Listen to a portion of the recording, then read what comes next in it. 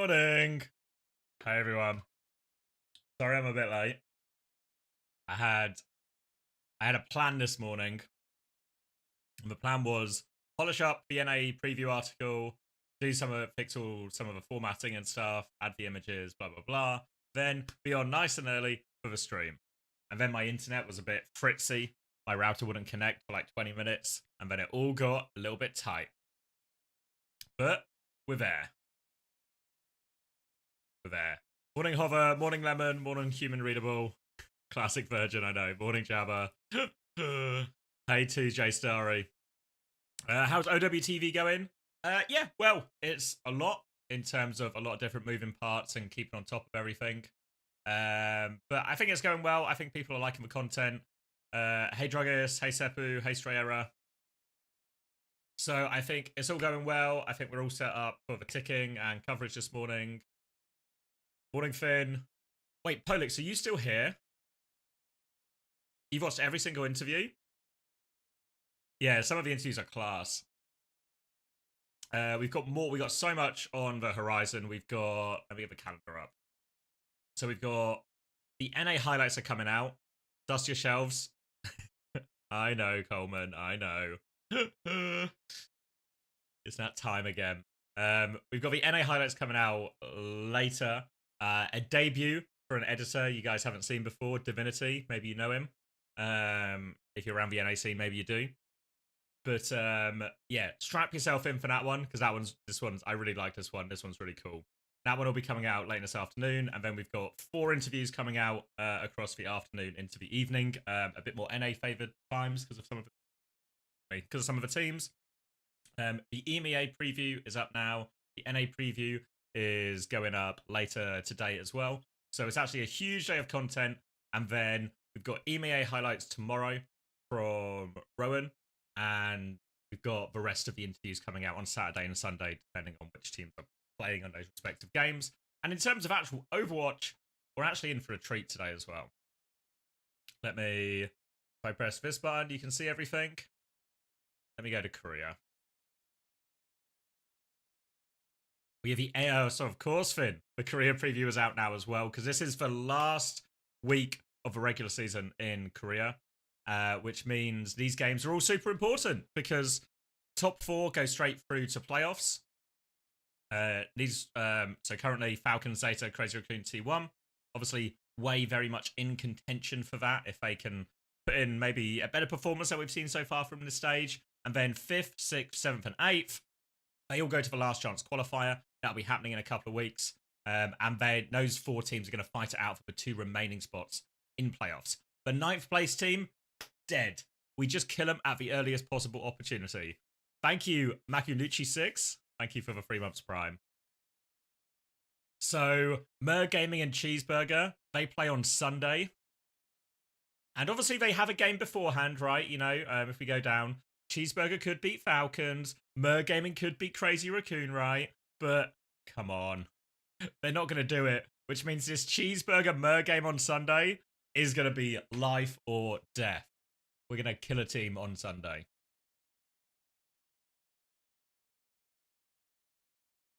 Lip is back this week? I think so. He's meant to be. Whether he'll actually play, I don't know. But he's meant to be back. Who wins out of Way onside? I think Way take it. Because Way need to win their games to get directly into playoffs and avoid the last chance qualifier. Onside Gaming and Zeta, I don't know. Zeta's going to be really hard. I think they lose to Zeta. Onside they should beat, but nothing's been easy for Way so far on this stage, so don't count on it. Battle of the Mid coming Sunday. I guess the other thing at the top of the table, actually. At the top of the table, T1 haven't dropped a map, have they? So T1 could give us the perfect regular stage.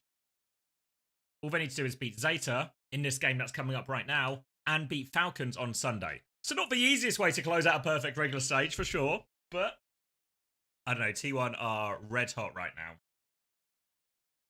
We're getting some music. Here we go. Give you the music as well. and I've cursed it. I don't know. I think T1 are just good for it. I'm going to finish my sausage sandwich.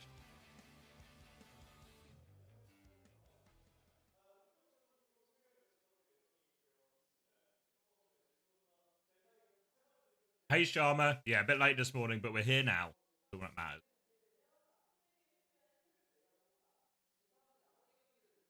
Mag versus Don Hack on ball. Who you got? Honestly, I don't know if any of you guys watched the career highlights that Polix put out, but fuck. When we're going through some of the clips, it's just the Alfie and Pelican show. The amount of work Alfie and Pelican have to do to drag this team into 4th place is unreasonable. It's an unreasonable amount of work Pelican and Alfie are having to do. But, I mean, they're fucking doing it, so fair play. Sorry, where are we? Felix asking about the games. Yeah, T1 Zeta to kick us off, Way onside, and then Falcons Cheeseburger. So maybe Falcons Cheeseburger is going to be a bit meh. But the first 2 games, super important in terms of the standings, and should be really close as well. Well, should be entertaining. I don't know if T1 Zeta will be close, but it should be entertaining. Fantasy deadline is tomorrow. Yes, right before the first EMEA game. So I'm going to do my fantasy changes tomorrow before the EMEA stream. I'll be live a little bit early with that. But we're getting some walkouts here.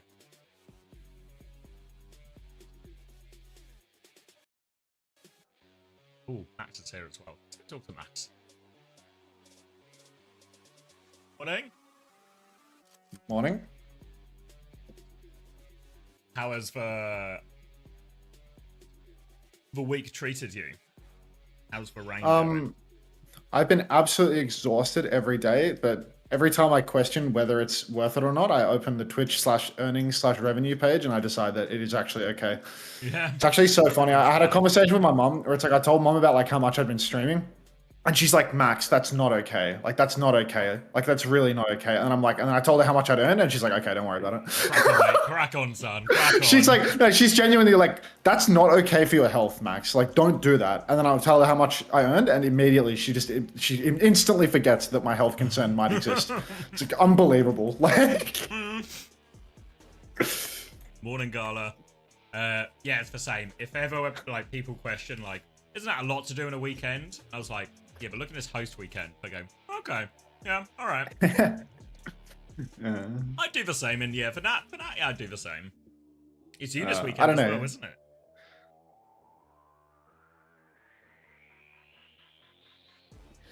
One of those weekends, mate. Not sure when the sleep is going to fit, but we're going to make it work. I just don't know how to explain to mum that drops enabled runs my life, you know? Like, I feel like that's a concept that's a little bit too... It's essentially it's like a dystopian sci-fi concept. You know, like it's like a Black Mirror, yeah. right? Like you have to buy in.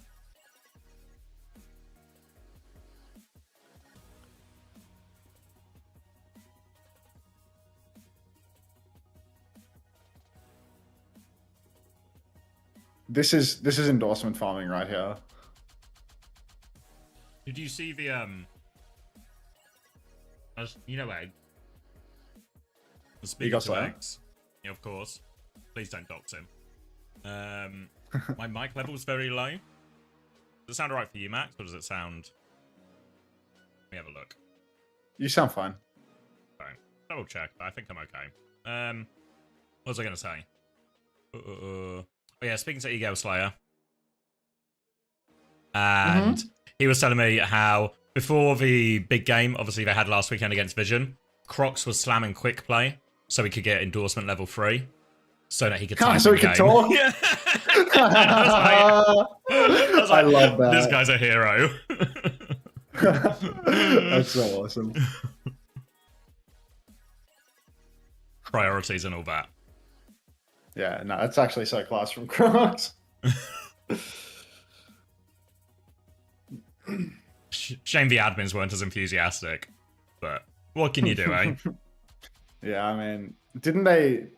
was it you that told me that they actually told them in-game after map 1, no typing in match chat, even though it's hidden on stream? Yeah. Maybe Saul said it or something? No, Egg said it in his interview. It was in their, like, you know, the Discord they have in the Overwatch esports server. Yeah, It was yeah. basically, you guys need to stop typing 네, toilet. 감독님 반갑습니다. Cotton wool. 제타 디비전 들어볼까요? 안녕하십니까. 제타 디비전의 감독. I'm reliably No, I didn't. informed as well. Violet didn't respond once. I think it was a match chat off type of game for Vision until at the very end, and Violet types GG easy. 충분히 노려볼 법한 제타 디비전의 맞대결이 곧 펼쳐집니다. God. 자, 오늘 그만큼 많은 준비가 Just silent assassin right up until the very Class, end. class all That's the just way him. through that guy, you know. 선수들에게 특별히 That's just how he rolls. He just sits there in dead silence, getting more and more tilted, and then at the end of the game, he writes easy. 따로 준비한 건 없고요. 저희는 이제 매 경기마다 똑같이 이제 열심히 하고 있기 때문에 You can tell Morning, that guy Pat. didn't grow up on Xbox Live. Yeah. 잘했다는 Morning, 마음으로 Polix. 준비했습니다. Oh wait, here's one for you, Polix. 하던 대로 좀 해보자. Your song, 들어봤는데요. YouTube 그런 had some issues with. 어떨까요? 저희 같은 경우는 Rowan, 최근에 흔들리는 모습 same artist. 하는데, 네, YouTube doesn't care. 조금 잘 So I don't know what the rules are. 우리가 좀 더 우리가 잘할 수 있는 부분을 잘해보자라고 이야기를 많이 했던 것 같습니다. Do what you want with that information. If you can figure it out, then great. If they're out to get you, yeah, that's what I was thinking. 인터뷰 대패를 했습니다. 감독님 혹시 보셨나요? 그 이상한 안경 Morning, Prince. 이상한 안경이라뇨. Does everyone hear Xavier normally, by the 굉장히 way? 아주 Because 신기한데, I've done the audio 저 tracking, 큐는 and 인터뷰도 I need to make sure that his 경기도 track is fine. 무패행진이다라는 말이 Thanks, Agent 많아요. 9420. 자, 그렇다면 우리 팀 선수에게 이런 거 물어보면 대답 잘해줄 거예요. 이런 거 시키면 어떨까요? 라는 we- 거 있을까요? how close to games are we as well? 근데 그런 Pre-game interview. Mr. 아, Nitty 이길 Gritty 수가 up on the 없다. stage. 동아리는 일단 지지 않는다는 마인드로 올라온 것 같아요. 자, 경기도 지지 않고 인터뷰도 지지 않는 마인드로 오늘 동학 선수 얼마나 잘하는지 제가 지켜보겠습니다. 자, 그렇다면 제타 디비전 승리 인터뷰 때 제가 제타 Look at the 디비전을 moves. 만나면 아주 흥이 넘쳐요. 인터뷰를 The C-Tones was, in the OWTV Discord. 이런 거 물어보면 Yeah. 대답 Talking about his 잘할 win. 거예요. 이런 거 시키세요. 이런 거 있나요? Talking about his incredible one-map win. 사실 어떤 걸 물어봐도 다 대답을 잘할 것 같고 선수들이 원하는 Yeah, 또 I mean, 좀 to be honest, 방송을 하고 그런 걸 좋아하는 선수들이기 때문에 my heart goes out to him. It's a very hard-earned victory when the Korean import doesn't show up to work and then loses one map. 역시나 제타 디비전 인싸팀답습니다. You gotta take your opportunities as they come, Max. I think the real indictment on C-Tones, like, you know, he can celebrate that map win, or you can indict the fact that he lost to Lucio mirror to Kawi on Lucio and Jongwoo on Zarya. Like, they lost a map to the double sub roster. Xavier is muted? Oh, okay. Oh, no. I fixed it. It was literally just muted with a little checkbox. It wasn't even like an audio track issue. I've just been talking to myself for ages. I mean, that is The your entire week, quick play mate. game. 그렇다면 제타 디비전의 모비딕 감독님은 어떨까요? One endorsement after this game. 생일 축하하고 God is dead. Alright. Can we get a C-Tones interview for OWTV? Not yet. 어로까지 이렇게 생일 축하를 전해주셨습니다. 과연 오늘의 승리는 어떤 팀이 가져가게 될까요? 첫 경기 맵 세트 확인해 보시죠. Right, have I got everything? YouTube's live, Twitch is live. Morning, Red Eyes. So is the clean feed working here? This feels like it's working. Oh, wait, I should do some predictions. You should have Discord audio, you should have mic, and you should have clean feed. You should have all of the above. Cool. We're so back. Nah, bro, you're scaring the mercies. Exclamation mark. Really dead in here, lads. Can we get someone else talking? You're right, Nog friend. Let's get Thank more you, people Herman, talking. for the 9 months.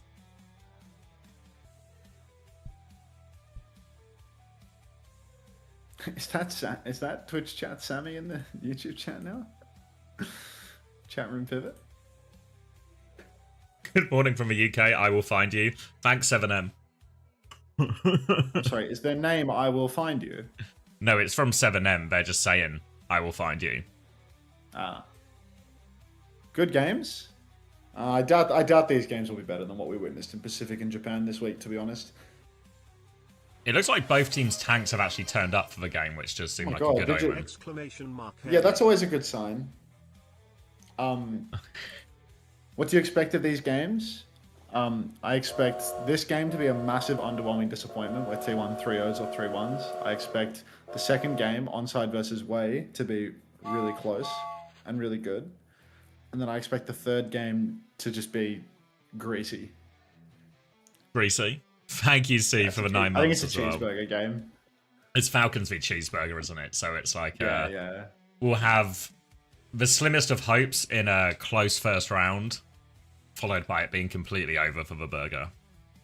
When can we play? That is an excellent question, actually. I should probably fix up my unclean feed before we get any further, right? Like, Your unclean feed is so unclean. I mean, in my unclean feed, I wish to be capturing Overwatch TV.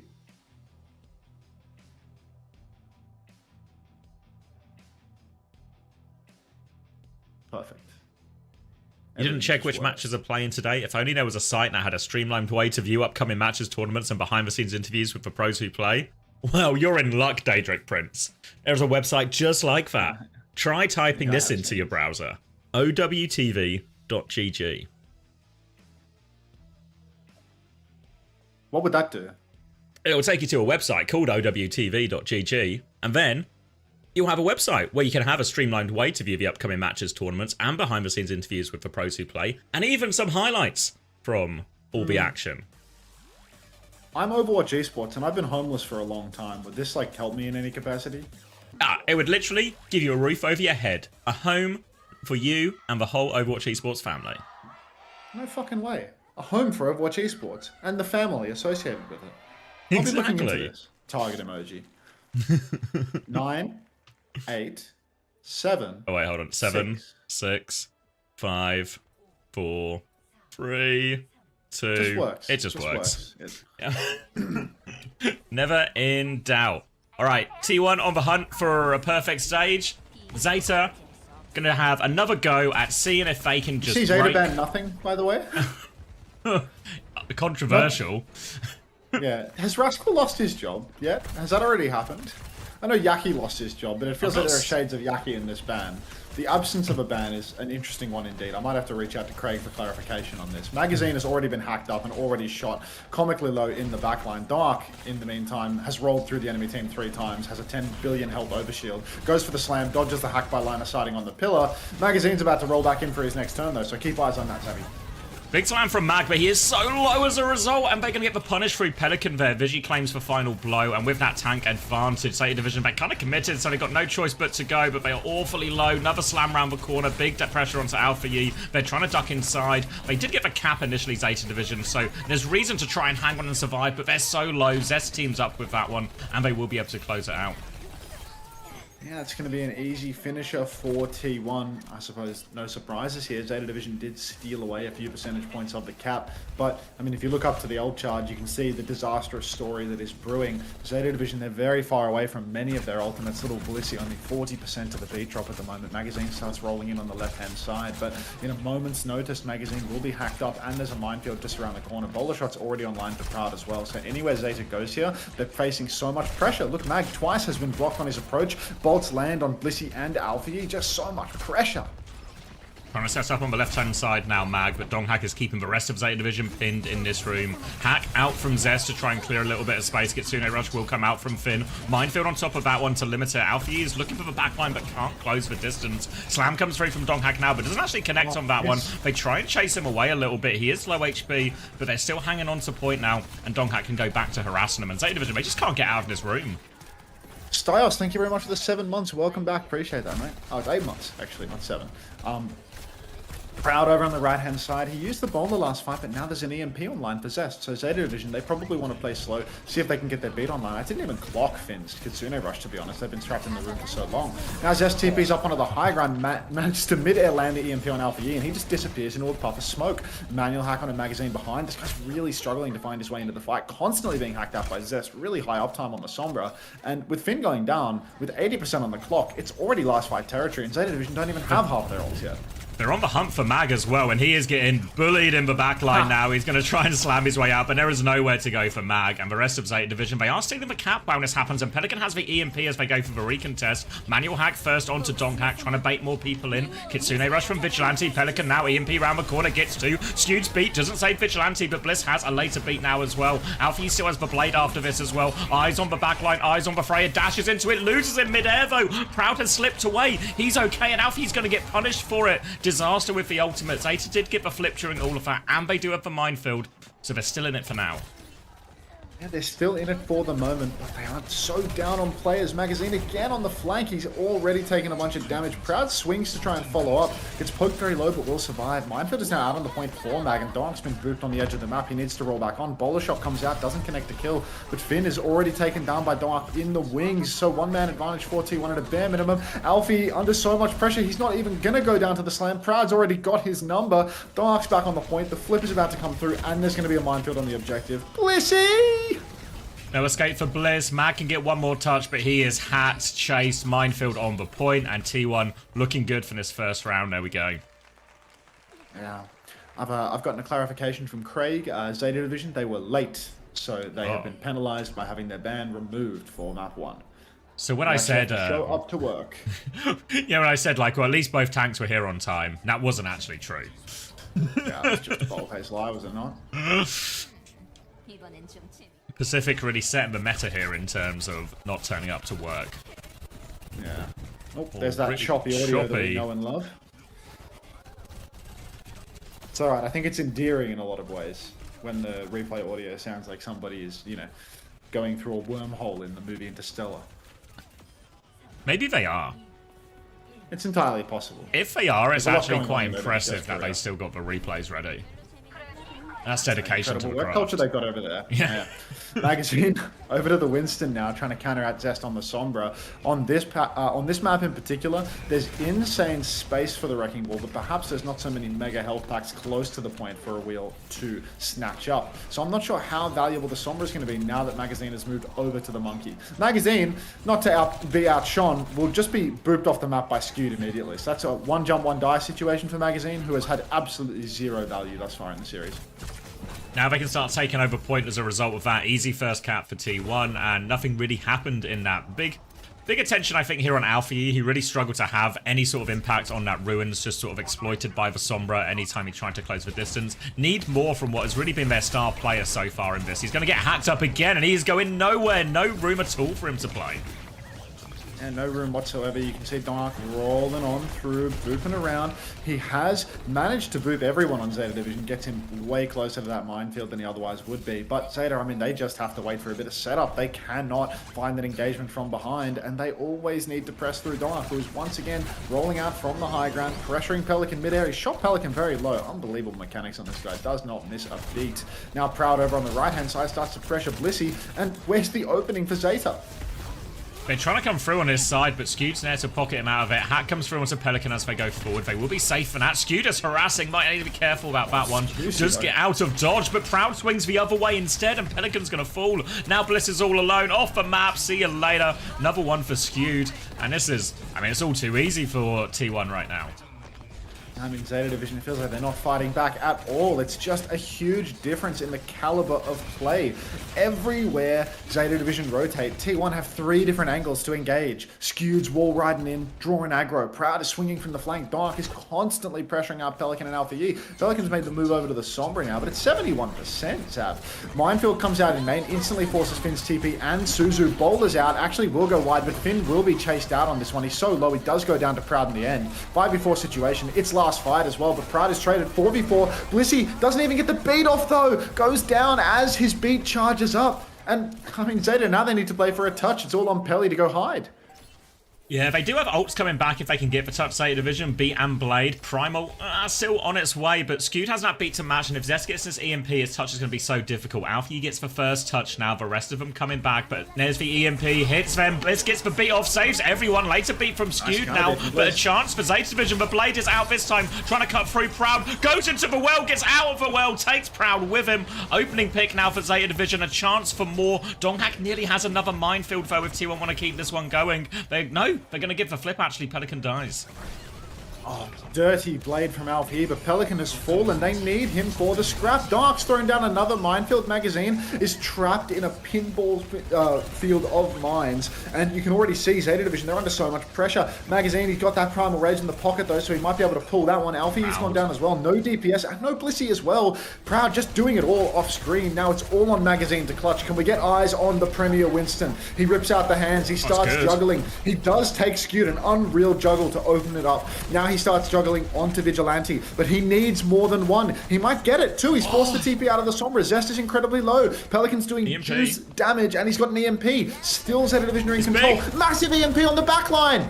Pelican dies for it now, but Mag is there with a follow-up, and Mag's going to claim two, and they turn it around again, Zeta Division. Great EMP from Pelican there. Mag did God's work, actually, with the Primal to get that initial kill and survive, and still be ready for that EMP follow-up. All of a sudden, it's looking possible for Zeta Division. They've got Kitsune Rush for the next fight. Vigi has the same. It's the EMP turn from Zest. They really need to worry about Zeta. Top-notch juggle from Magazine. Pelican's getting caught mid-fight though. He's slammed out on the flank. Looks like Finn and Blissey are in position to save him though. Proud has the bowler shot, and you can see Alfie sneaking up. Magazine jumps in from behind for the pinch. Suzu's out. Bowler's on the high ground. Blissey has fallen. 70% on the beat drop. Can't happen. Now Zeta Division, they need a trade. They need it now. Proud's on the run. But T1, they're leveraging the flip. They've got the flip. They've got a rush on the point now as well. Magazine gets absolutely whomped out of the server. And that might be all she wrote here for Zeta Division. 2 players remain, just DPS for the stall. Blissey wall riding back in, but it's just not going to happen. That's a 2-0 to T1, and a strong start for the team that hasn't dropped a map yet. And you can kind of see why there. Even when, like, Donghack's doing a lot, we see Zest finding a lot of hack value. But we weren't even on his POV for a lot of it, but Proud was just, like, 2 kills every fight. Like, huge impact from Proud.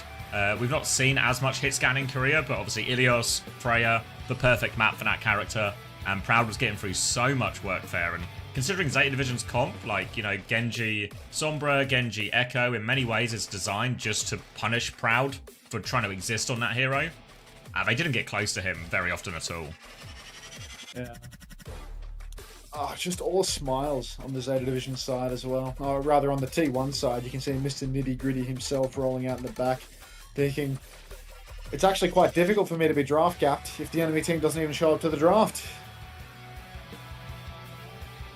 Yeah. Where's Burner? Why would they play Burner on Ilios, Jelly Mister? Use your fucking head. No head.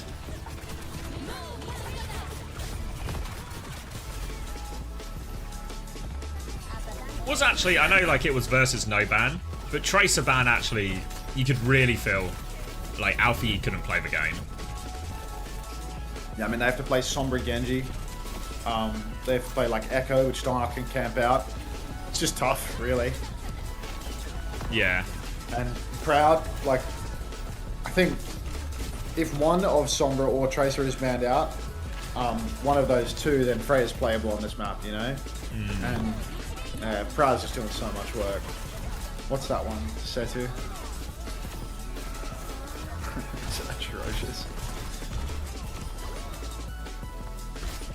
That blade was so class though from Alfie. It's unfortunately the only thing he was able to do on Ilios. Yeah, like I was just like, he's dead, you know? Like he's fucking cooked, but I'm gonna make sure. I mean, this Primal was so insane too on Skew. Yeah, like, just the level of control these guys have is so fucking unreal. I guess in many ways it's also like that fight, the 2 fights that they won on Well were a result of like a crazy Blade, a crazy Primal, and Pelican hitting a 3-man EMP to win 2 fights. You know, like everyone has to do these crazy things. Yeah. To get you halfway to a cap. I think I might leave you in charge. Get a bit of slop going. Not slop on the screen, but a slop bowl. What have you got? Thank you, Zelda. Oats, fruit, water. Oh. Yogurt. Yeah, slop. True slop. But yeah, you're in charge. Actually, I'll put some marbles on screen out of respect. Keep the stimulation at like at least a medium. Yeah, I mean, you've seen what I have going on during the Japan Pacific broadcast, right? Like, just in many ways, when I watch your stream, when the Overwatch comes on, it's like more relaxing for the eyes, you know? Like, finally, not too much to look at here.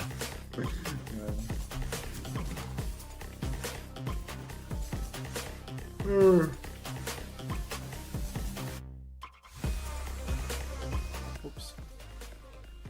Is Fated Division cooked? No, this has literally happened to everyone versus T1. So as much as it's been a narrative or two about Zeta, this has literally happened to everyone. Who would spin a narrative about Zeta? I can't think of anyone, but you know, hypotheticals. All right, everyone, time to play. 60 seconds to get in the race.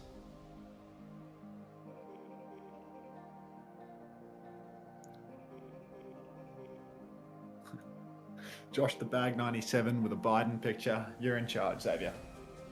I thought you were going to put Josh and Biden in charge. That's fair. So yeah, I don't know. Like, as much as this is bad for Zeta, if we do some math, some morning math. This will obviously put them at 5-2 if they can't win this series. Then their other game is against Way. That's the really important one for Zeta Division. If they win that Way game, they get into playoffs directly. So that's the real one Zeta Division will be looking at. Like, actually need a result there. No stats for Korea. Work in progress, Ruv. Work in progress. When's the next Uncoachable? Need more slot for a flight? I don't know. No immediate plans. Probably not a good indication. Who do we think is nabbing that third Korea land spot? Thank you, Zeta Nick or Bishop. Falcons? Zeta or Falcons? I don't know. It depends where we end up going. I feel like T1 and Crazy Raccoon, I think, are a lock. Oh, I can hover, yeah.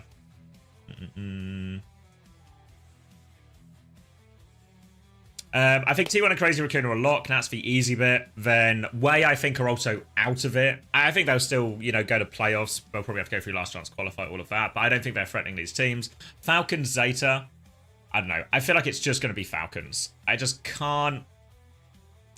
There's just something about this Falcons roster, but it always works out for them. Right? There's like, I just can't picture a world where Falcons don't qualify to the major.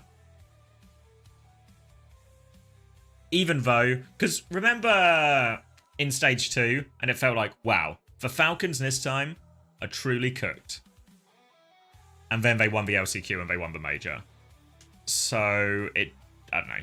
All the plot armor stuff we say about Crazy Raccoon, I think really applies to Falcons as well.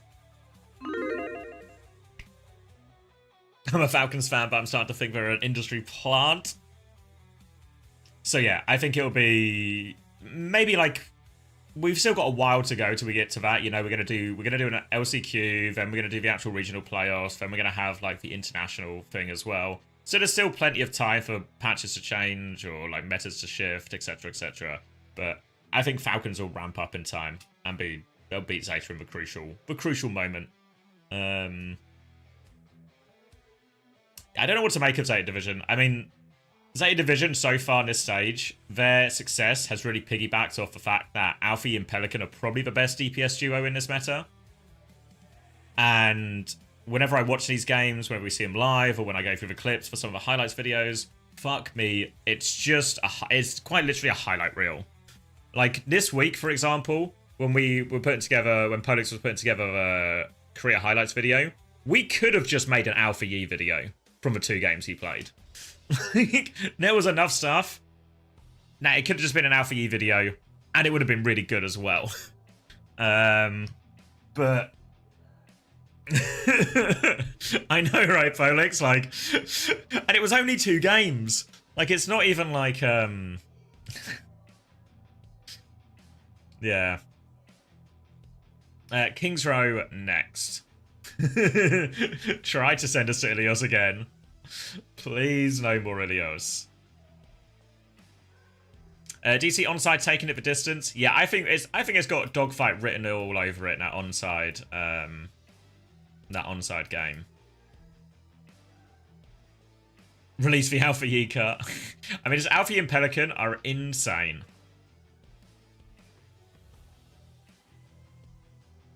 Like without those two, but they're insane and they're scraping 4th place or scraping 3rd place. Don't worry, onside will sub knife out and keep Addo in every game and get a quick 3-0 from Way. I feel like Addo's not been too bad, Like, I feel like he's been alright on the Sombra. Other stuff, not so much, but yeah.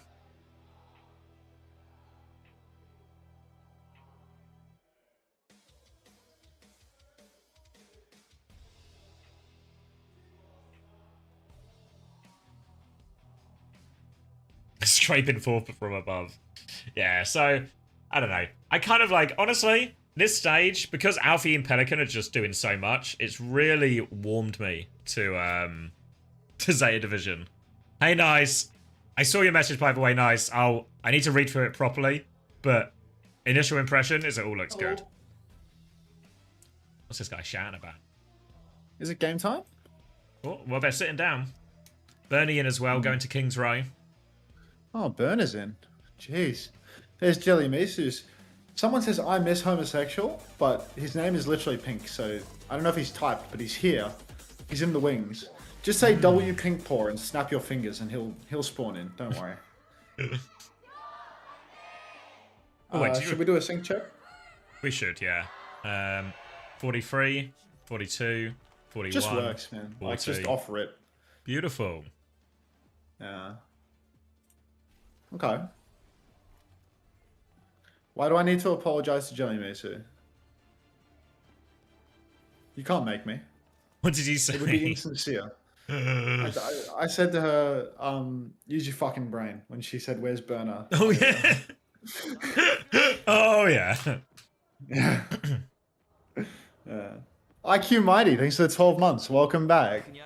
1 full year of graft. Appreciate that. Enjoy That's the some good emotes. graft. Yes, new patches live here as well. Yeah. I'm gonna mix my oat slop in the middle of the round, so I'm gonna do the first fight, and then I'm gonna walk away from the computer when the micro starts beeping. Dark is actually on a little bit of a mystery hero right now, something that we haven't seen for the longest of times. Ramatra. I thought block slot was done and dusted, but apparently that 25 armor makes all the difference in the Nem form. Double flex comp for both sides, fairly standard at the moment with the state of Wu Yang, but T1 rocking the Ramatra on the low ground. Gonna be tough. Instant TP up onto the high ground for Pelican as he tries to zone Proud out of the fight. Vigilante, 1v1 versus Pelican, and just wins it. Just double tap to the head. So that's a rough one for Pelly, but Alfie gonna win his duel instead. So 1-for-1 trades here as I go and mix my own berry slop. Burner going to try and take some space on the point now, just forcing Donghack back. Varam does have a decent matchup into the Zarya, but really Burner is not playing for himself, he's playing for his DPS. The bubbles will be going on to Alfie and Pelican as much as possible. Get Burner all of this energy. Donghack trying to hang on to that form as they peek back in, but here's the bubble, goes for the 6. Doesn't give a perfect connect there, and the wave will keep Zest alive through all of that. But now Pelican and Alfie, they are above again, and the point is continuing to be forced. Donghack with another touch on, really trying not to use that form actually. He's milking this for so long. Now the form comes out, tries to push back. Pelican TP's out here actually. Alfie is going to try and deal with Hotel, and Burner's actually been ran over. The patience from Donghack, the trust in his supports just to hold that form until they poked Burner down enough. Now by the time that form comes out, Donghack can actually just push for a kill on it. And Zeta Division were taking a long time to set that one up. That was almost a minute and a half, only for a tick. Now Zeta Division going to have to rely on their ults for the next one. It's double support ult coming up for both teams here. In theory, though, like the Tidal Blast, these should look a little bit more dangerous on Pelican, on Alfie with their ability to close the distance on more of these key targets. So eyes on that one from Bliss. That might be the difference maker. For now, though, Proud is still comfortably back on the point. Here comes the bubbling from Alfie. Just a little bit of space onto that one. Burner's taking it slow, clearing some turrets. Alfie is going to drop a copy on point, actually. Here's the Ram shield to try and block the healing.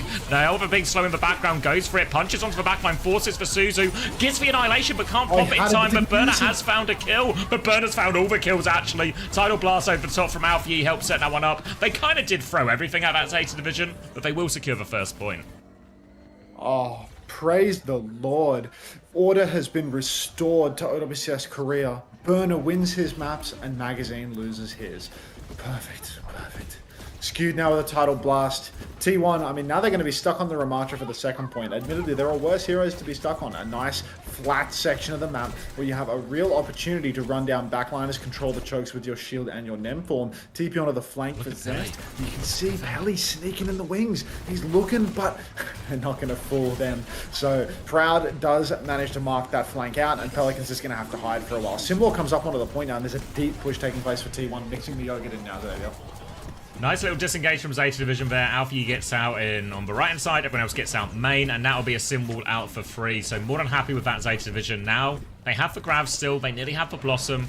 Might be just using this as a tool to deal with the Annihilation. Again, sort of turn that into a bit of a kite. Burner taking a little bit of space now. The form has been used, but Donghak does have a second one, the Annihilation. He gets the Tidal Blast first, actually. Donghak trying to walk in with this one. Doesn't find it all. The backline's kited. Burner is very separated. He drops for Grav, though. Pelican's going in. Has the Blossom behind. Drops the Blossom behind. The combo lands for Zeta Division, and Donghak is left at sea. No chance to use that Annihilation, and Zeta Division do it all. The backline kites perfectly, and Burner can find the combo in the middle.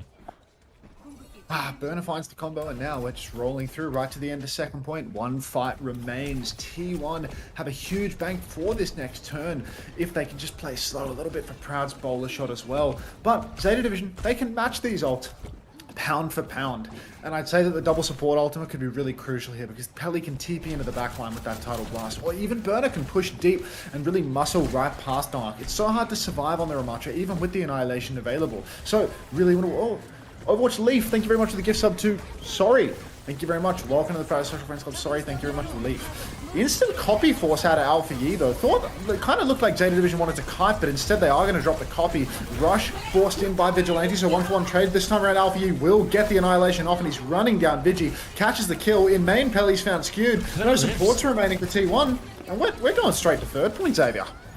Yeah, as soon as Zeta Division have got these ults on the line, they are just rolling forward there. The Annihilation doesn't really get any value in the end. He was trying to push onto Burner. Burner was awfully low, but because Alpha Yi was taking so much attention with that copy Annihilation, it just wasn't the same support for Donghak as it was for Burner. And now Zeta Division, bank dry, but they have all of the space, and Proud going to make kind of a rare hero here onto the Ashe for third point.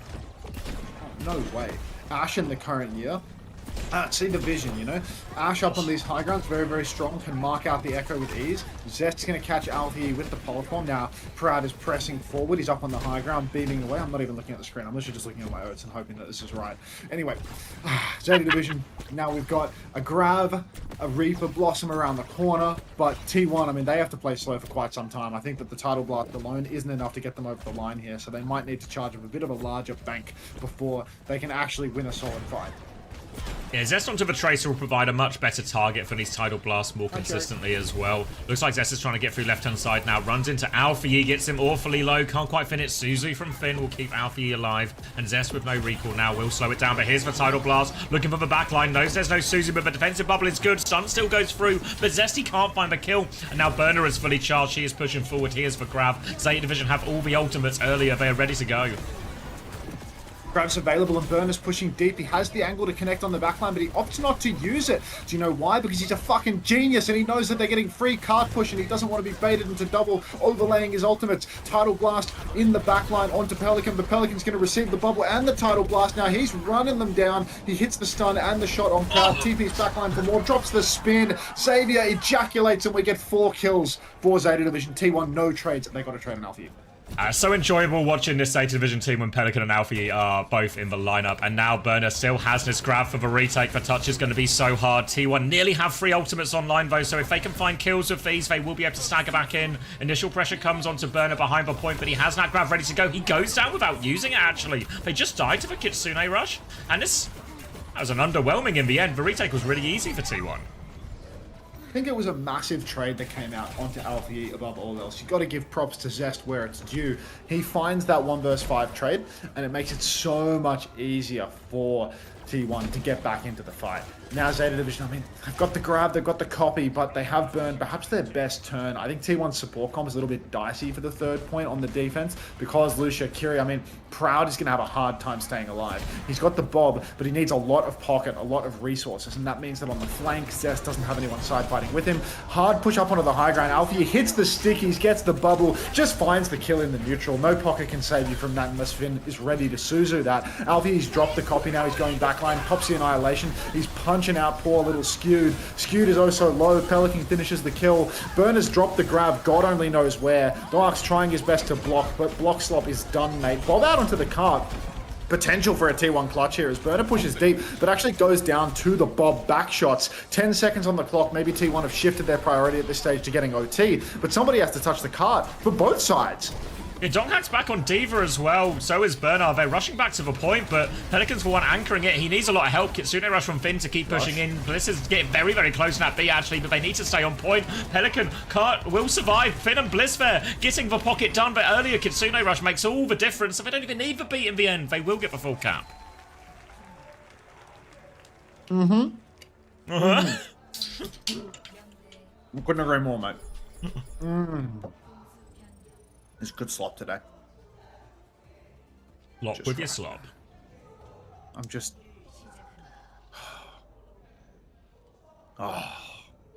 Wasn't too bad in the end, actually. From T1, you know, considering how quickly they were snowballed through second and everything. Yeah, the recontest fight where Alpha died and they didn't grab. Like, just game losing for them. It cost them like 2 minutes. Yeah. Because what's true is actually on so many of these ultimate turns, when we actually get the ultimates off, they're just winning. They're winning all of these copy fights where Alfie's just copying the tank. They won, actually, I think, all of Donghack's Annihilation fights as well. Partly because of those copies. They won the grab fights. They won the support ults fights, actually, for most part as well. Interested to see what T1 choose to do here, because, yeah, Burner's not going to start Zarya, it doesn't look like. He normally does to start D.Va here. So I don't know if T1 will go a different direction. He still eats him. It's alright. I'll make that the final bite. There was one bite to win. One bite to win? It was really good slop.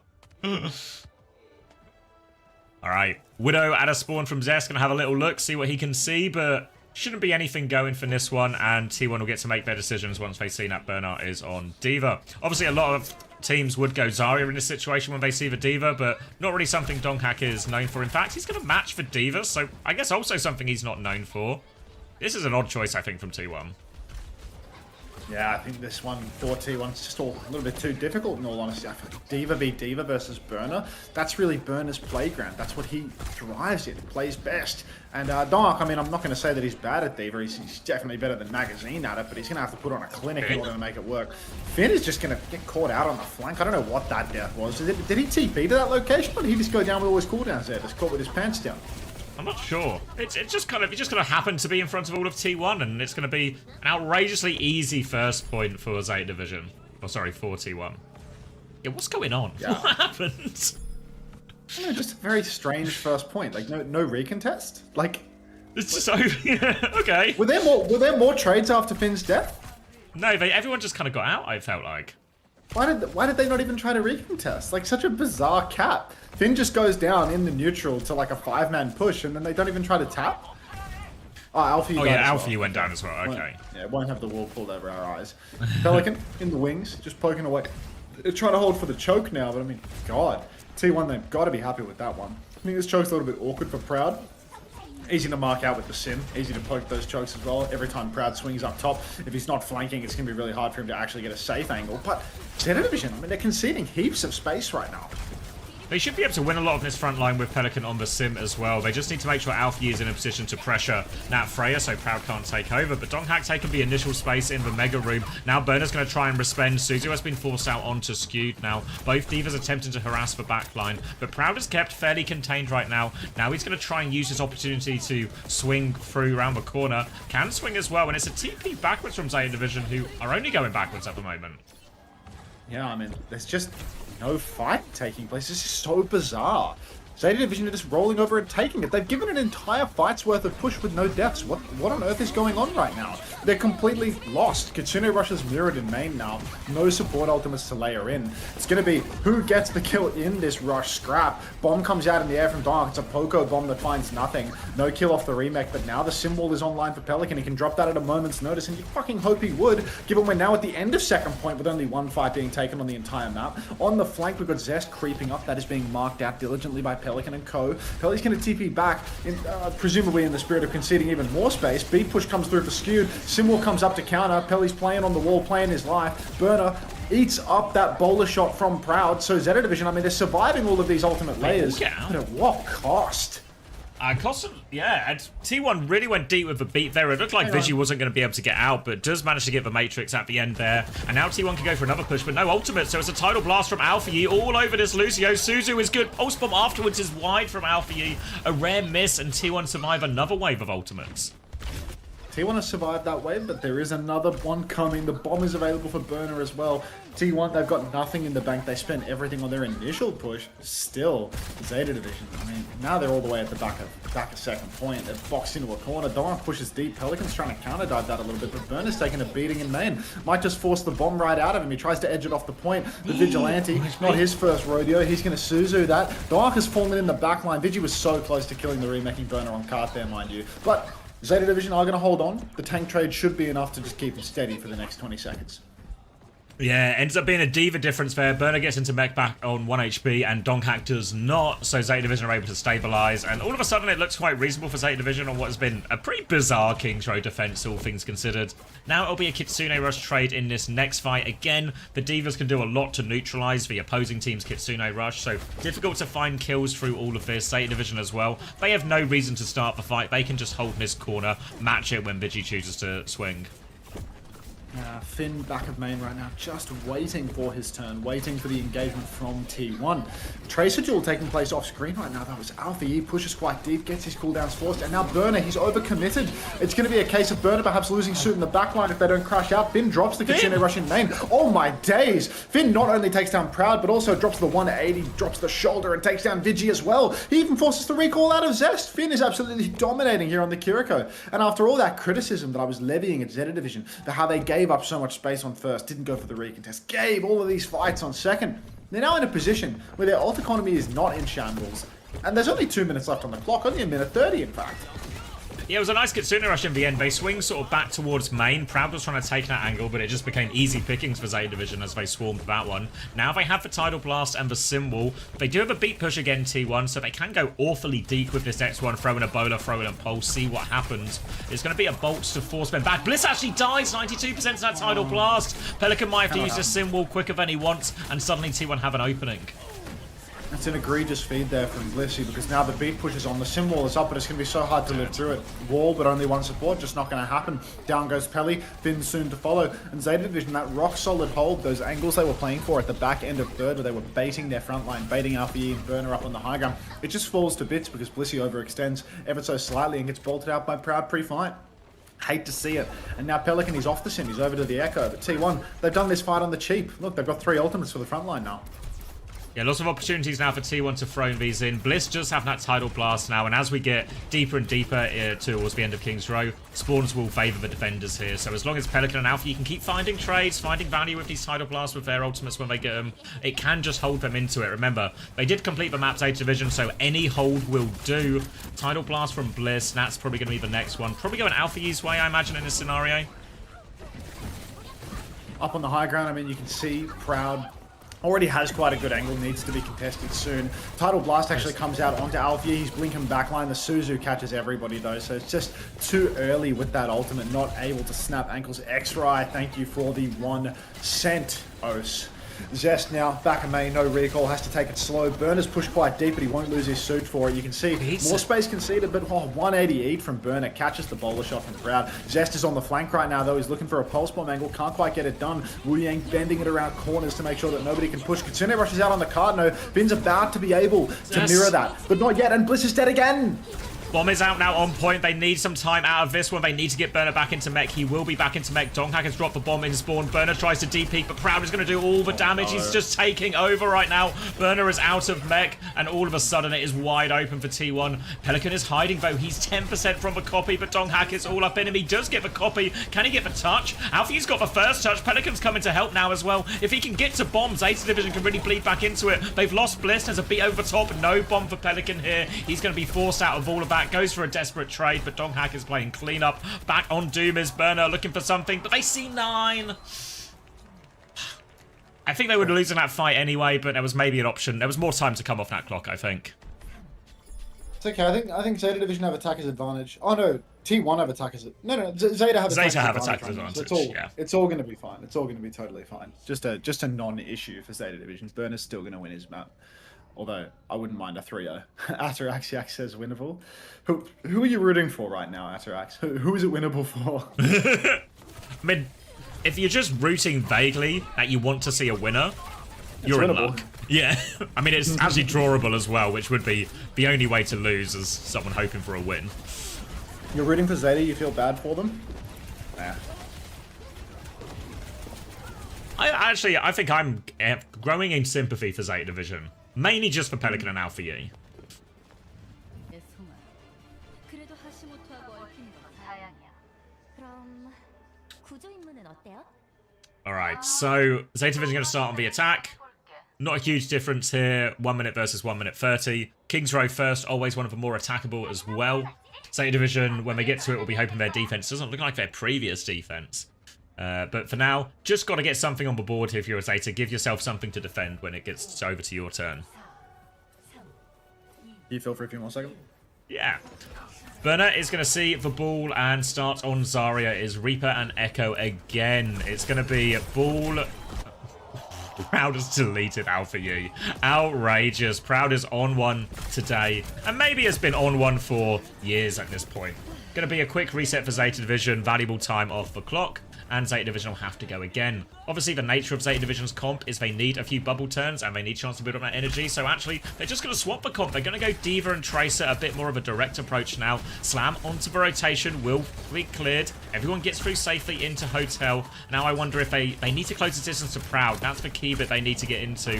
TP onto the high ground will get Matrix. Now they can start forcing the point, but Proud has pivoted round back into main. Again, Proud is the primary concern for Zeta Division. They need to find a way to close that distance. Bliss is going to get the job done. Wow. Just firing water orbs from main. Bit of an off angle from Blissy, and he's found it. Now he's going to try and kite away from Donghack. He manages to get the health back actually as well. Alfie's there as well. Bliss is getting it all done in the back line, and Finn's killed Zest on point. It's wide open for Zeta.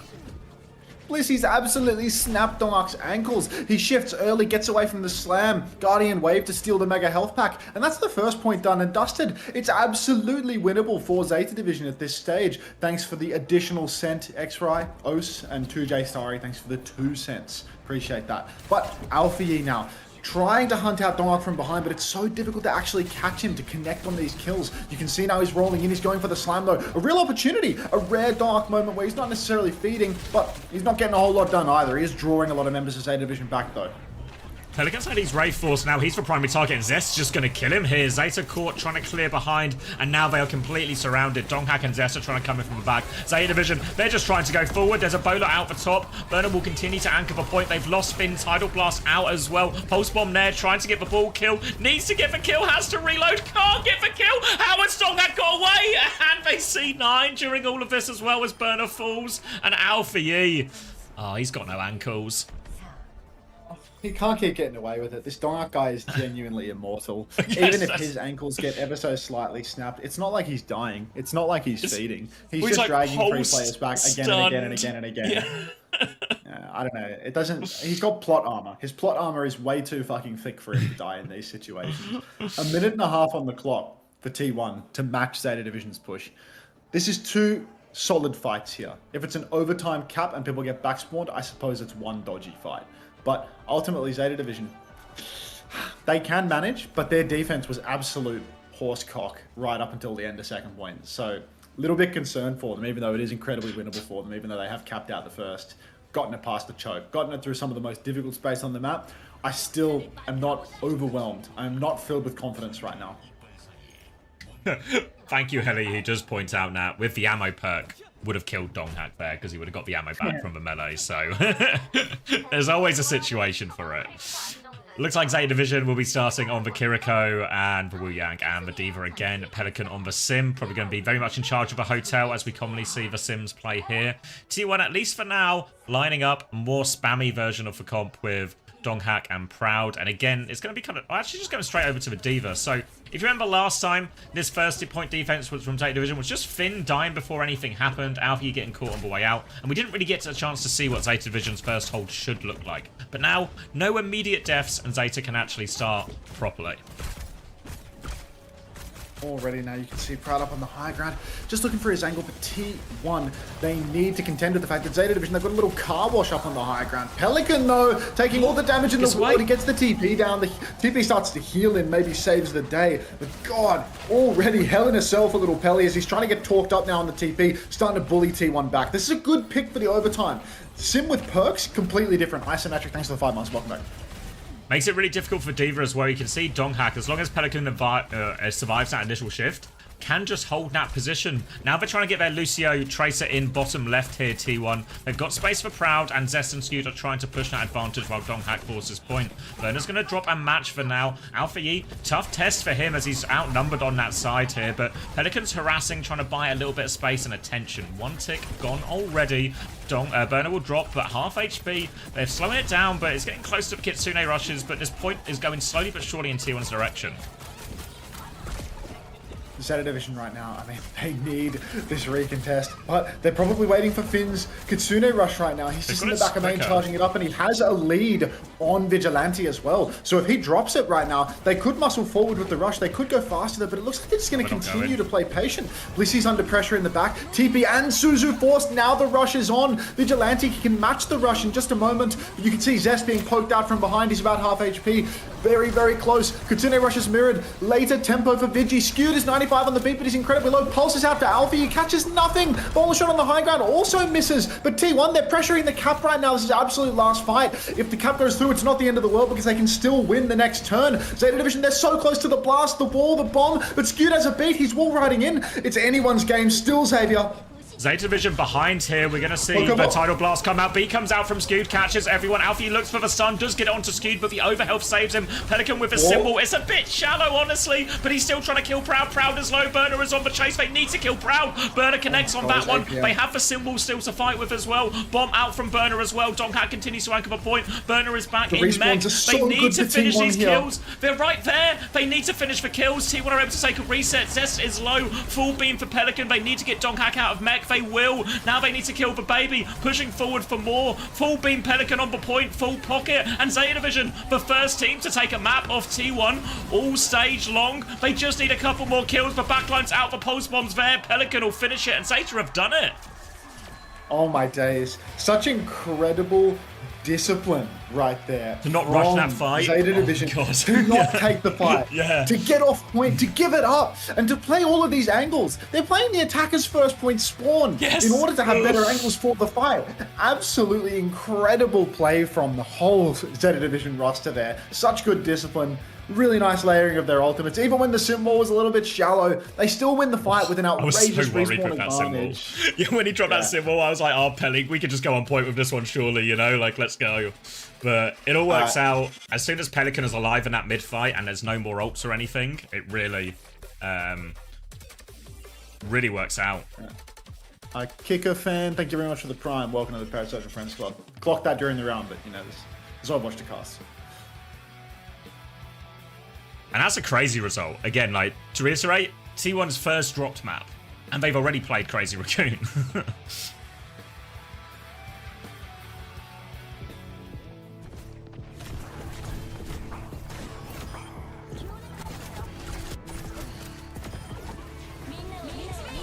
Big winners on that one if you were a Zeta believer.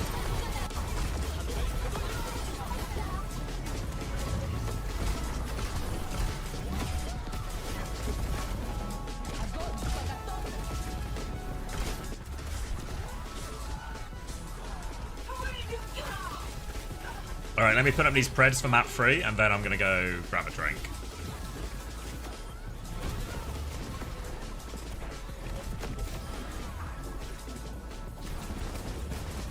Right back.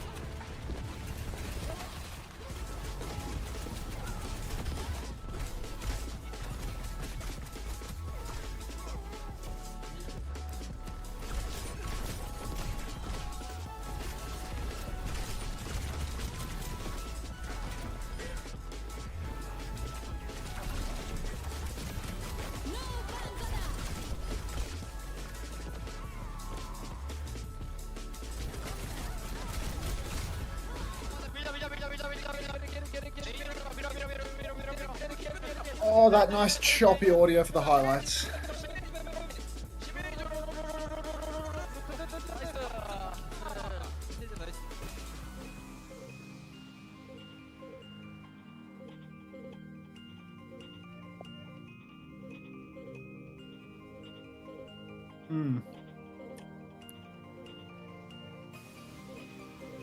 Attacker's advantage is so fucking OP. You want to boost the YouTube likes while we're here? There's a marbles race in this for you as well. Did I even congratulate Frankie on the marbles win, or did we just gloss over it? It wasn't important to me.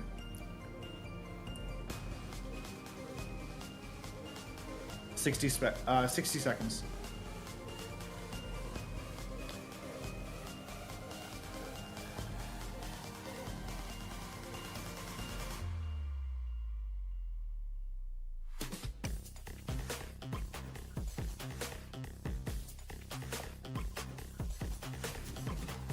Nuclear 47, thank you for the 8 months. Welcome back.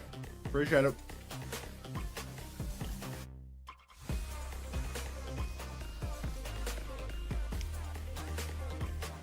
No nuclear.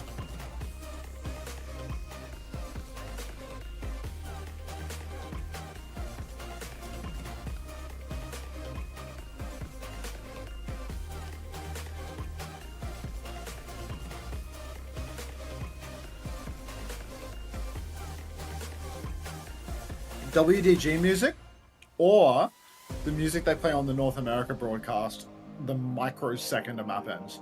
Thoughts?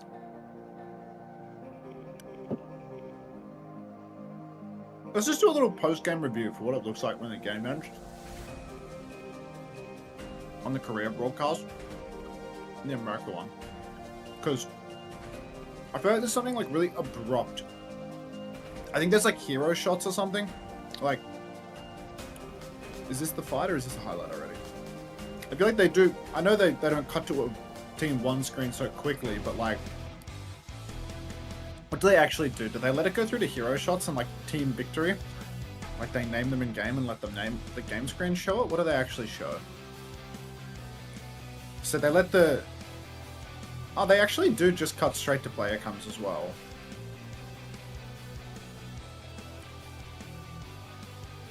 You can't see, you can see the important detail, which is the marbles. So they cut straight to the team on Korea. What's that? I'm back. 6-7 from Nuclear. I said no to you before you gave me money. I say no to you now again, but now you're giving me money for me to say no. So thank you very much. Welcome back. Thank you, but still no. Thank you for the 6-7. NA just cuts the microsecond the map ends. Like, there's something more jarring about the way they do it in NA. It's just for timing, I think. I think it's because here they wait until this has come out. Like once that like electric thing hits, then they cut. Whereas in NA, they do it like in this empty space before the game sound of like victory has hit or something. Yeah, and there's like because the bit, you know, because Overwatch goes like slow-mo, essentially, and there's something quite inherently satisfying about that as it feels like it's over, right? Yeah. And if you play Overwatch, that's what it feels like when the game ends, you know? So it matches all quite nicely and it feels like the game is over. The asset is back in. Alright, a reversal of last week then? Lose the mag maps, win the Bernie maps?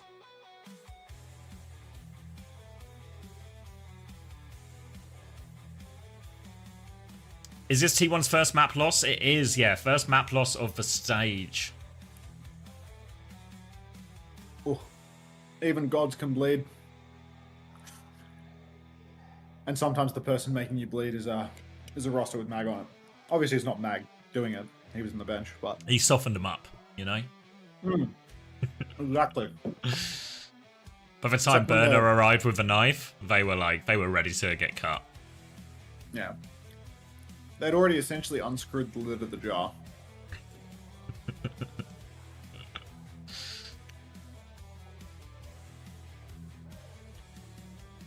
What map would it be right now, have they said?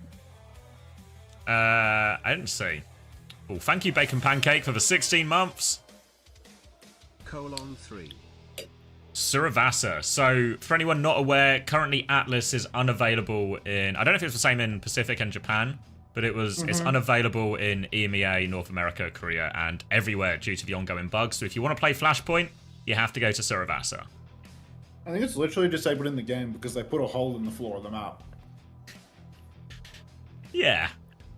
Yeah, like, it's a minor issue where there's a hole in the floor of the map, but, yeah. The monkey smoking a pipe fandom is dying. Please spam the monkey smoking a pipe. We've got to keep it alive. Future generations need to see this. Orange in days, like. What's the bug? There's quite literally a hole in the map between... It's like right at the entrance to one of the points. Only for one of the teams, which feels unfair. Tomathan just tweeted. Tomathan just tweeted. I don't care if I get fired. Charlie Herc had it coming. My name is Mag Gaming, and I'm the tank player Yes, for I Zeta saw. Division Overwatch team. I've been seeing those ones going about. There's like, So bad. So you know, the Man United manager is under a lot of flack. I've seen ones like that as well, where it's like, my name is Ruben Amorim. I'm the manager of Man United. I don't care if I get fired. I mean, a lot of people are getting fired for it, right? For like making disparaging comments about him. Yeah. It looks like Mag is next up. Come on, guys. Comedy is now legal.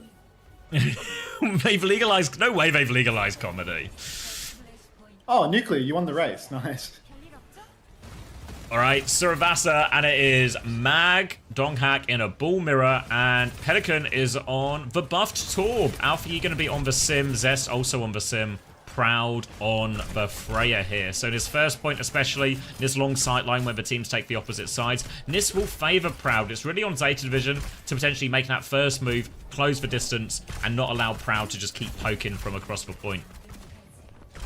Really like this composition from Zeta Division in all honesty, apart from the fact that Mag's on ball. But I do like the Torb. Sim a recently rebuffed Torb with Pelican, the best Torb in the world. Unfortunately, not going to save him from the skewed Donark 1-2 maneuver. Boops in poor little Pelly and down he goes. Zest TP's on though and just feeds. Just goes down in the neutral 5v4. A little bit overzealous from young Zest. Slam comes out for Donark trying to peel it back. T1 have secured the cap in the mix, but, you know, could be a little bit more confident in this move. And Pelican has made the move over to Sombra as well. Coming back now on some point, Alfie's lived this entire engage, and they're trying to turn onto Mag right now, T1, but Mag's going to give him the slip. Rest of Zeta Division are getting on point, forcing that. Donghak with a slam, going to be marked out by Bliss, trying to keep Donghak at bay. Interrupts that one as well, so Donghak having a bit of a hard time. Bowler comes out, catches Mag on the dome there, lots of damage. Hack onto Skewed, but Zeta Division, their health is low. They're having to reset out of this. I think we might be slightly out of weight. It's going to keep going. 42, TP onto 43, the 44, 45, 46, oh, wait, no. 47, 48, 49, 50, 51, 52, Go. Kitsune Road, 53, 54. Go. Finn drops a Kitsune Rush on the point. Everybody for Zeta Division pushing forward, but they still have not leveraged the flip out of this one. Minefield comes out now from Donark, and that completely zones out the Zeta Division backline. Mag has been isolated, and he's being chased, hunted down by Proud. He rolls left, he rolls right. He's nowhere near the point. He's nowhere near impact to any of the players. He needs to do more. Magazine, though, he is still set up behind, and the hack comes out for Pelican. TP on for Vigilante. He flips the map. He drops the Kitsune Rush. He's super pocketing Proud. Beat layered in by Skew to keep it going, and it's starting to look like Zeta Division might not be able to even get the cap once here on the first point of Suravasa.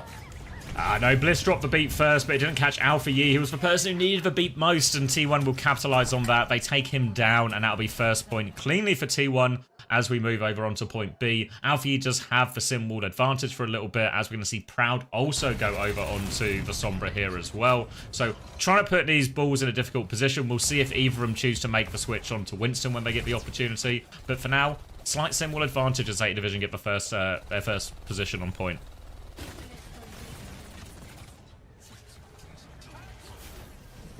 Nothing? Okay.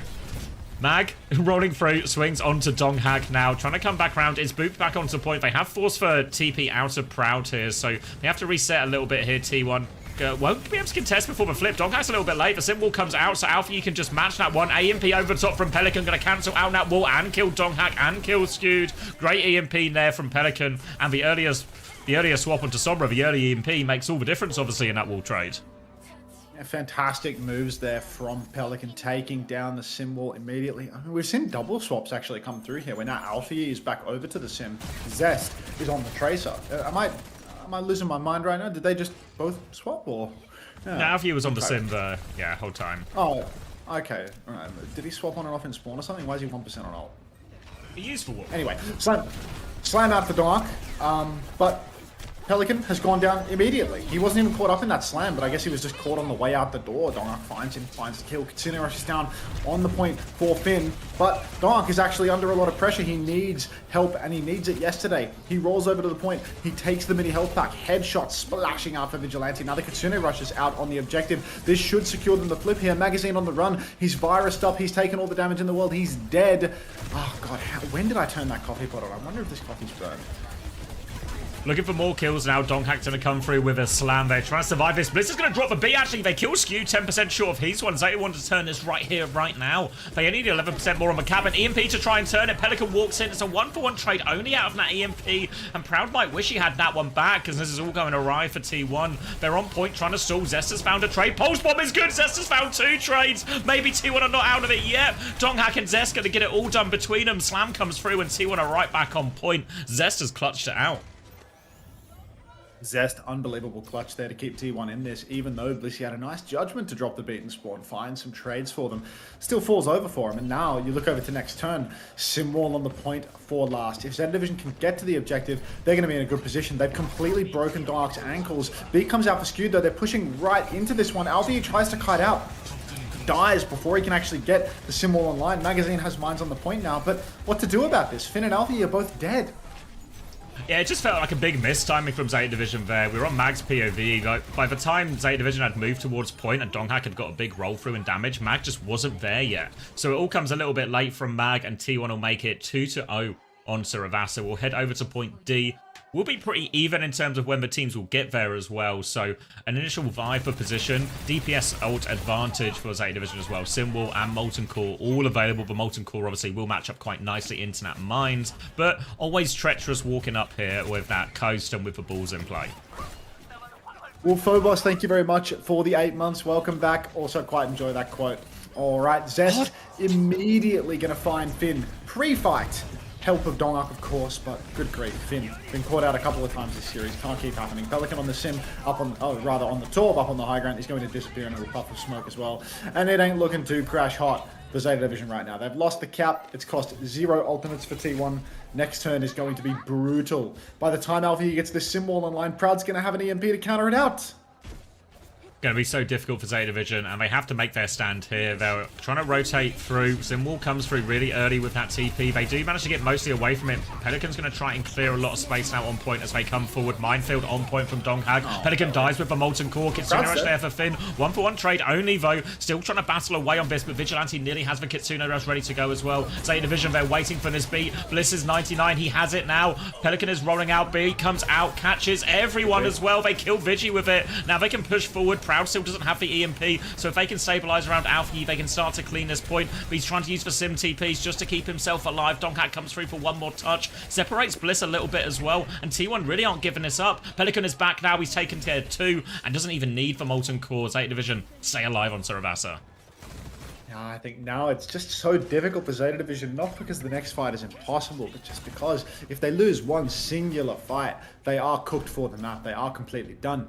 And with Proud having an EMP, with Skewed having a much higher tempo beat, I feel like that's such an easy 1-2 combo. It's so difficult to counter out with what Zeta Division have available. Solo EMP onto Alfie on the high ground. Pelican drops the Molten Core to counter, but already Finn and Alfie have fallen. It's already a 5 versus 3, and Skewed hasn't even had the opportunity to layer in the beat drop yet. Magazine has the minefield, but Slam comes out onto the backline. Pelican is slammed.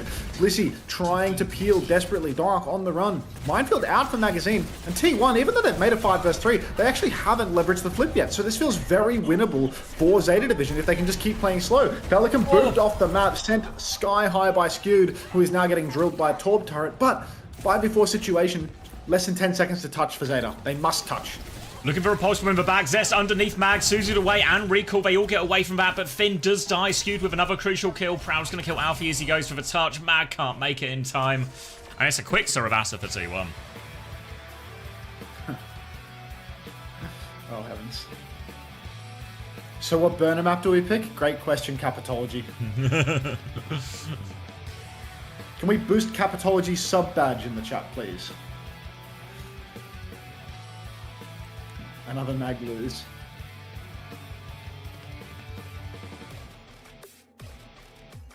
You get a point there if you're Zeta with Burner Diva.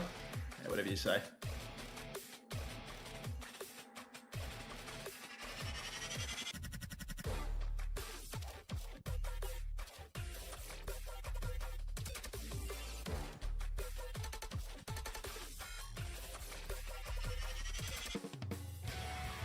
Why did he go back to Torb? Yeah, it's a reasonable enough question. I feel like the Sombra was working really fine. Chat, can we please use only regular Twitch TV emotes? Because Juice is on mobile and he can't see the 7 TV emotes right now. If we could please only use regular Twitch TV emotes.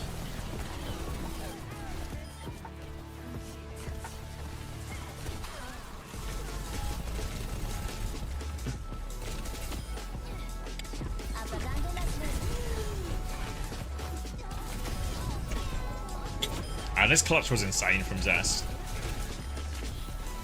No right to win that fight after the beat turn. Gala just dropped 150k on Zeta from that 4 threads. Oh, I'm being told. Oh, he swapped.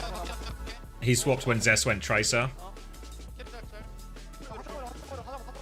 Yeah, but I feel like you're also still really fine on a Tracer. I guess maybe they think they have advantage. I was going to say, you think you're still really fine on the Tracer Sombra mirror.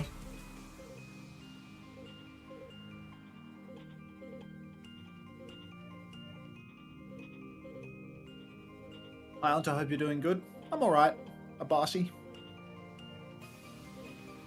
Rank 400 with a first time play. Welcome to the arena. Almost done with my slot. Alright, Mag has left with his stuff.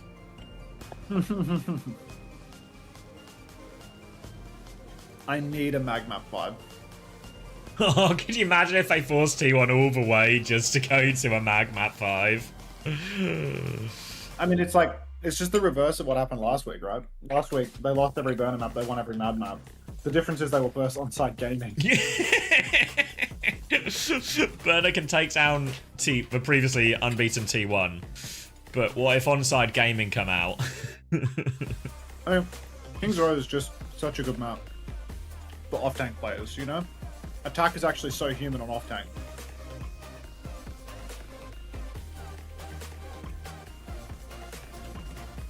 How's it been going so far today? Yeah, good game actually. I was kind of worried. I'm worried is too strong a word, but I thought we could really just like T1 would just roll them, really.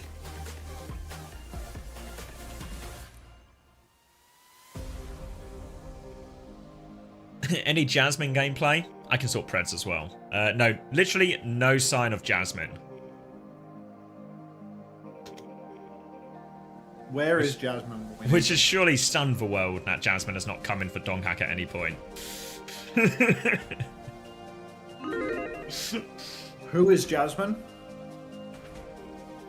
It's the player that keeps Dark's seat warm between maps. Yeah. Thanks for the dominant win. And a McD zombie hamburglar as your most recent message, because you also, very respectfully, were using basic Twitch TV emotes instead of the 7 TV ones. A hard-earned victory. Thanks.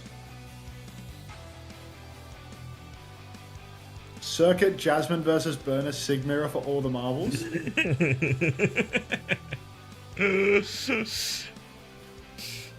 So Mag hasn't capped a point in 2 maps in this series? Yeah, that's true, Lego. That's true. That one primal, though. That was a good primal. It's the Rialto. Right. So map 5 is push. They banned Winston already, though, so Donghack could Winston here if he wants. Rialto's shit for Winston. You think it's that bad? I think it's that bad. Yep. I think it's not bad.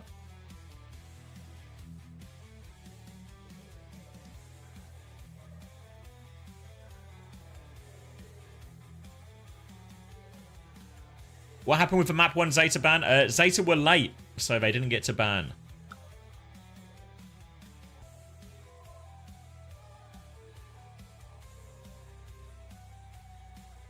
Huh, did you sub to Alter? Did you sub to Alterful for the emotes the other night? Red dude?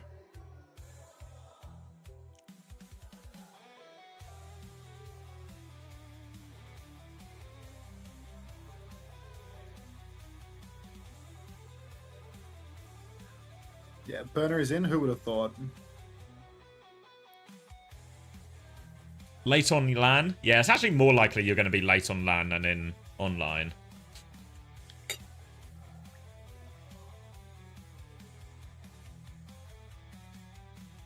Tell that to Povey, mate. That's a Korean tank. The one who cost him the map 1 yesterday. Yeah. And the map 2. No, sorry, and the map 3. Hey, is 8th Division banning Freya?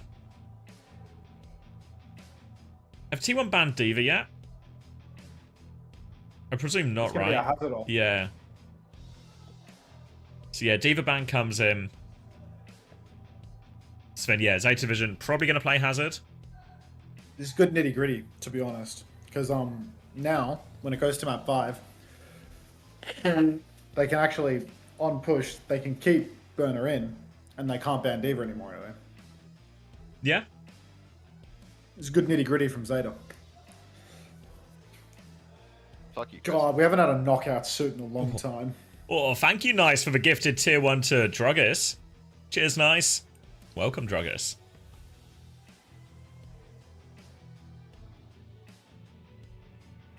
Is this current patch or previous one? This is current. Didn't that guy send you the $100 yet? What do you think, Lemon? Banking issues? Banking issue, then no more response. Wanted the dopamine of being like, oh yeah, oh what a good guy, actually good for his word. But then didn't actually follow through with his word at all. Just trying to double dip on the goodwill. What do you mean, oh my god, why? Because I can't be asked. Hello, Fortnite is the best 675 with a first time message onto Clown. What did I bet? Unbelievably, Chris, the bet was, will Gara play for stage 3 Gen G? I bet no, but this guy insisted he would. And he was willing to put $100 on it, which I guess ultimately has transpired. Now, he wasn't super willing to put $100 on it, because he's not paid up.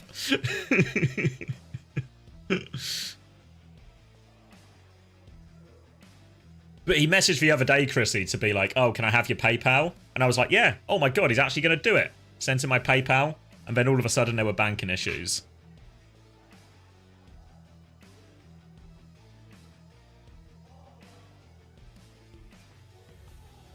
Is Gara related to Gala? No. I'm pretty sure Gara was never intended for the OWCS roster, just the SEL roster. Exactly, San. That's why I put $100 on it. Why does Genji bother to play and waste everybody's time? Welcome, Mama Hampter.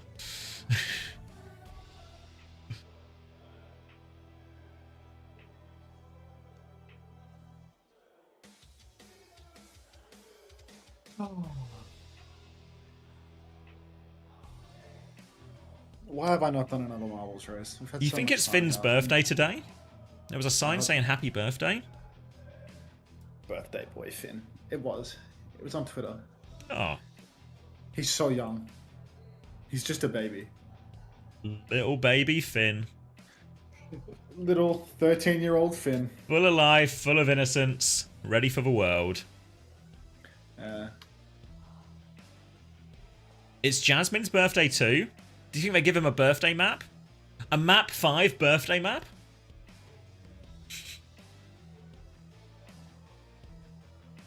Anti-Honey with the first time play? Start the race immediately. I have the same birthday as Finn? That means it's your birthday as well, Hyper Mega Muffin. Who the Happy hell is birthday. Anti-Honey?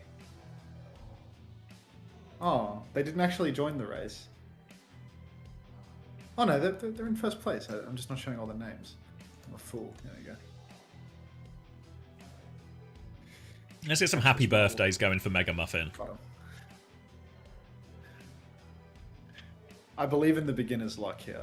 I reckon you got this one, Anti-Honey. Whoa! happens if you win the marbles. Santa, I'll watch some of your game if you win the marbles. Thank you, Hyper Mega Muffin, for the 5 gifted. It's your birthday, but I'm getting the present? I can get behind that. So anyone else Thank having a you very birthday much. would like to give me a present as a result? I'm gonna try and normalize this, Hyper Mega Muffin. You've started something here. Loser's luck? No, it's not over yet, Anti-Honey. Don't worry. There's still 33 seconds until the Overwatch round starts. And towards the end of this course, there are multiple speed traps where you can edge ahead. Don't even worry about it. Alright, we're 30 seconds out, Max. 20, 19... Oh wait, 22, 18. 21, 20, 19, 18. These are seconds. 17, 16, 15, 14, Just works. 13. Beautiful. Alright, defense first for Zeta Division, and they will be going over to the Hazard with that Diva banned. Oh wait, maybe not. Whoa, thank you, Confessor, for the gifted community sub as well. Congratulations, Banana D, for that one. Right, Hazard. Alright. Hanzo to start with as well for Pelican here. Yeah, maybe... Can you flicker pause? Because I've just full screened and unfull screened really quickly and Yeah. paused as a result. But Thank thank you. Thank you, Lightning Strider, as well for the Prime. Welcome, everyone. And alright, it will be Tracer Genji some after money that, going I'm for sorry. Xavier, folks. Like, pay the man. Alright, Proud, back of the map. Donk up top right now, looking for a slam angle. He will slam, can't, but actually catches nothing at all, which is quite rare for young Dark. You can see Zeta Division, all 5 balled up underneath. They're trying to take the side. They wall just for the Widow side lane, and they take this side lane immediately. Skewed's doing a lot of damage, but he needs to rotate away. Gigalore, congratulations on winning the marbles, and thank you so much, Hyper Mega Muffin, for the 5 community gifted. Thank you so much. Oh, what a good birthday we're all having for Hyper Mega Muffin now. A lot of pressure onto Blissey as Donghak will be able to follow up on that slam as well. Zeta Division are keen for a trade, but damage onto Donghak won't lead to a kill. And now Zeta Division, they're kind of stuck behind here. They might just stay, honestly, wait for the respawn and have another go. Thank you, Hyper Mega Muffin, for the tier 1 for yourself. Treat yourself on your birthday. Thank you very much. Amazing. Thanks to all the new friends. Now we've got Zeta Division wrapped behind, but no card control for the moment. Few players in the wings, but the map is being flipped by T1, and their comp is incredibly mobile. Stewed is on the run, rotating all around the map, but no kills converted right now. Dark gets walled in, but of course he will escape. That's just the way that it goes when it comes to this guy on Wrecking Wheel. Up on the high ground, we've got Burner chipping away, ready to engage on an angle. He goes for the backline. He's got the wall. He's going to have to throw that up and disengage. Kitsune Rush comes out in main, but the Tidal Blast combo, Zest and Skewed together, they get it done. And Zeta, they've fallen over. It looked quite good for Zeta Division. They were sort of moving around the map, clearing Donghak, eventually forced it back to a checkpoint fight. And once it gets to that checkpoint fight, it's a really hard part of the map for the Wrecking Ball to contest consistently. You'd think from that point, Zeta Division could mostly just play through objective and force it out. But Bernard chooses to go deep, doesn't connect on the backline in the way he wants. And now they're going to be fully reset and have to go again. That was Kitsune Rush for Tidal Blast as well. With Proud with the walls going, Zeta Division might just slow it down. Really, the beat timing is going to be the big one, I think, for Zeta Division. That's where they can really punish the backline of T1.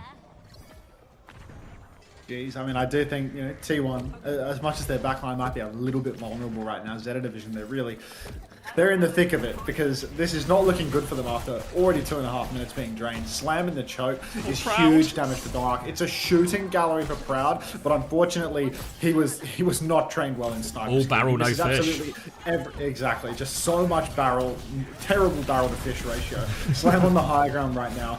Bliss and Finn, both trying to survive Dark's advance. Burner using so many resources to save the day, but the counter nano is out. Blissey drops the beat immediately out of respect. Downpour on the backline catches Vigi though, and Vigi has fallen. Minefield is out. Burner somehow escaping. Oh, not quite escaping. So close, but Proud. He's on it. He can shoot the tank at least. I thought Burner had made the great escape there when he walled himself up over that minefield, but now Zeta Division, they're kind of just doubling down for kills. Finn is going to get one as well. He takes down Proud. I think it may be all that consequential, really. Proud will be back in position, looking at point in no time at all. Now Zeta Division, one more fight. Kitsune Rush again for this one to force the objective. Pelican finally coming up to that blade. Tidal Blast for Skewed, though, so really expecting this to go Zest's way. He's found good value with it so far in this series. They've baited out the first slam from Donghak, and now they can start moving towards the payload. And Pelicans pressing his advance in main right now. Casino rush out for Finn, but he's incredibly low. Tidal Blast combo connects to Bliss again, and Finn has just gone down. So if we were expecting the burner substitution into the burner map win, we might be a little bit disappointed at this one. Alfie is trying as he might to stall this out to stay alive. If Burner has the first touch, Alfie can get back on this one from the high ground. Dark's already up there to contest him. But if Alfie can get a good stall, he's already had recall force. Maybe it's not going to be too good. Blissy's back as well. Pelican is coming back with the blade. There is a chance here for Zeta. Oh, there's a Widow in the back, though. He has the deflect force early. He has to dash back. It's a blade just to live and skewed around the corner. Oh my god. Bends that one. And now all of a sudden it's so hard for Sleep on the high ground for Boop onto Bliss. He is getting taken for a ride. Final touch is coming in. Another slam for Donghack all over Finn. TP away for now, but Skewed is still cleaning up. Burner is here, but it's all an effort for nothing at this point. Another minefield on the point. Burner will dive onto that one. Bliss won't get the final touch. And it is a full hold from T1. This character needs like line of sight checks or something, where like when it falls out of line of sight, you lose the ability to control it. Like it needs something, because this is just fucking ridiculous. That was outrageous. Like that was like a full like right angle. Yeah, what is the counterplay to that shit? You know, like it's just total fucking nonsense. And nobody in low ranks is ever going to be able to do it, so it's just not going to be noticed by the devs ever.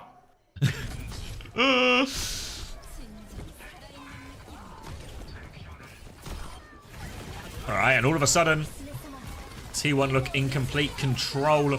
Obviously, Rialto about as full holdable as a map goes, really.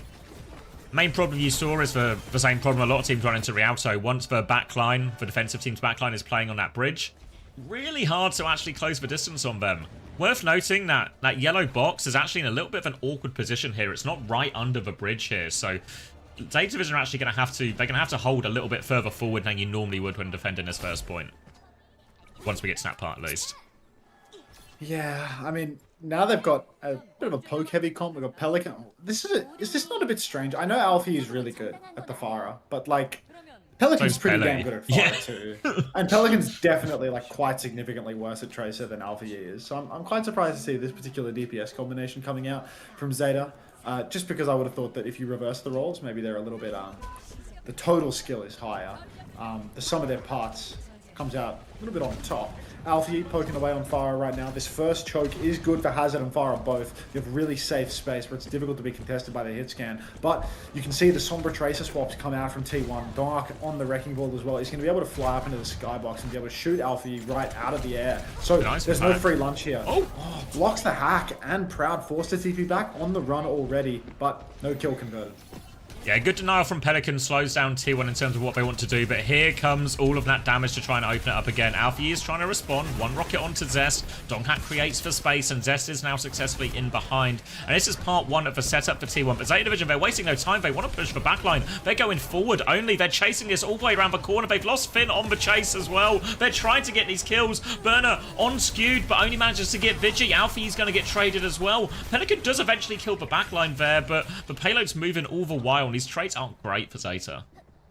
Yeah, these trades just aren't good enough, because at the end of the day, it's not going to stop the card from rolling. And now Pelican's died late, which means that he's not going to have setup for the final recontest. He's going to have to come back and be the last member of the team. Burn has even made the swap over to the Zarya, which means that I don't even know who's really touching the point here, because it's already quite far. Somebody's on card right now. I think it's Alpha Yi on Pharah has to go and get the first tap. Burn is now ready to sub in, get it done. But Finn, he's taken quite low. He's got no Suzu, and you can see Vigi's pushing the flank. Whiffs everything, but it doesn't matter because Finn is just going to go down to Dark, who rolls on through. And already, we're witnessing the end of Zeta Division in this series. A comfortable 3-1 for T1. The only obstacle was a King's Row. Yeah, I mean, King's Row has long been Zeta Division's best map, really even throughout the entire year, and the comp they play with the Zarya and the double flex DPS really just suits all of their strengths perfectly. But outside of that one map, it really wasn't that close. You know, Ilios was a 2-0, Saravasa was a 3-0, and this was a full hold. So T1's still looking dominant, but do lose a little bit of shine since they won't get that perfect regular stage. Yeah, this is current patch sayonara. A shame. A shame that they don't get the golden stage they might have been hoping for. How far into the future is OWCS scheduled? Do you have all the matches for like playoffs and stuff in there too? Not for playoffs yet, no. Just for all the regular stuff or regular stages. Is there like a week off, or does it just go like straight in? I Like, think there's a week week to week to off week? and then For every LCQ. region, or No, just for Korea. I don't know about Japan and Pacific, to be fair, but yeah, for because Korea, I there's a don't know week about off. Japan and Pacific either. You probably need to figure it out by Monday. Oh no, because I think next week there's still more like groups or something maybe. Oh, are they still just in Is the that- regular season there? Oh, actually, they might be done with groups, but they have like seeding games or something. Like, out of respect for the APAC region generally, they have like a similar situation. Like, yeah, playoff seeding decider matches next week. Like, Okay. it goes NA, then playoff seeding decider, then after that there's PAC LCQ. Oh no, there's Japan LCQ in the same week. Oh, it's every day is 2 playoff seeding decider and then 1 LCQ, so it's like mixed. And then for PAC, it's regular season round 7. So there's 1 more regular season for PAC. Yeah. I get a week's holiday. You sure do, Polux. Yeah. Who else does T1 playing this week? It's is it Falcons, if I remember right? Let me check OWTV. I get next Friday off. Yeah, Is there Falcons. no Korea next week? Sunday. Yeah, no Korea next week. This will break for Wait, streak. should I get? Wait, you're telling me that I can't do streaming every day because there's no day? There's no day. Fuck, dude. That's gonna be tough for me. What are you gonna do with your life?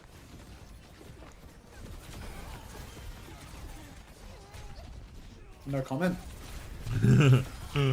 Every comment that I was thinking to reply was TOS. Like I just couldn't do it. Make day? What does that even mean, Cat? I can play Skyrim. Oh, here we go. Wait, China is on? You're saved, mate. 네, 오늘 승리 축하드립니다. 저 POTM 아, 받은 네. 선수들 외에도 선수들의 No, you're safe, don't worry. 들어보도록 할게요. 자, 무패 행진을 I'm so good 이어가는 on that, actually. 비록 세트 Don't worry, mate. China is on. 승리는 낭낭이 또 챙겨가는데요. 자, 오늘 승리 소감 한번 들어볼까요? 저희의 전승 무실 세트가 깨져서 좀 아쉽긴 하지만 그래도 이제 승리를 거둬냈으니 나쁘지 않았던 것 같습니다. 네, 세트는 비록 하나 내줬지만 그래도 오늘 멋진 승리 보여줬습니다. Translation. 그런데 좀 짚어봐야 할 게 이번 스테이지 3 4세트까지 간 게 처음이죠. Morning meme machine. 오늘 좀 최장 근무를 하셨는데 소감이 어떠셨나요? 오랜만에 박진감 넘치는 경기였던 것 같습니다. 자, 4세트 We need the subtitling, 넘쳤다라고 closed captions, and live translation. 최강 팀에게 진흙탕 싸움을 걸어온 제타 Does it 디비전이고요. work? 왕의 길 추가 시간까지 It doesn't work on. I think it doesn't work on unlisted stuff. 어떤 점이 좀 아쉬웠을까요? Oh, it's not even giving me the option. 저희의 네. 조합도 살짝 아쉬웠던 것 같고 저희의 그 운영도 좀 아쉬웠던 것 같습니다. 소통도 잘 안 됐던 것 같고 충분히 보완할 수 있을 것 같습니다. 하지만 또 다음 세트에 바로 보완해내면서 리알토 깔끔하게 빠른 승리 가져가기도 했죠. T1의 공격적이면서도 탄탄한 진영 전개가 보는 사람들로 하여금 굉장히 좀 스릴 넘치게 하는데요. 이런 돌진 스타일의 T1 힐러진들이 힘들 수도 있겠다라는 이야기들이 많아요. 어떻게 좀 템포 맞출 때 애로사항이 Yeah, actually, does anyone have a Twitter Blue subscription? If we could get Grok to 처음에는 translate this, 살짝 maybe 적응이 we 안 could have a good. 됐던 점도 많았는데 T1은 좀 오래 있다 Grok will 보니까 sort us 적응을 out. 많이 했고 Yeah. 근데 제가 It's a 힘들게 truth-seeking 케어를 AI 해주더라도 too, so it can really 온라인이 Oh, it can help that's us what get you to the want it to bottom of this see. interview. 가끔 제가 Exactly, 힘들더라도 저는 exactly. 상관없는 것 같습니다. 야, 이렇게 든든한 힐러가 우리 팀에 있으면 정말 좋을 텐데요. 그런데 저 여쭤보고 싶은 게 우리 What do you 팀에 think about the, 쪽이 어려운 선수 누굴까요? I haven't done my fantasy yet, but I think I've 다들 decided. 아시겠지만 이제 I think Rhino has to go. I've been hearing murmurings of Rhino being benched now. 그럴 때 I am- 뭐라고 하나요? I am hunting that kid to 서로 extinction. 이제 맞춰갑니다. Yeah, like 애매할 수도 I 있고. think Rhino has to go because 굉장히 I'm pretty 젠틀한 sure 선수. that 자, he's 그리고 not playing, but I need to 다음 get a 경기는 confirmation on 탈북과의 that. 예정돼 있습니다. And then 상대팀의 힐 듀오 치오필더 I think I'm gonna 선수 incur the 굉장히 penalty. 힐 I think I'm going to incur the 25-point penalty. No way. I Or think that's a viable part of the strategy. 'Cause Because it's not that big compared to what you get from a double. Like a doubles player. Yeah, well, will that get was you, kind like of- 70 points. that was kind of the 25. idea, right? Of like, it's like it feels big, but if you hit on the player you sign, then it's fine. You know, you can net Yeah. positive it still. It's still a punishment, but you have to get it. 네, 자, You have to 우리 get it 팀 right for it to pay 듀오로 off. 이렇게 또 조합 So what I was 맞춰봤는데 thinking, 굉장히 좋은 모습 보여드리고 있다라고 outrageous as it may be, 말씀드려봤습니다. 자, 그렇다면 was- 마지막으로 팬분들께도 한 말씀 부탁드립니다. I need to plan it out fully to see if it actually works. But I think I might incur the penalty 2 weeks in a row. And I might go 좋은 I 모습 might go 보여드리도록 하겠습니다. Rhino off for Crocs 네, because 다음 Crocs has like an 경기도 okay 승리로 week this 마무리 week, 짓게 또 팬분들께 but he's playing 많은 응원 Hog probably, 부탁드린다고 right? Like 말씀드렸습니다. Yeah. if anyone's playing Hog this week, it's gonna be This guy's Crocs, playing and that's just Hog. like it's just like the stats character. So like Rhino off for Crocs, 찾아올게요. Z because Z has a double and is a support, so we'll probably be Yeah. farming hard, and Zomba because Zomba's cheap as fuck. And then in the next week, I can either upgrade onto simple because if I go Rhino to Crocs, Crocs is so cheap, you know. Like I actually have. That's budget not. in Yeah, you're reserve. not actually spending any of that money you made on Yeah. Rhino, really, or only a little bit of Yeah. it. Yeah, exactly. And then I can get better supports again because I've kind of been like priced out of the support market. Like my initial plan was like, these supports are all really cheap, but now everyone's sort of like proportionally going up constantly. So like I can't get the supports that I want unless I get someone cheaper somewhere. When I And was I think I'm just going to start incurring that point penalty because like you earn so many points per week that I really think it is worthwhile for me because otherwise I just can't make enough trades to have a good roster. Like I'm stuck on Landon right now and I'm stuck on Checkmate and that's 23 and 24 and that's killing me. well, yeah, because the problem with having the budget I'm players. so sorry. I'm so sorry to interrupt. Someone has actually translated the interview. She Oh. asked him who the hardest person to heal was, and he said Donark. Thank you, Leah S2, for the first time chat. Thank you so much. First time translation. Yeah. First time translation. But yeah, what were we saying? Yeah, because the problem with having cheap, like a couple of cheap players, right, and then just targeting the good fixtures for the cheap players. Like I have Skyle and Choi right now, you know, but they played Twisted Minds this week, so I don't Once really their want good fixture either is of them. over, what do you do? Well, yeah, well, you're compelled to keep using your transfers on these players, which means all my like high money players, so like Sugar Free just stays, you know, and it's not really a problem having Sugar Free, but there's a certain point. Thank you, Benpar625 for the 7 months. But there's a certain point where I maybe actually just want to go to Kevster instead. And this week probably would be like the ideal to do it. But also now I'm in a situation where I want to kill Choi, I want to kill Skyle, I need to kill Rhino. Do I just... If I keep anyone out of those three, I probably keep Skyle, right? But isn't that actually... Is keeping Skyle worth it? Rather, is there a bigger win? You know, like if I just do Skyle to Z for minus 25, wouldn't that be worth it? I mean, it's like I'm really tempted just because I'm stuck in the hole. But the problem is, like, the plan that I just made there, like Rhino and these two double DPS, it still means that, like, in the future, I'm going to have to incur more penalties. Well, you're right? croc 'Cause, like, stuck then, aren't you? I'm croc stuck until I can offload Landon and whatever, right? Hmm. So it's like I need to plan it out like pretty long term. But basically, I think like maybe a funny I wanted Fixer really bad.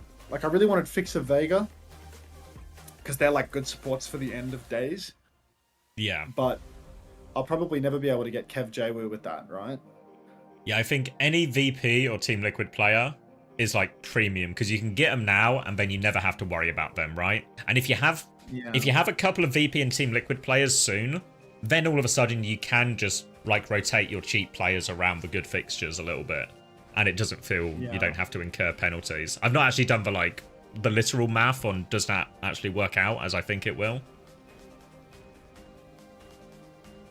But yeah, because I think I've already lost. I mean, it's the same with, you know, all those people who won week 1 with the Nevermind roster. And then a lot of them are just cooked now. Like, they just had a really good 1 week roster, but it just doesn't translate into an actual good season at all.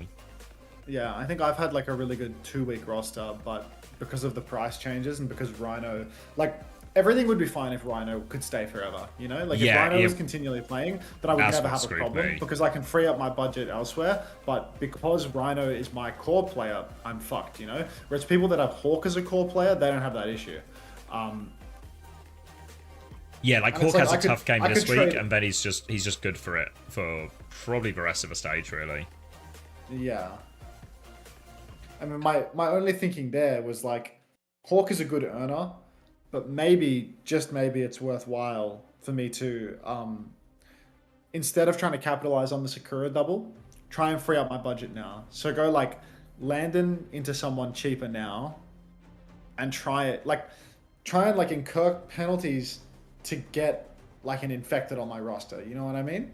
when there's like if you incur a penalty now, you know, there's like the week to week, does the transfer pay for itself in terms of it pays for the penalty and you gain points on top of that, which maybe are equivalent to the player you got rid of. But if you're going to keep that player for 3 more weeks, it inherently pays off more of that debt anyway, you know? Like, you're playing a bigger game in terms of there's more opportunity to pay back that cost. Yeah. Because for one thing I'm worrying about is, like, I'm starting to get cold feet about this Sakura double. Like, maybe Extinction win. You're worried. Yeah, I mean, my feeling on and that this double goes is- from like you know, like the SSG double where it's just like insane point scores. Like if you didn't have these players, you're not going to score as well as other people this week. 'Cause they're good To more of a players, so they're Gen gonna G die. double, right? Because the Gen G double happened Yeah. last week. But did the people in the leaderboard, did they actually have? Because you didn't have any of the Gen G players, right? Yeah, but the people that capitalized on the crispy gambit were the people that came out on top. So I think that you're maybe misremembering, you know? They were right below me, but like that was because There's- I had like an insane Rhino earn, you know? And like the people There's that only did the one Gen G double person- often didn't have Rhino. There's only one person with Crispy in the top 10.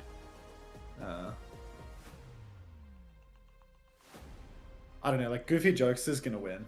This guy has an insane draft doc. Like It's just the actually guy with the insane 6-week draft doc. plan to get like Yeah, liquid. I mean, I'll show and- his draft. I'll show his draft doc on stream right now. He's actually get you up. insane. The just problem is, all of this planning works really well, and then it gets to playoffs, and you just have to make good calls about who's going to win the games. You know, like, you just have to Like get the this- results right. This sheet here, week 3, 0 Okay. budget left, Zomba for the Sakura double, Simple for Violet to position for the Twisted double, Seeker, he's kind of stuck with Seeker because he can't do any better, basically. He had Scissors last week, that's the only thing that's killing his scoring right now. But like, this roster right here, it's like, look, he's got Vega for the end, he's got Zomba for this week, he's got Hawk as a keeper, he's got Simple for the next week as well. Then you look here, he's got Simple TBNT, Choi back on for a low-cost DPS, Vega, and then like you look over to the next week, here suddenly like you start to see him positioning like heavily for this final double. He gets UV for their double, Vega like for the UV, UK double yeah. week. Vega UV. He gets pre-positioned Vest for the final turn. He's got Seeker Choi as well. He's kind of stuck with Seeker, but then like you look at his final week and it's like he has Fixer, Vega, Vest, and Tree. Like he has 4 players that have a double. Like Yeah. and Seeker has a double somewhere in here too. I can't remember when. Oh no, they've already played their double. That was Yeah, they played their double week 1. And my only worry, obviously, like, it's the same with the TVNT one, but the TVNT Invest one is just like, which tank do you pick? Yeah, I mean that one's too hard to be honest. Like Like the I best would and not be ice confident one, in putting and- it- I wouldn't yeah. be confident in putting a tank player on at the moment that doesn't have full start time because I don't know whether they're going to play, especially like KSA, like known for his hog. Like we haven't seen any hog at all, right? Like 0 hog so far. But like in these next They couple of played it on games, Ike. like Oh, you What? mean today, you mean? yeah, like today, okay, like in yeah. real games, you know, like. But hog's buffed, right? Like someone's got to be playing hog. Like it's got to be Crocs. Yeah. I think there's a real world where Like Crocs is plays really it. cheap, right? Yeah. I think he's like 17 or something. I think he might even be 16. Let's find him. I'll check here. Oh yeah, 16. Fuck, yeah. Yeah, so I was thinking like Crocs might be like a value pick for me where it's like he has a game this week that he's going to win. He's probably going to play Hog and Earn. And he But he's might got even double get priced next up. week. His double's not very appealing. To It's be Genji honest. and TM.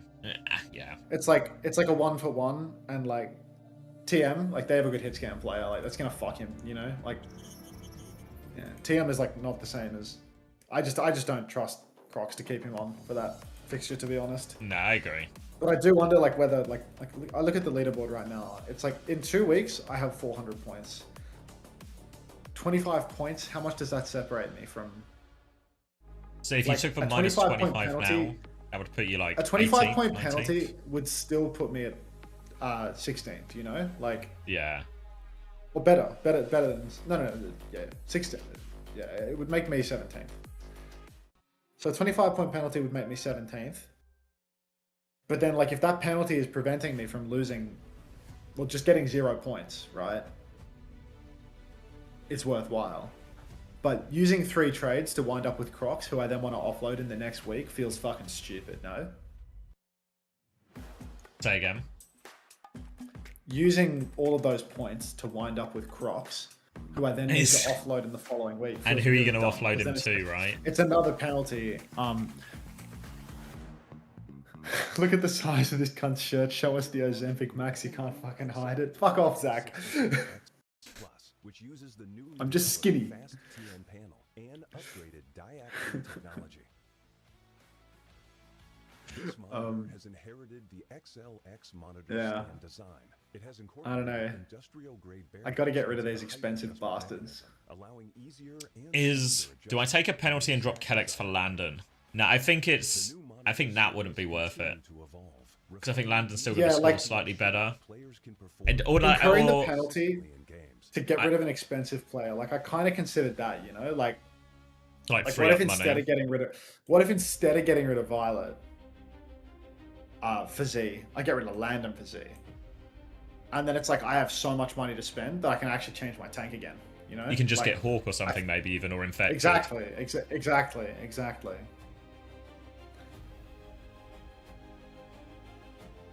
So I'm kind of tempted on that.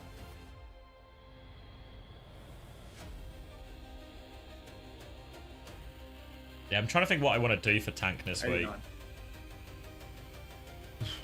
What if I go Zeb? If I go Zeb and Z? Yeah. Porn Assassin, thanks for the 2 months. Welcome back. Z. Yeah, I mean, my feeling was that Z is like absolutely going to score above penalty cost at a bare minimum because Z has a double. But then Z has to go in the following week. So it's like... Same with Zeb, right? If I do Zeb and Z, all I've done is just create a new hole to get in. Yeah. Taking these players for the doubles, any player that has a semi-appealing double, it's like so fake, you know? Like, I think I'm starting to maybe agree with you about the coldness of the Sakura double. Because, like, pre-positioning for a Sakura player just guarantees that you need to use your trades down the line. What I might do is I might go Choi for Zomba. So I'll do one double max, and I'll get rid of Choi, who scored really poorly in their last close series. And then I'll go like... Oh, well, Rhino has to go this week, right?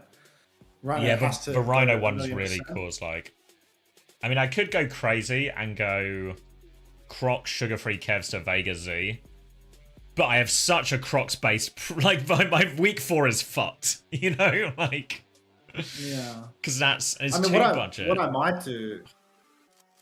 I might do is incur the penalty this week. I don't know if the math checks out on it, but I might go Choi for Zomba, Rhino for Crocs, Landon for... do I want to go Landon for Simple? Because that pre-positions me in the following week for the Twisted matchup, basically. It's like, Simple's not an insane pick for the current week, but I just need to pre-position for something in the future that actually works. What if and I then in the following week, I'm still going to have to get rid of Rhino. I mean, I'm going to have to get rid of Crocs. I'm going to have to get rid of Zomba again. Am I even going to have the money to do that?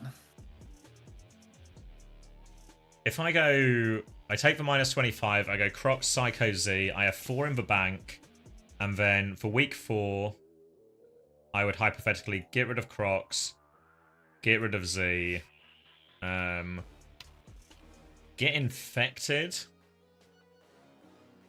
I mean, I need to be 15 for support. It doesn't fucking work. Unless it's like an outrageous... Who plays for Ducks? SSG play for Ducks. Oh yeah, week 4 is a proper top 4 against bottom 4 situation.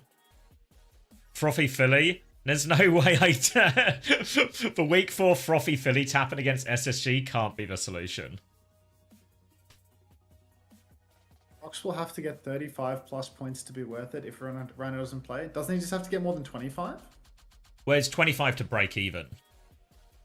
Yeah, but you got to bear in mind the player you removed would have scored points as well. So you need him to score like those points. No, what if Rhino didn't score? Oh, if Rhino was going to get 0, well then yeah, then he's just immediately in profit. Then yeah. Yeah, I mean he's just saying I'm pretty sure Rhino won't play. This is like straight from the horse's mouth territory right now. Yeah, I'm pretty sure he won't play. Like, don't quote me on it, but I'm transferring Rhino out, you know? Like, that's my call. 오늘 준비된 두 번째 경기 I'm not risking 외와 it. 온사이드 게이밍의 경기 시작 전 각 팀의 대표분들과 함께 인터뷰 진행해 보도록 하겠습니다. 먼저 외팀 Just brutal. 만나볼게요. Hawkhead's 안녕하세요. actually just fucking gonna rise up off this week, you know? Like this patch change is just a hard win for people that have Hawk on the roster. Like, C-Tones might actually come back out to the top, to be honest, because like you see, 네, 푸사제 코치님 반갑습니다. C-Tones has Frothy Philly and then 4 good players, you know? Checkers, Choi, Landon, Hawk. So like, C-Tones might actually take the win now, because this Hawk... 아니, 사실 절대 제가 검색을 해본 게 아니고 네. 아주 우연히 Oh, yeah, 저희가 you're up there 알고리즘으로 전달이 됐는데 네. Oh, your 이제 roster's 그 어떤 insane, VCS Giggle. You 유튜브에 might win, actually. 제 쇼츠 Rhino, 나오더라고요. Checkers... Oh no, you have Rhino, 근데 mate. 이제 제 머리가 뭐 기처리 머리 해가지고 이제 붙여 I'm talking about people that have Hawk on their roster. 아 제가 이제 그걸 보고 좀 This roster's not bad 긍정적으로 either, from 먹어가지고 네. Formula 칭거를 Bomb. 해버렸어요. Hawk, Checkers, 그래가지고 back as 이제 Crispy 원래 CJ, but... 오늘도 Good night, nice. 지원을 좀 Fucked as time 받으려고 progresses. 했었는데 I mean, I could go Infected, Zomba Z. 사실 코치님이 I'm still just in... And when... Well, actually, with Zomba and Z... 어쩔 수 없이 제가 Oh, 나왔습니다. could I then just go back? Because then going to Vision again, I think is... Like, you just don't want Vision players this week, but then you can go back into them really no problem. Until week 6. You say I can tank 0 points if I set up for next week. Like, I can do that, but minus 20... Like, a good tank is going to get more than 25, you know? Like, a good trade is going to get more than 25. Like, look at Crocs right now. Oh, hang on. 웨이 지금 정도 Yeah, you should still be able to transfer Asbo, but they will all they'll all take like any transfer above 2 will give you a minus 25 for each occurrence. 그래서 저번 주에 준비 잘 돼가지고 이번 주 좀 좋은 모습 많이 보여드리고 싶어요. 네, 저번 경기도 온사이드 게이밍 엄청난 경기력 보여주면서 앞으로가 좀 더 기대됐는데요. 오늘 경기 막상 막하로 좀 예고가 된다라고 푸사제 코치님께서 말씀을 해주셨습니다. 그렇다면 외팀 강팀 판독기의 이미지를 벗어 Yeah, but I don't have the budget for that. 이제는 또 Fuck. 강팀으로 거듭나야 하잖아요. 서로에게 한마디 Sure. 해볼게요. 푸사제 코치님께 한마디 부탁드립니다. 죄송하지만 저희가 부산에 가야 되거든요. 왜냐면은 Yeah, it's really tough, isn't it? 뭐예요? 일단 이제 I'm not too worried about getting a good week 3. Zomba is in the 19 right now. 저도 그렇고 수미도 그렇고. So I'm not too worried about getting a good week 3. 저희가 안 가면 안 될 거 아니에요. But I don't know how I get a good week 꼭 4. 밟아가지고 저희가 올라가도록 하겠습니다. Unless I just keep Z. against Nightmare?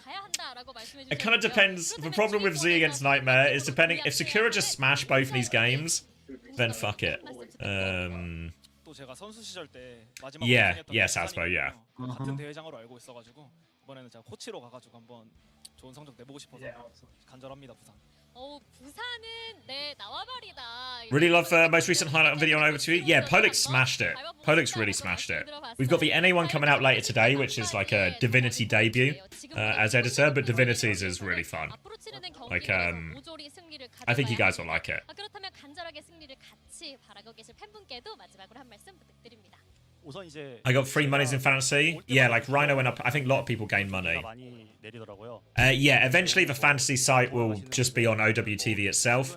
We did want, that was the original plan, we just didn't have time, so we sort of, 저희도 이제 we'll just run with both so we can get like the content out and start that side of things, and then eventually the two will merge, even though that's probably more of a 2026 thing than this year.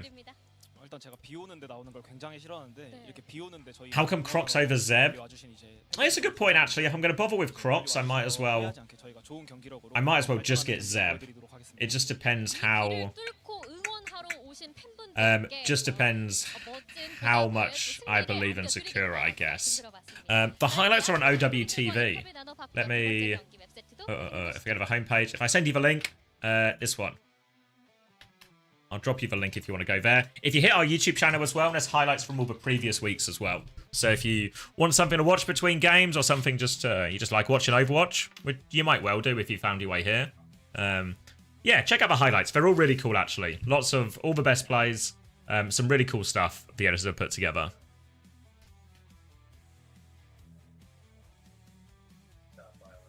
You've watched every single one, San? You hardcore? Alright, are we getting into this game? Yeah, I mean, I've been so impressed with the content everyone's coming out with. The highlights are always class. I'm really enjoying all the interviews as well. Getting to know a lot of the players. like a more regular thing. Like I was worried a little bit at first that the week to week would maybe become, you know, maybe not that interesting or something, because, you know, say you don't have a particularly, you know, you play a game of the weekend, but it's not a particularly interesting game, you just get rolled or something. Will the interview be that interesting? But I actually think the interview's done a really good job. So hearing about like everyone's different stories and their sort of their journey in OWCS, yeah, really good for it.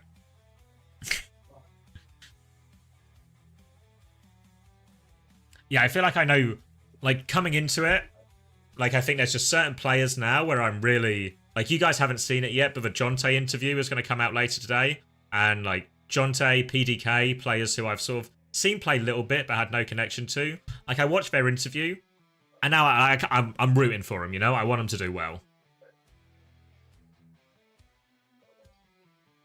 Yeah, we are planning to do more international interviews. It's on the horizon. We're trying to get booked in our first interview with, what do you call it? With a non-native English speaker. We're just trying to figure out scheduling for that. But we will have ones where we reach out to like the Korean and Chinese teams as well. But the major will probably be the first one. We lean into that. You just had Fixer? Yeah, but sorry. When I say Korean and Chinese players who don't speak English. So obviously like Smash and Fixer and 9K and stuff we've done interviews with before, but yeah. Any Face It? We might cover Face It playoffs, but the priority is always going to be OWCS, you know? Like, our workload is already huge in terms of the amount of content we put out.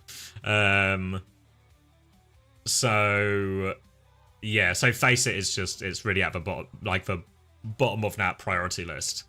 How come Sugar Free is never on for interviews or Uncoachable? He's done an interview with me before. I'm sure we'll get to Sugar Free at some point. In terms of Uncoachable, keep your eyes peeled, Suki. But in terms of Uncoachable, Sugar Free wasn't that interested. We've asked him before, but he wasn't game, so it's fair enough. Not for everyone.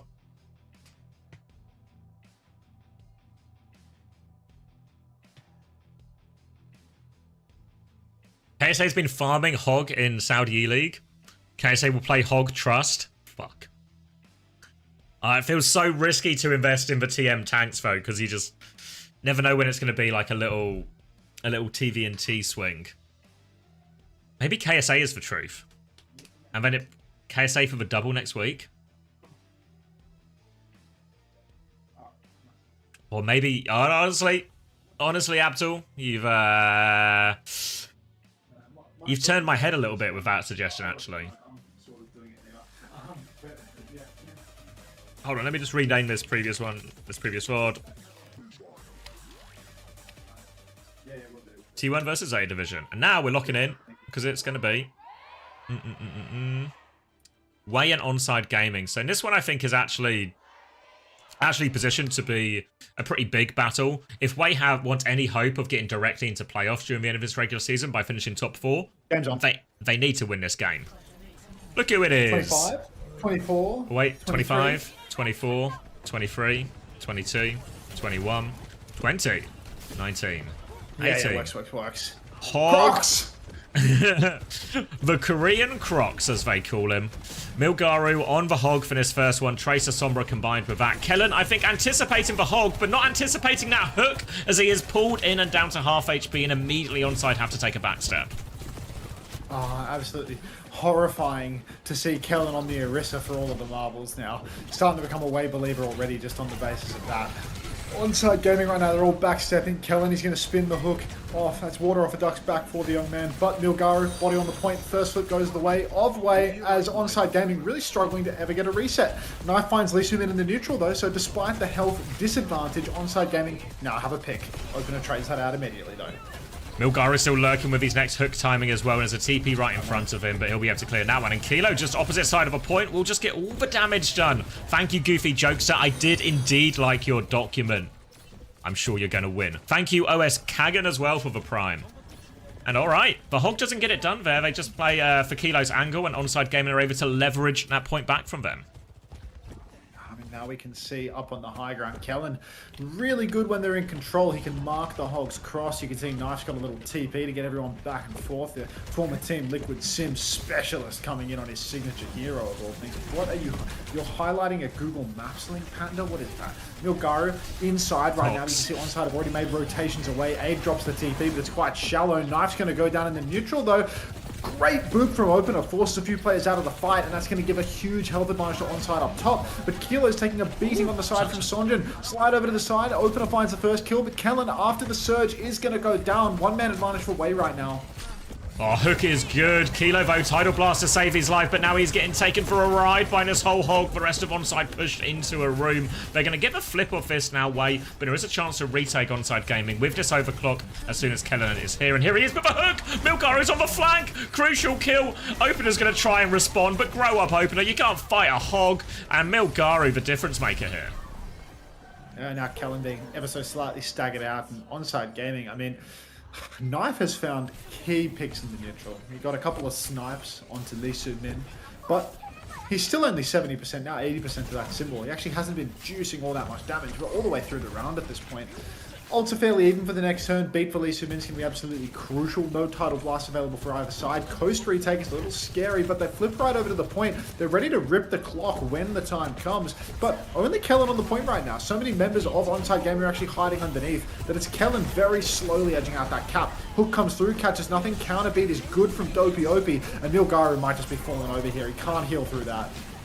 Sim over the top as well, so Onside Gaming are investing heavily, but they have a significant advantage. A full beam Knife trying to walk forward. They'll clean up Aid in the back now too, and that will be onside. Securing this point, lots of ults invested, but Wei did throw in the beat and the Sim wall as well, so it's actually Tidal Blast from Irene. That'll be the big ult up next in this fight. And Wei, they don't have anything to work with. They're going to need to rely on Milgaru to find something with one of these hooks. That'll do it. That is actually so reliable. Iron is going to swing forward on the character that can bend bullets and get hooked face to face with the Roadhog. Now Sonjin's in the back doing all the damage in the world to Kilo. Spin back from Kellen as well. He's going to pop the fort, just completely kite out this turn, and Wei right back in control. Last chance for Onside Gaming now. Milgaru fishing for that hook once again. Goes wide on Knife. Old situation still eerily similar for both sides. Kellen and Milgaru quite matched on their ultimates as well, but that same retake has come through. Kellen TP down to the point. Point touch begins for Onside Gaming. Milgaru does a lot of damage to Kellen from behind. Little back shots moment, but Milgaru now he's being heavily marked. Tidal Blast comes out onto Kellen. Milgaru also Tidal Blasted, but Milgizzy he's stunned up. Here comes the Terror Surge. TP out, doesn't get Aid out of dodge. Oh no, Minjay! Pinned to the wall, down he goes. The whole Hog from Milgaru cleans house. Hook to seal the deal, and Wei are going to take the round. Yeah, great play from Milgaru throughout there. It looked like Onside Gaming actually had everything, but they just took so much damage as that Tidal Blast trade came in, and then, yeah, Milgaru was able to take over again. And probably the big one I want to come back to is that fight where it was just going to be an overclock retake, and we just don't notice that Milgaru has just wandered up, waddled all the way up left-hand side, and kills them right before. This one right here, actually. Right before they go for that overclock retake, and just moments like this where the Hog can just win an entire fight just off one cooldown. And this one actually, as well, the Tidal Blast was coming up for Irony too. Like twice now Milgaru has just found the key target at the perfect moment. Oh, Milgizzy right now. Down on the ground. What can he do? More Roadhog, more Orisa. I do think that this is suboptimal for Onside Gaming, needing to go up against the Orisa. Do we get scoreboards from Korea ever, or are there no scoreboards provided? No. Damn it. I can ask a player. I'll ask Opener for a scoreboard after the game from his game history. Oh, I want the to see how TP much hook! Hog is earning. TP hook comes out. Kilo ripped out of the skies by Milgaru. Absolutely unreal play to open things up. And now Onside Gaming 4v5, even though Milgaru's been speared to the wall, being driven back. First point should go the way of Milgizzy and the boys. Yeah, going to have that fortify forced out as well, so they can recontest soon once it's back, but Knife's already had his recall force. He has to blink back to the team now, but Milgaru, he's lurking, he's killed Irony again, and Onside Gaming, they cannot contain this Hog right now. Milgaru's getting to do whatever he wants, and it's another fight for Wei. Yeah, one more fight for Wei as Onside Gaming. They just have to kite out, but they're dying one by one. I don't think anybody's going to be surviving this. Opie, wall riding back to spawn. Lee Sumin looking for the chase. He decides to give up on that endeavor, just go for a little bit more poke up through main. But now Lee Sumin is fully perked up. Milgaru, he got the high speed rotation. You know, when he takes to take a breather, he moves 30% faster as well, so he can rotate everywhere, go for a pop swing off the back of his heel. His hook misses, but now it's just another neutral, and Milgaru in a predictable location this time around. Swing onto point for Kilo, little bit of space, hook onto Kellen, but he's so low, they're trying to keep him alive. Tidal Blast and Terror Surge now comes in, looks for it, Suzu'd out of it, beat comes out from Lee Soo-min, but not in time to save Milgaru. Onside Gaming have their first opening here on Downtown, now looking for more. Bola is out from Kilo, doesn't connect. Sunjun looking for the backline, connects for Pulse Bomb there, takes apart one, but it's the only trade they get, and Sunjun can get his recall force and should be potentially hunted down here too. Oh heavens, now we've got Knife chasing out Sonjin. Opener back, in control, beat, Pulse available for onside gaming. Whole Hog is always a scary ultimate though, deceptively good. Aid with the sim wall as well. I feel like Wei, when they step up onto the point, it's going to be really difficult for onside gaming to deal with the pressure. BB Hog Tinyasu, that is dreadful. That is dreadful. Sim wall comes in on the point, Helen is hooked in, but already neutral is lost. Beat and Wave just to live, but Onside Gaming have conceded all the space. Now a whole hog available for Milgaru as well, so the touch is going to be very difficult. Knife has to burn recall to get that one. Kilo dies in the way in. Opener's going to get picked off. And you can see Onside Gaming, they're having to use half their ults just to try and live in these situations. So they can't actually push, find kills, find value with them. And now Wei are one fight away from this first map. One bite to win for Wei. They've made it look quite easy. Onside Gaming getting called out too frequently. The thing about this comp is, even though it may, you know, sometimes struggle in the neutral fight, struggle in particular ult exchanges, there's just that X factor. The Hog finding a pick pre-fight, the Hog flanking, and getting something that other tanks simply cannot. Milgaru swings on the flank, goes for the hook, goes wide, doesn't connect. Wei, though, still looking for more opportunities. Knife dueling with Sonjin. Recalls forced out from either side, a show of respect. Milgaru finds the hook on Kellen, but Kellen, he's muscling forward. He's about to have that Terror Surge on hand. You can see no recall. Sonjin chasing out Knife. He's done it again. Relatively even, but the hook comes through and Irony will fall. Onside Gaming, they have to invest ultimates now. Kellen with the Surge finds two, but he's traded out to 3 versus 3, and Kilo is under so much pressure. Blink melee for Sonjin goes wide. Opener dodges the Pulse Bomb. Nimble young man. Tidal Blast comes out. Blink force onto him and he will fall. Milgaru is down though. 2v2. Soon to be a 3v3. The respawns are good. Oh, Maka! Maka wins for Jewel though, but he can't get the touch. It's just Kilo getting it now, and now coming back in. That kill from Maka was crucial. Kilo, Kellen, not there in time, and Wei will take the first map. Might have to take Crocs for the double. Yeah, but is Crocs going to hit? Is it going to be exactly like watching Milgaru play? I mean, people tell me that Crocs is like the best hog in the world, you know? People, they've got narratives to spin around Crocs. I don't know, like, I have to incur a penalty to take him, but if I can keep him for the double, then I don't have to take the double penalty to get rid of him after.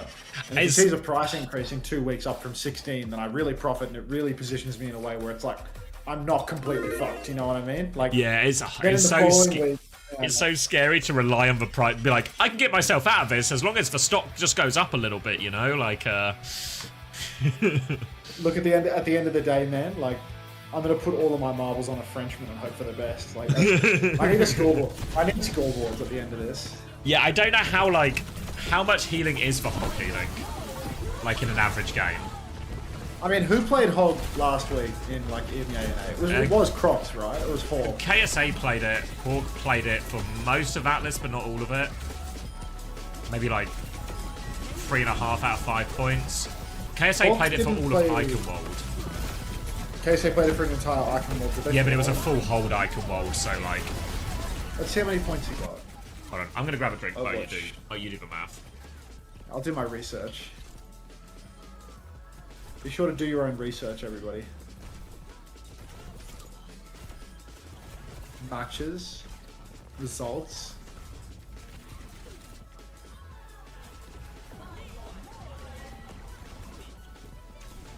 Looking for Twisted Minds. Let's go by EMEA.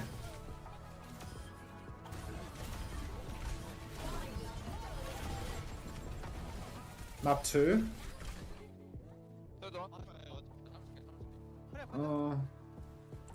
It's not very great. It's like the same as everyone else, you know? There's nothing special about the hog here. It's just the same as everyone else.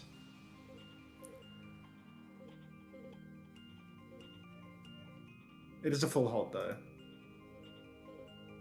It'd probably do better in a long series, I suppose, because I know healing stats are broken.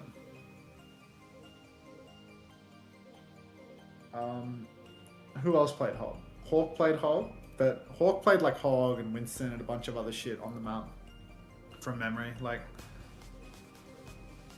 I think he did it best Team Z on map 3. Like, Hawk got 12 points while feeding, you know?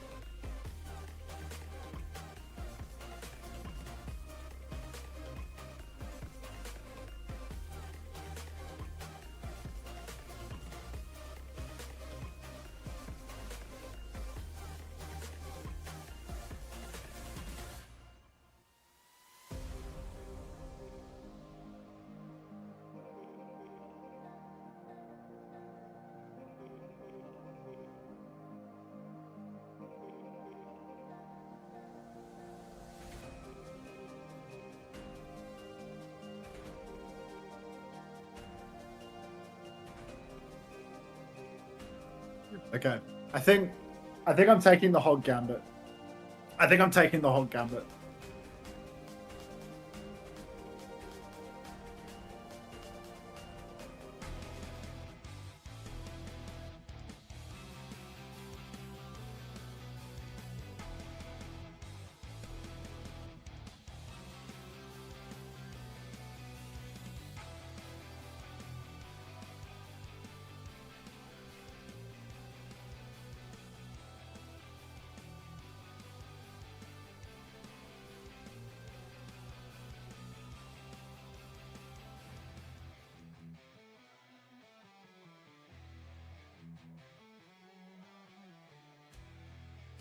I'm taking the Crocs Gambit. I think I'm swallowing. Wait, is it the red pill? It's the red pill is the one that's supposed to open your eyes, right? The French flag is. I'm back. Yeah, that works. Did you do the math? What's the Hog verdict? No, I directly reached out to Crocs, and his confidence has given me confidence to take him for the next 2 weeks. Yeah, but that guy is perennially confident, you know? I know. But just, you know what? You're getting spun, mate. You're getting spun. You need to risk it for the biscuit sometimes. And frankly, I'm going to put my faith in Crocs. I think it's more fun this way, you know? This is a black pill. Just play the Hog, brutal. Just be the best Hog, fucking brutal.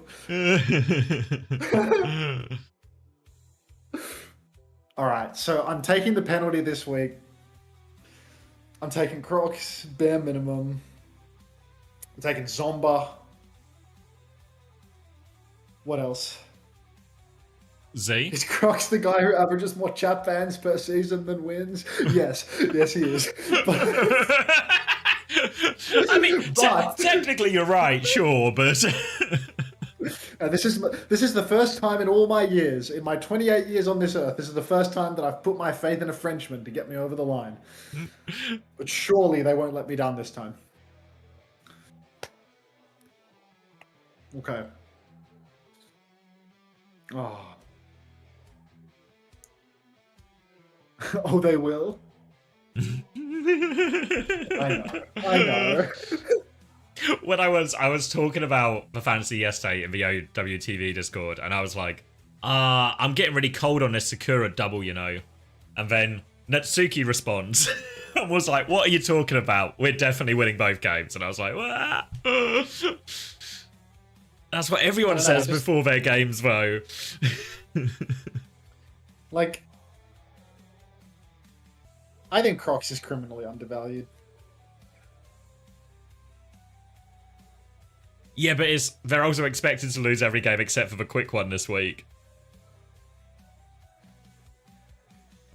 You think they can't get a decent result versus Gen G? Maybe. I think it's possible. Maybe. Oh, Who do they play in the fuck. week after? Who do they play in the week after? What, after the double? Yeah, after the double. Like They play what if I'm a Crocs head all VP. season They long? play. Oh no, sorry, wrong game. They play Alcadcia, which is same difference. fuck! Yeah, they play This guy's just getting bombed every week. But then he plays, yeah, so he has the double against Genji and TM. No, Then he plays Alcadcia. Then he plays Peps in the final week, which is like...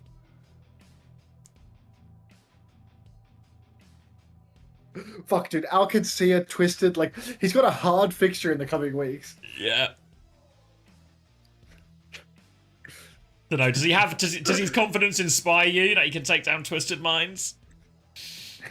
Or is Quartz gonna have too many rails? The mental image that I have is he's on Hog, Crispy and Jamie are both coming up a storm, and he hooks him off the wall. He hooks Crispy off the wall, he gets a hook reset, he hooks Jamie off his TP while he's trying to calm him to death, you know? Like, that's the mental image that I Calm him have. to death.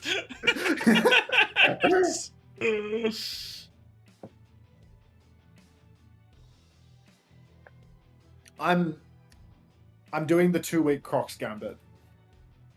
As soon as I get confirmation that Rhino is dead, I'm doing the 2-week Crocs Gambit. How do I get one more transfer for free? There's no freebies in life. Except for your first 2 transfers, those are free. There's only 2 freebies in life every week.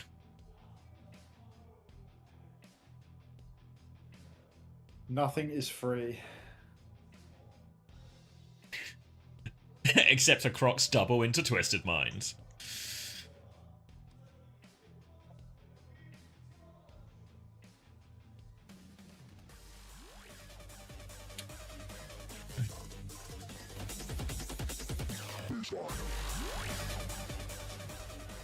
What about Rhino? Oh, I love interactive media. Thanks for the 5 months. Welcome back. Welcome back.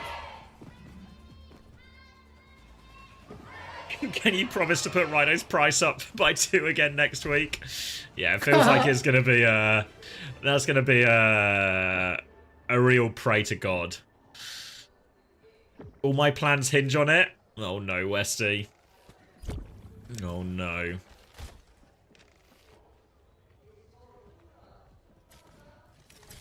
I've had a shock in this stage. I had Yubi week 1, and then you swapped it to Scissors for week 2.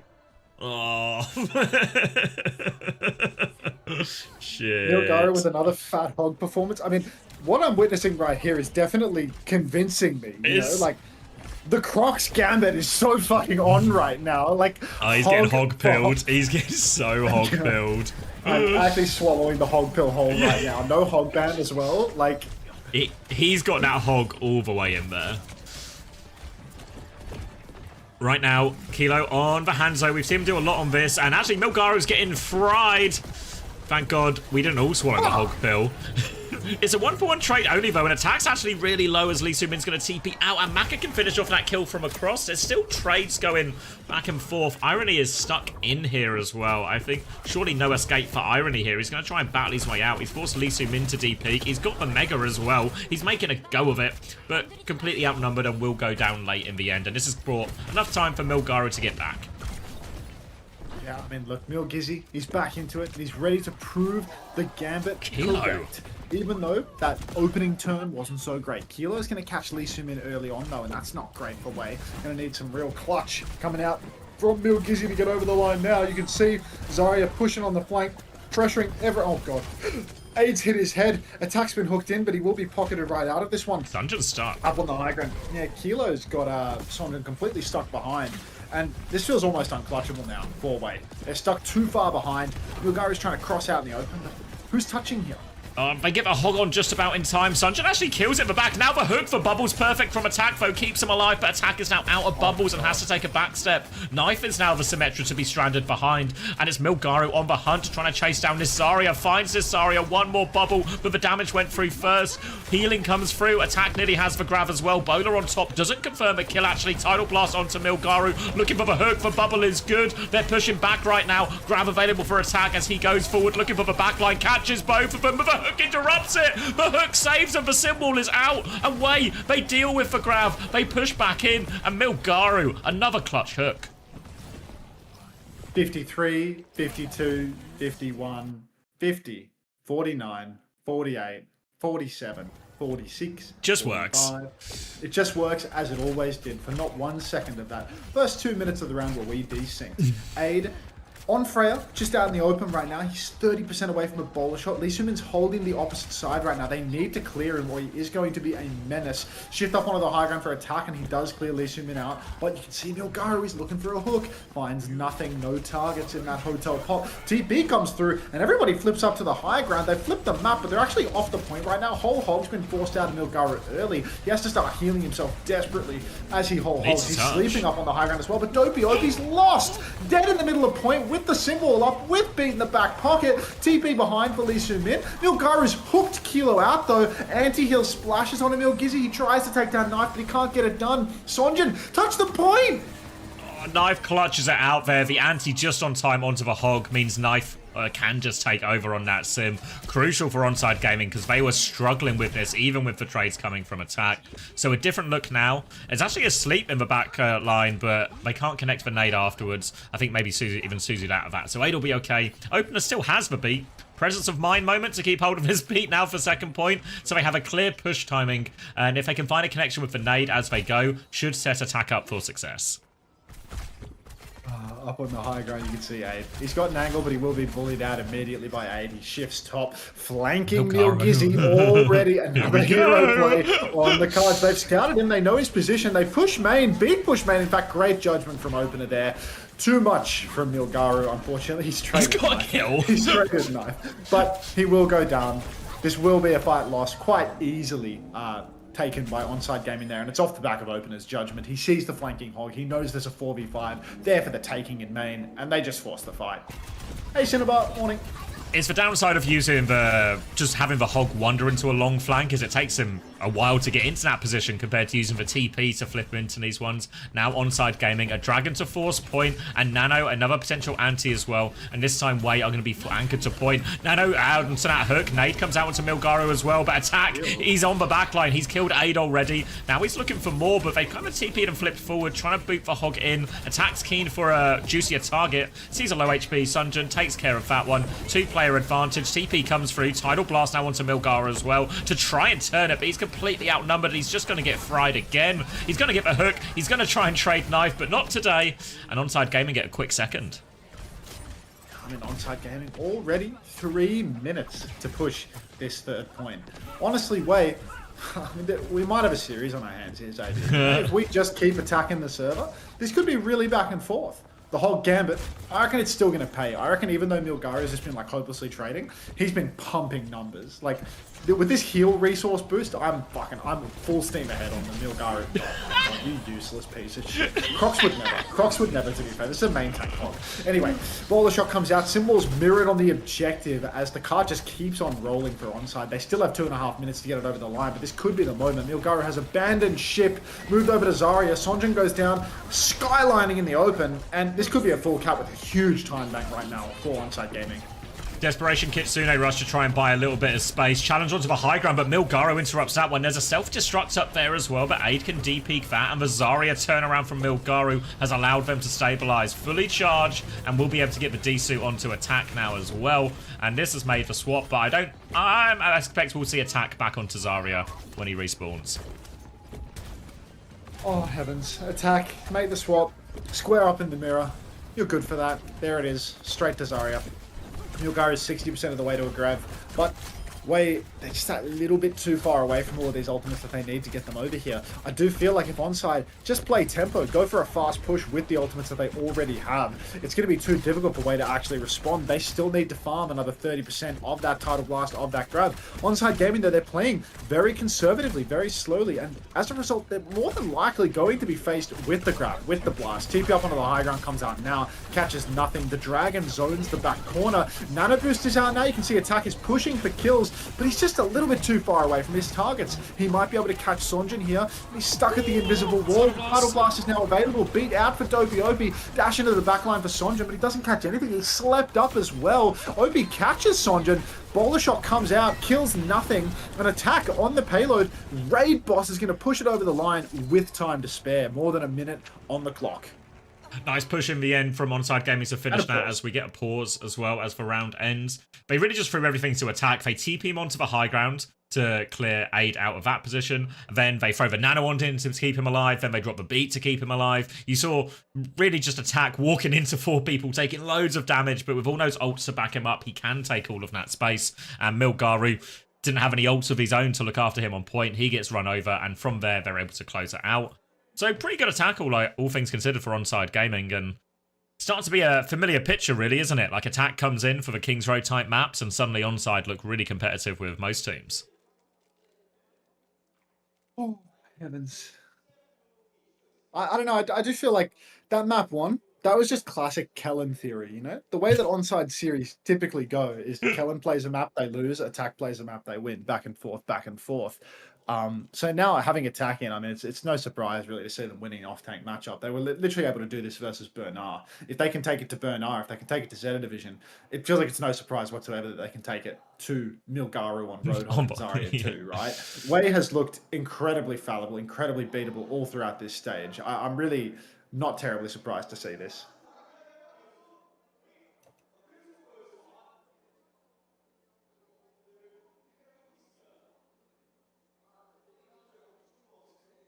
Is Aid still great?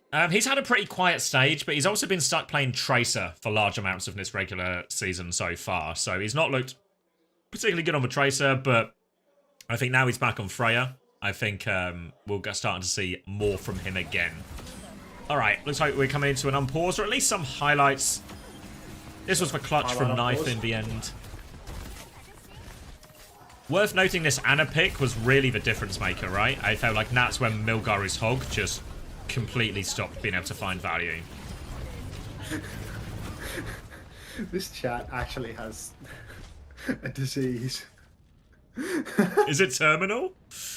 Oh, it's so terminal. Oh. Shit. Oh my god. I wasn't even on my phone.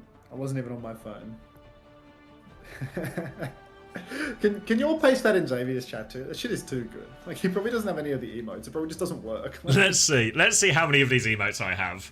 I'm gonna go for like a 1 or 2. I'm guessing there's at least is an out of 10. Yeah, I don't have. Thanks for the I have 0 of these.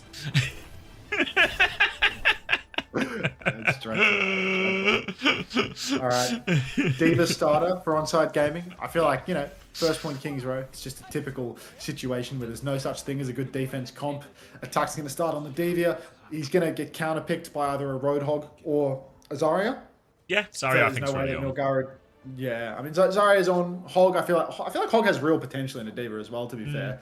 But it's just a question of whether or not Milgaru's lost his nerve, because, you know, he already kind of got boomed on it at the start. You're going to have a little look out here as Aid going onto the Hanzo. Milgaru will be onto the Hog as well, so really Attack has to be so careful not to get pulled in there, because they'll have the damage, a hack punish as well. Lots of ability to combo all of this just to get those opening picks. So Wei have the option. They need to clear a bit of a high ground first, but once they do that, they can then just start forcing the objective. And you see Sunjin's behind already, but they know about it. They're chasing him down. They're killing him as well. Easy one for Knife. Failed setup. Yeah, that's going to cost them heavily. It's going to take so much time. Now you can see Onside Gaming, I mean, they can just chill, poke out any of the Wave members that are still, you know, trying to take space. You can see Milgara's actually walked point, started threatening the cap, but Lee Min finds Knife actually is a great opener. Oh, he's for Suzu. Unfortunately, the Suzu has been gobbled up by attack, and Milgara is just going to go down as a result. Wasn't able to mitigate enough damage, took a bit too much on the chin. Now Attack's going to lose his suit. Wait, is he? His Attack? No way. He's running for the Mega. Surely he's got the Mega as well. Irony's found a trade now onto the high ground. Attack is still in trouble. There's a Genji right above him, but Attack is... He needs help, really. The Genji's going to turn his attention now. Attack goes for the Mega again. Not quite there, but the nade will keep him up. And 8 side through all of this. And Way are getting absolutely nothing going.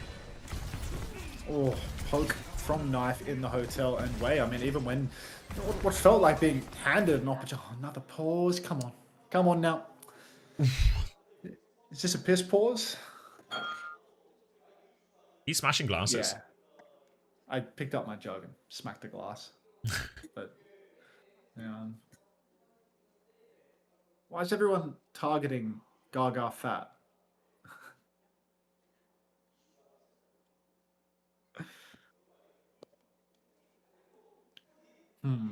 It's not a piss pause. Can you hear the stadium right now? Yeah, I can hear just like an announcer almost or something. It sounds like they're being held at gunpoint or something, you know? Like the terms are being screamed in the arena right now. Like, what's going on? I would explain the pause, to be fair. Yeah, I mean, good tournament admin, to be honest, to pause the game. Yeah, like that's the sort of stuff. It's not going to be overtly in the rulebook, but it's implied that if you are getting held up by gunpoint, you should pause the game for the competitive integrity.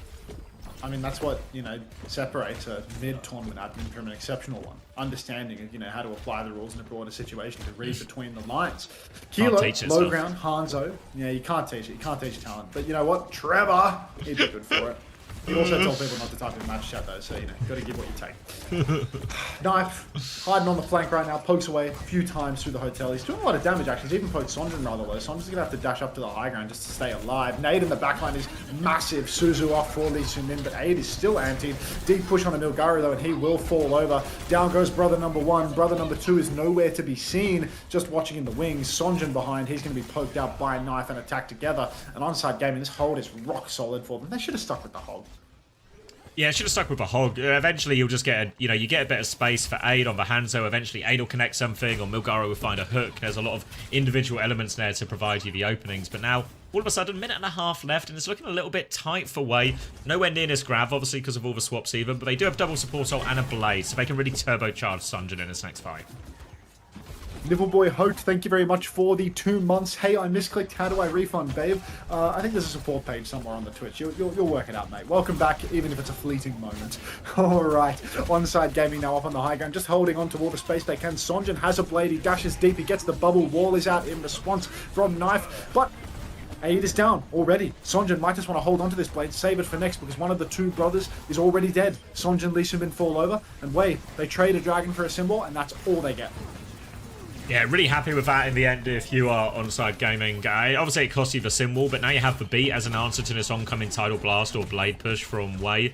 Way do nearly have the grab, but they're running out of time to get this right. And all the eggs are going to have to go into the Sunjin basket here to turn this one around.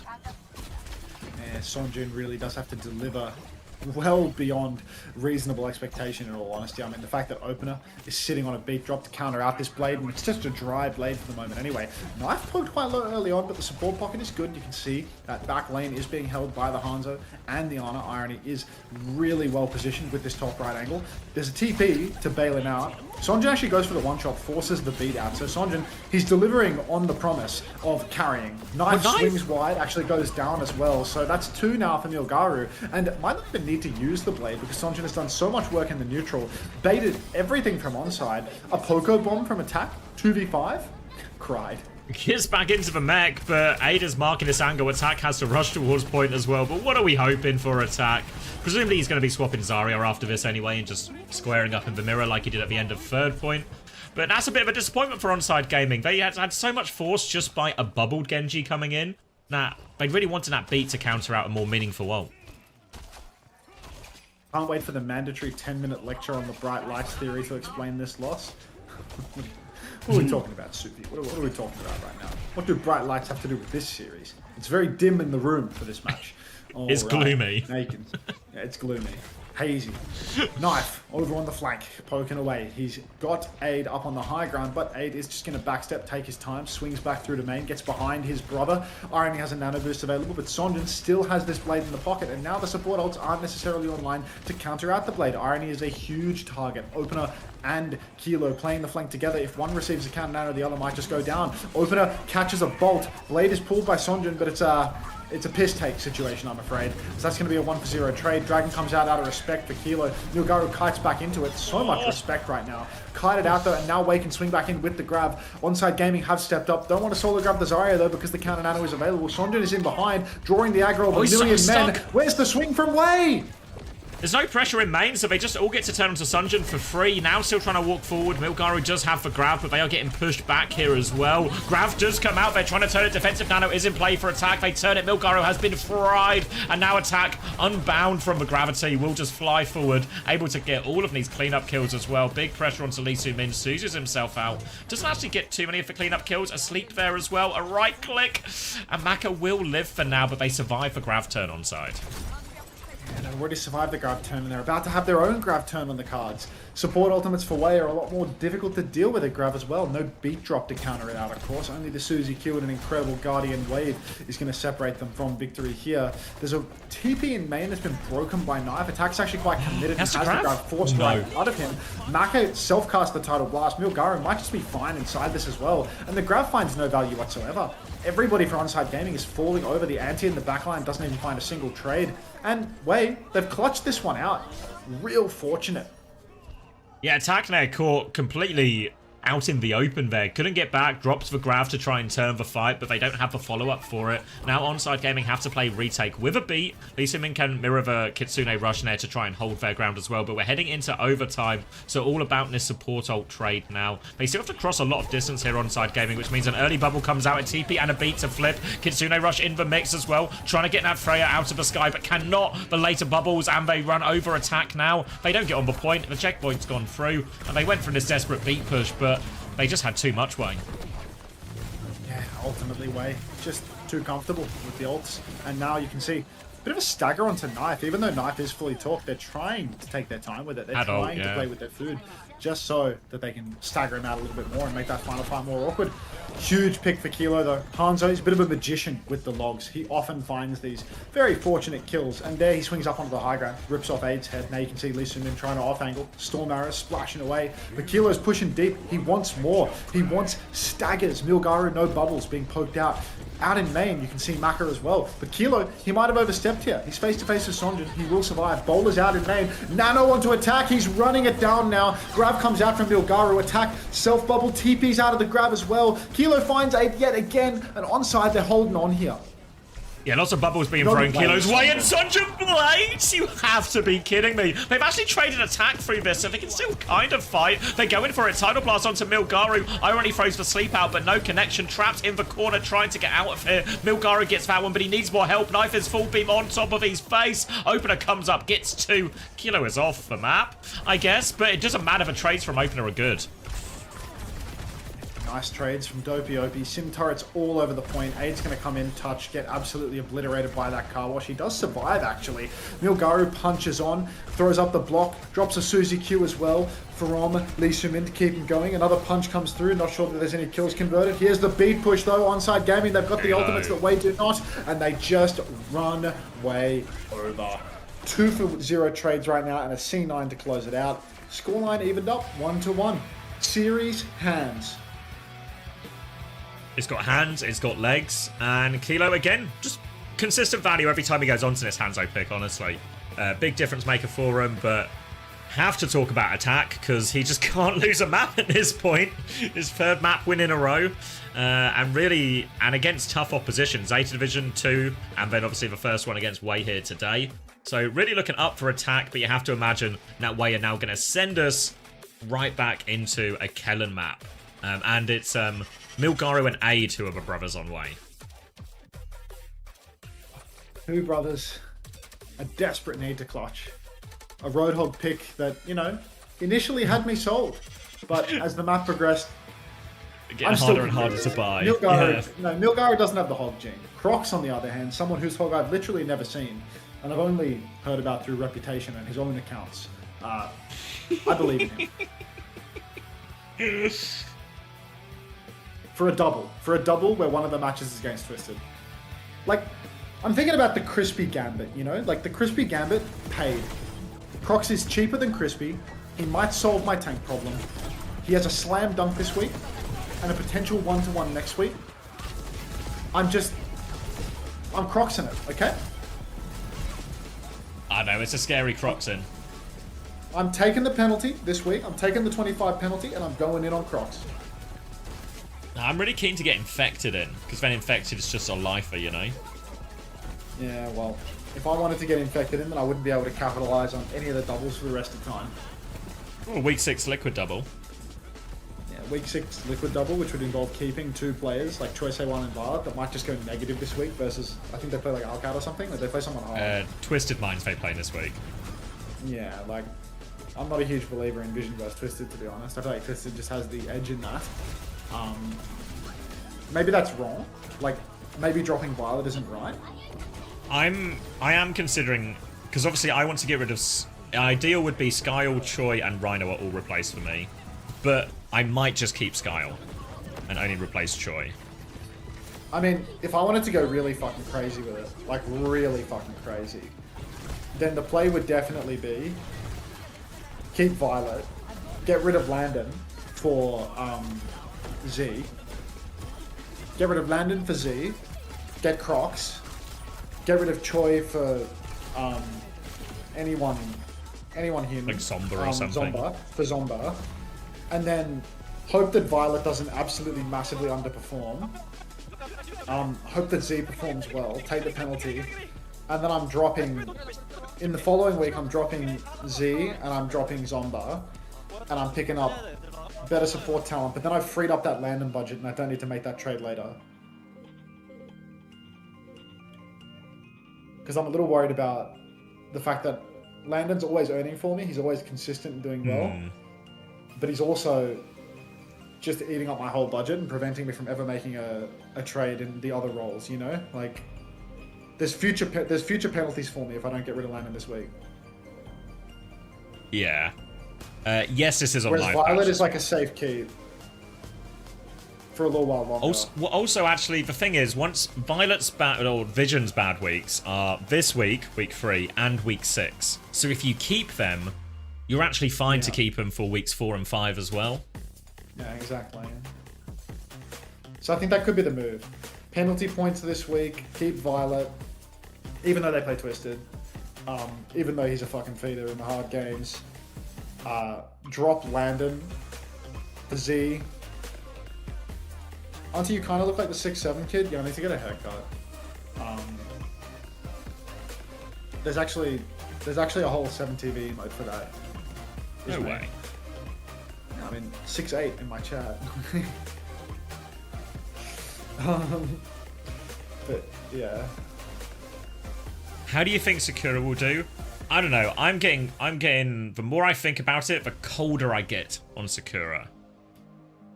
I mean, I know they've only had tough games, so it might be like too harsh to judge. And they've also had bad matchups, right? They're a team that want to play Zarya, and they play into SSG, who just want to play Zarya, and are significantly better at it.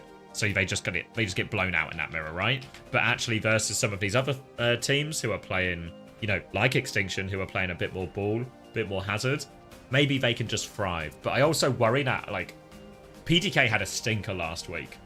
I know they got smashed, right? So everyone kind of had a stinker, but I feel like PDK's was a particularly poor performance. And then if Sakura aren't getting a lot of value out of Zomba and PDK, then fuck, how much legs does this roster really have? Do they get dragged into a dogfight with Ducks? Maybe not. But Extinction I can see them losing to, because I think Hitori and King have been really good so far in these opening 2 games.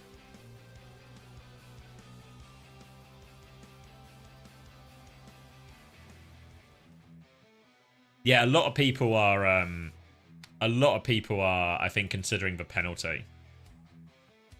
You get minus 25 points on the leaderboard if you make a third trade. So you can make more than 2 trades in a week, but it costs you 25 points overall. Not budget, but points. So like 2 weeks in, I have what, 403 points or something, and I will take a 25 penalty. Yeah, so you can keep making trades, but it costs you. And like, you never want to trade into someone that you want to dump in the following week, because then, you know, the presumption there is that it's essentially going to cost you 50, right? Because it's like a trade into another trade. So unless it's like a pre-position, you said you did all your trades too early this week. Yeah, usually I missed doing the early trades on like Vega and stuff, you know, like Vega Fixer, like I could have gotten Vega 2 points cheaper. I could have gotten Hawk before his price increases, etc., etc. I missed out on those opportunities by not doing trades early. But then this week, I looked at who I had on my roster and I thought there is a 0% chance that anyone on my roster is going down in value, and there's a high chance that people are going up. So I'm not going to make any changes here until like closer to the end of the week. Whereas last week, I made the changes before price differences because of that, I think. Maybe I just made them on Wednesday. Do you think Choi goes positive versus TM? No, I'm really keen to sell Choi. Was Burner or Magin against T1? Burner was in, I think it was 2 maps each. Burner won one of his, Mag lost both of his. If I should get any support right now, who should I get? I wonder if GK are just like, they're just lining up to be really good. It's a shame their double isn't better, but like UV was just a big point scorer. Like what's interesting, if you saw the post we did on the top, you can see on the fantasy page as well. But if you look at, if I go to the home page and look at the top performing players for this week, how many of these players had doubles? Violet didn't, Rhino didn't, UV didn't, Kev didn't, Tama didn't, Fixer didn't, Tread was like the highest scoring double guy, you know? So I'm wondering if a Sakura double is closer to a Genji double in terms of value than it is a like SSG week 1 value. So I wonder if actually is this Sakura double potentially overrated? And that's the problem I'm trying to solve at the moment. But Genji had a tough match. Yeah, but that's what I'm thinking about this Extinction one. Is the Extinction game actually tough for them? Alright, Attack continues to be in the lineup as Onside Gaming take us to Suravasa. Again, a reminder, it's the only Flashpoint map available this week. And Attack is going to be playing the Diva after the Hog ban. Milgari, though, will just play the Wrecking Wheel here. It's going to be Sim and Torp from White. The same look we saw from in the T1 series as well. But Lee Soo-min, just a big old opening pick on Tequilo before the fight even really begins. So already on side, they have to consider just giving this one up and playing for retake. 4, 5, 6, 7, 8, 9. Yeah, just works. 10, 11, just works. Beautiful. First cap goes full way, and look, Hog being banned out. Maybe it takes away something scary that Wei can play, but now they can play some of their absolute best. Milgizzy on the Wrecking Wheel slam comes out. Kilo is instantly dead. This inside point, a bit awkward for the Freya because it's so easy for the ball to get on top of him. And now you can see Milgari just rolling through, misses his first boot, but gets the final connect boot onto Opener. He's being chased out by the entirety of Onside Gaming, but it's just not going to make a lick of difference, is it, Nazab? Because you can see Sonjin has fallen over in main. Chance to get on point now for Onside Gaming. They've gotten this support ult closer as well, just to how much damage they've been taking in that corner. They'll clear the turret and now turn their attention onto A to force him off the point. Trying to charge up a knife here, force him out. He doesn't actually take the TP back in time. Attack's taken a lot of damage as a result, but if Onside can keep him in mech, which they can't, they have a decent chance. Still trades going back and forth. It's Milgari who takes over the point touch. They still have a chance for the flip. Milgari has to get off now, and that will be the flip.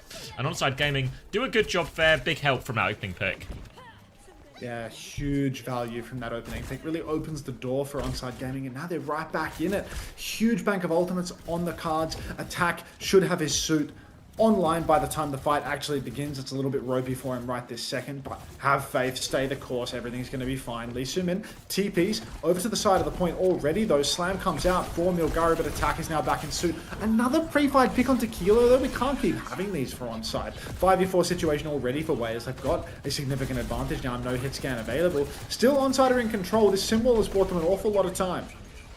Slam coming through from Milgario, has the minefield as well. Knife is going to get Suzu'd out of that. They go Tidal Blast instead just to live. Knife has traded onto Lee Min actually. Tidal Blast out. Aid will get the kill. Traded for it by Irony though. Onside Gaming still right in this as the minefield comes out. Attack has for self-destruct if they need it. Onside in control of point will be keen to hold that one. Attack is just hiding in the corner right now. Full pocket into Knife in the backline. Attack needs a lot of help. Desperately holding on to that mech. Will drop the self-destruct in the end. Need to make sure they get him back in mech here. He is safely in the corner now, and it will just be a full reset of the fight now. Post bomb attempt from Sunjun, but he doesn't actually have a chance to use it. Attack is 1 HP in the backline. He's gone so deep for this. He's just died. Can they hold on to this point without him? They need to keep getting the touch here, Wei. They're dealing with more threats in the back, but now Wei have got the flip. Attack has got a trade on the baby. He's killed Sunjun. He's 70% to mech again. They're right back into this. Attack will finally get taken down. Lee Min with a double. Milgaru will take over a point contest, trying to hide behind this wall. They're trying to poke out this Sim, but Knife, he's the raid boss. He's getting full pocket. One dink, the orb splash as well. Kitsune rush from Irony to keep pocketing Knife. Knife drops the Sim wall. He's just going to try and do it all himself, clearing everything off, trying to beam this down. Milgaru gets out. They need another touch coming through. Blink on now from Sunjun. Knife still looking for more. He can't confirm any of these kills. His beam is too short, but Knife, he can eventually find Sunjun. One more touch comes through, but they don't get the touch, and Onside Gaming have won the first point. No touch for Wei, and Onside Gaming absolutely stealing this one away. Even when Attack is out of suit, still it starts to slip away. Kilo finds 2 as well. Lee Min and Maka both falling over. And really now, a double support ultimate for Wei in the next turn. Minefield as well. It's a great point for the wheel. You can slam down those mines right from above the objective, and that will allow you to completely coat the objective. You can see right now Milgaru is in an essentially uncontestable position, of course, unless Kilo throws a TP up there, hacks him out of the skybox. Nicely done, Kilo. Maybe there is a brain in that head of yours after all. Deep push now for Onside Gaming, and they've bullied Wei off the point. They're not going to steal the cap for this one, but now there's way more pressure on Wei. Kitsune rush to start the fight from Lee Min. Opener's going to drop a Tidal Blast just onto himself to try and force this one back. Lee Min takes a back step, but they've still got this Kitsune rush to work with, so should be able to force a lot of the objective, but they've not given it up quite yet. They're trying to pocket Sunjun on the point now. Onside Gaming, they don't have any more ults to throw at this, but they just want to keep touching. Opener's going to die for that touch, though. Not what they wanted. Post bomb onto Knife, and after all of that, they end up throwing it away. I wonder if they were better just actually give him the flip and just continuing to play slow. Attacker's got another Baby D.Va kill. I mean, look, Onside Gaming, not a bad start, in all honesty. Wei had, like, really insane ults to load into that one. Onside Gaming, they get the cap, and it only costs them the Tidal Blast. They get a decent chunk of percentage as well. This next turn for Onside, though, this is going to be, where it's going to be really good for them, because they've got an EMP, which is so difficult to deal with for Wei. Slam turn comes out early for Milgaru. He's actually just going to double roll in and out. Does a bit of damage to Irony, forces the TP, but Onside need to get to the objective. To leverage this symbol, this EMP, they need to actually get to the point, and their rotations is being destroyed right now by Milgaru. The front line of Wei doing all the work. Now they just have to play to reset, potentially, on site. They're still rotating towards point, actually. I guess they have the EMP. They're going to try and do it without Knife. They go onto it now. Kitsune rush to start. Symbol in response from Aid. They have the EMP to break that one. Kilo's looking for it on the point. EMP hits 3 of them as well. Tidal Blast to keep Aid alive, and they get no kills out of that EMP. Self-destruct on the point as well. Aid trying to TP to safety. They're trying to chase him down. He's getting full pocket. Attack flies into that one. Can't confirm the kill, though. Suzu is good. Keeps Aid alive through all of it, and suddenly Onside, they are out of ults. They are out of HP, and the cleanup is looking good. They got the flip, but it's going to be such a hard final fight if they even can really go for it. Yeah, in Wei now, they've No, actually got going to die late. just it's way too easy for them at this stage. They cap out. Onside Gaming, I mean, they've blown the bank in this turn as well. EMP, War, Attack, playing Zarya at this point. I think this is a bad sign. This is a bad sign for Onside at this stage, because I think that the Zarya on these more open points, it just doesn't really have the capacity to actually win these fights. Milgaru, Lee Min, Maka, everyone can play too far away. Who is Attack actually going to be pushing? If it was a tight insular point, you could just play on the objective and you could push in. But he's rolled very poorly on the objective that he actually has to play Zarya on here, because it's big and wide and there's a high ground as well. So it's really hard for Attack to ever really close the gap and find a target. Pulse bomb attempt available for Sunjin in the back here. He's trying to force this Suzu out first. They've TP'd aggressively and killed Maka while this happens, actually. Lee Min and Sunjin are still threatening the flank, but the rotation from Onside Gaming is a step ahead right now. But now Sunjin, he catches up, he finds one. Kitsune rush push, and they delete everyone off that one. Took him a little bit to get there, but you can see Lee Min and Sunjin just continuing to chase, and they will get all the cleanup, and this will be first point to Wei. First point goes over to Wei now. And, jeez, onside, yeah, attacks on ball. He's seen the writing on the wall. He realizes he can't play the Zarya on the open point. But the alternative, I mean, it might be even worse, to be honest. Attack on the wheel. Scary thought. Scary thought. Wei, what to do? What to do? Minefield for the objective, but, you know, don't even need it. Gonna slam early on. Boops up opener. Boops around Irony. Gets a second boop on the entirety of the onside roster, essentially. Rolls back into his team. Can't transfer the shields to anybody. There's actually nobody waiting to receive it. But such a good opening hit for onside. Oh, for Wei. Another slam in main and attack. I mean, he's almost been pre-fighted already. Minefield is out. Kilo gets caught by that one. Might have been a mine in the sky. 1-for-1 trades. This Maka will fall. But onside gaming, they need a lot more. There's a sim wall on the point. There's mines threatening. Give it up, Onside Gaming, trying to regroup behind. Irony is in deep here. TP's away from danger as Sunjin tries to hunt this down. They've actually managed to kill Milgaru here, and Onside Gaming, they're making it work. They've had to go in so aggressively. Awkward rotation. A's going to find a trade, but Onside Gaming have just managed to... I actually have no idea how they managed to do that. They kind of just walked forward. They took the Kitsune Rush for Symbol trade, and they just kept walking forward, flipped to the enemy side of the map, and then just sort of wander into a Milgaru kill. Sonjin blinks off the map and forced to use recall early on. Happening? So a good opener for Sonjin there. Wei are in control of the objective, but Attack is drunk driving over on the coast. Knife blinks in, looking for a target to push, but unfortunately has his recall immediately forced, has to recall back into his own team. Attack has been really poked out heavily though. You can see his health bar is oh so low, and Wei are going to recognize this as a swing timing. They're going to step up onto the point. They've got to be mindful of Kilo though. He's got that bowler shot. Attack has been hacked on the objective again. Pulse Bomb comes out, connects onto absolutely nothing. Maka has the tidal blast. Milgaru's rolling backline right now. Kitsune Rush comes out onto the point, bowler onto Milgaru, but Kilo is sniped right out of the sky. Hack onto Attack again. He poops out his minefield, but he can't find the kill. The tidal blast came out from opener there to try and save Attack's life, but he's just taking too much damage. Down he goes. Knife soon to follow. There's going to be another point here for Wait. Yeah, no choice. They're going to go run and die on point here as opener gets the final touch, but that'll be another one for Wei, and onside they threw a lot into that to try and turn it, and that's only going to put him at a deficit. That's even larger as we head over onto point B. You can see Milgaru, he's found the Sombra actually as well. He's trying to boop Attack in, slam onto him as well. Hack comes through, lots of Matrix, and that's going to be a D-Mech. They're trying to trade Milgaru, but he can get back to his team. And this means Wei should be able to take the first point, no problem. They've left the baby alive as well, so they kind of just, I think Attack either has to swap in spawn or they're going to wait for him to charge it all the way up. Yeah, but it's going to be it's a swap and spawn situation for Attack. He's got 15% of his ult now, but he hasn't deleted very much. He pooped out his mines mere seconds ago. Kitsune Rush available for Irony, but that's all that's in the tank for onside gaming. Meanwhile, you look over to Wei's ult situation, and you start to feel the map 4 coming on. Kitsune Rush out from Irony on the objective. Milgaru is going to match with the minefield. Body on the point already, trying to leverage the flip. Attack's going to step onto the objective, start to get that touch going so that the cap doesn't go right away. And Sonjin's actually gone down early. Aid's setting up for an EMP. I will find Irony, but he needs the Suzu to get the TP off. Opener's been stunned, stomped by the tidal blast combo. It's actually fallen to bits for Wei right now. Aid, Lee Min goes down. Opener's traded out, but it's actually onside that have the flip here. 4 ults to 1. Ooh. Outrageous fight for onside gaming. Kind of had no right to win that one. It was Wei threw an EMP into that. The EMP connected well. They even got an immediate kill. And then the tidal blast was actually used onto Milgaru. I don't think that was more of a try and save Milgaru's life than anything else. But it meant Wei have not only spent all these ults, they've lost it as well. And Sunjin's just caught up in the back here. So that's more time off the clock. The rest of them are trying to walk forward and isolate Attack. He needs a bit of help here. We'll be able to drop the Matrix and get back to his team though. Milgaru will set up behind, but with a player down already, Wei are going to have to pump the brakes.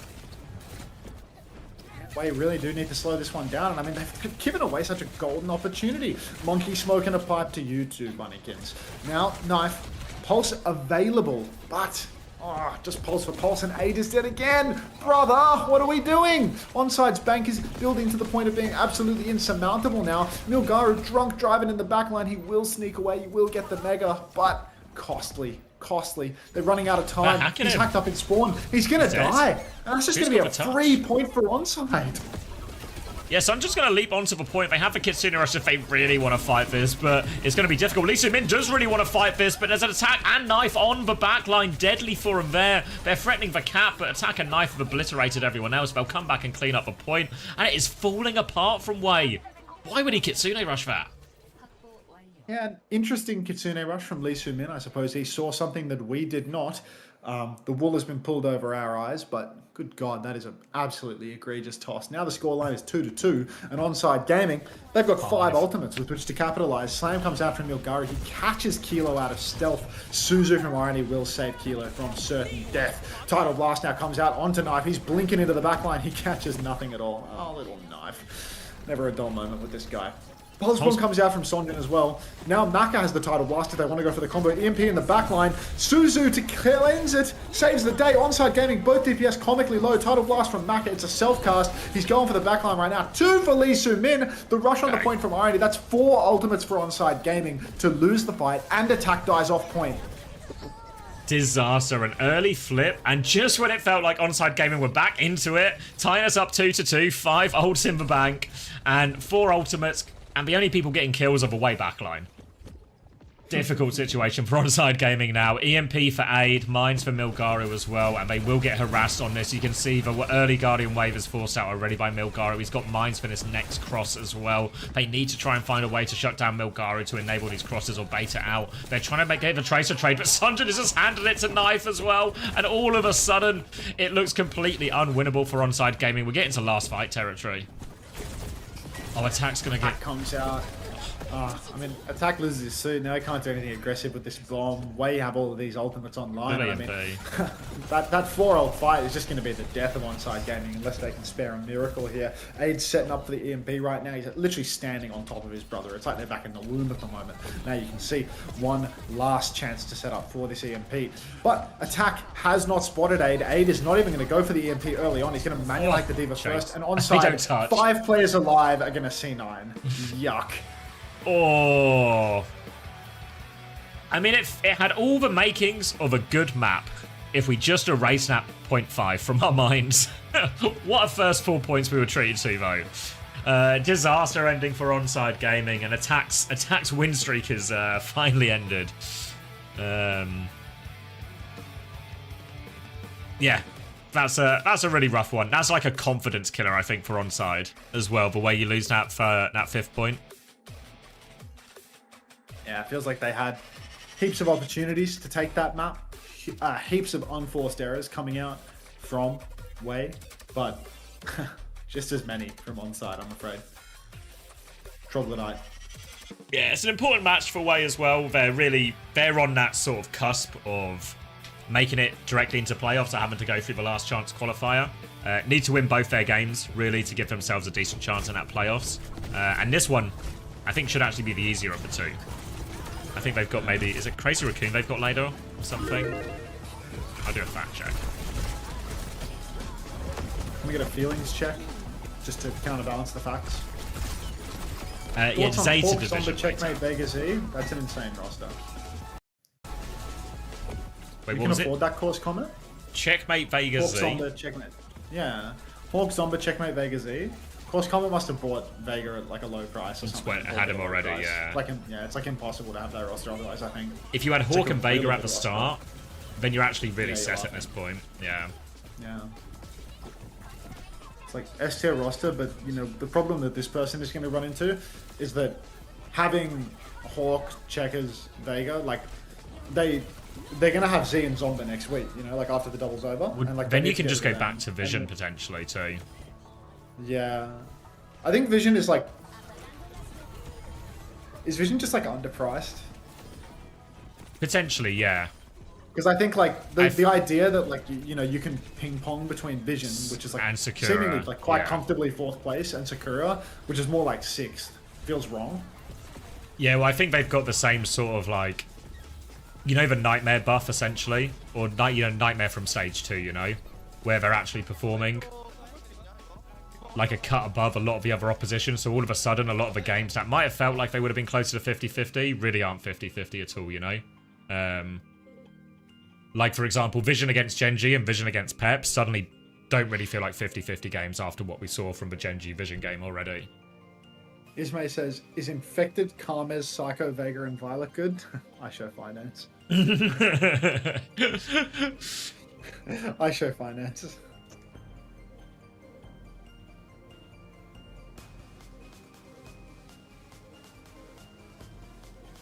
A game 5 between two good teams is better than a good double stomp, I think. Yeah, I think in many ways, the optimal is actually what happened to Hawk, right? Where you get like 2-3-1s, but you're dominant on your maps, and it's kind of close on the map you lose.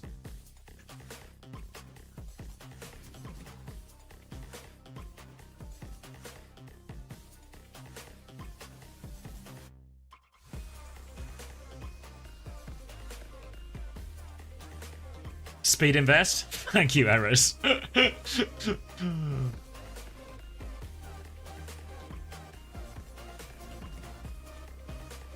Oh, that's why. Oh, fuck. I need to figure out this article.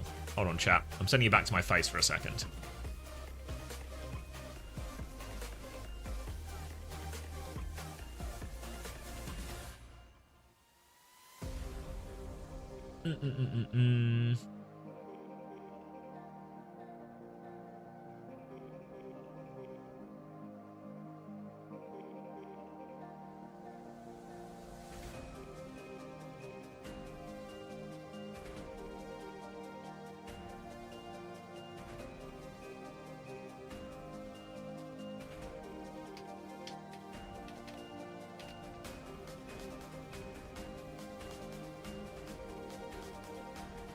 Oh, Chris Prime 39. Thank you very much for the Prime. It's literally in your name. Thanks for 2 months. Welcome back.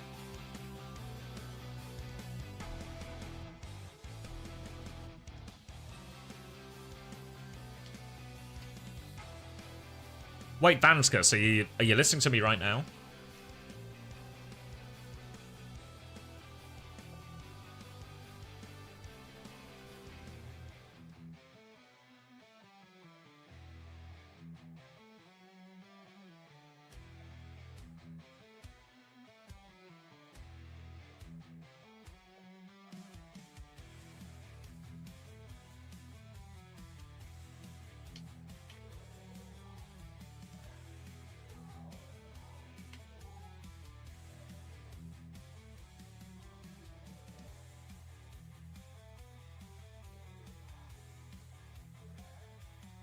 Keeping Hawk this week good, or are they going to get fucked by Liquid? I think if you have Hawk, you keep Hawk. Yeah, I don't think unless they you get like fucked. Hawk at the current like. I don't, for one, I don't think they get fucked, and even if they do get fucked, like the only viable trade, right, is Hawk for Infected, and then you're keeping Infected for the whole stage. I think there's like a bit of reason to that. Like that feels kind of sensible. Hash Brown says I'm sticking with Rhino. All right, have fun, buddy. But yeah. You've had Hawk since week 1. I feel like if you've had Hawk since week 1, you have so much flexibility. Because you can sell him for a profit and move elsewhere. But like, I don't know. I think Hawk is just like a consistently high earner. Infected is an upgrade though with the week 6 double. Like I think Infected will be an upgrade in week 6. Prior to week 6, I don't think it matters that much. I think Hawk will earn insane and Infected will earn insane all the way through to week 6. So it's like, whether you have Hawk or Infected isn't really much of a muchness. So you might as well just trade your other roles, to be honest.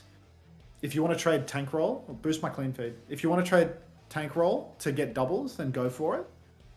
But I don't think I would trade Hawk for Infected. I wouldn't paperclip trade him. I'd only trade him for someone that's going to double.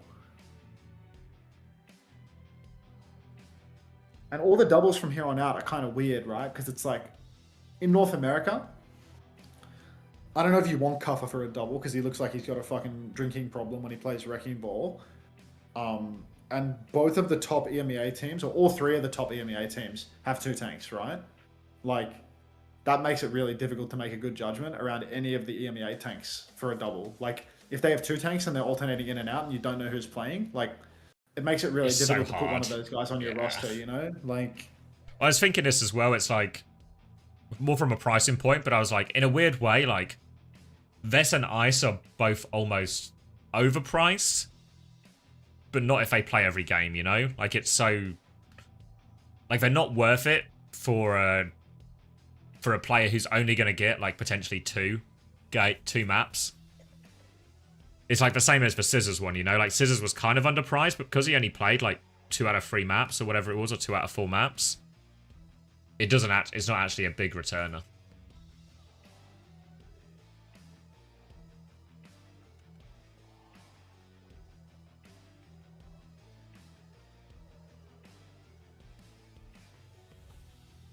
Until watch VP's matches up until now. You can't make me. What's that in response to? Or do they just want to watch VP? They're both. They said until watch VP's matches up until now, they're both earning the same. Huh? What do you mean they're earning the same? Vess and Ice. Well, they're earning the same as each other, or not far off at least. But the problem is that split. The neck and neck. They're dividing their total dividing map the time points. across 2 people. Yeah. Kind of both of them. A player that has a double and plays full time will earn full points. A player that doesn't play full map time will not earn full points, no matter what.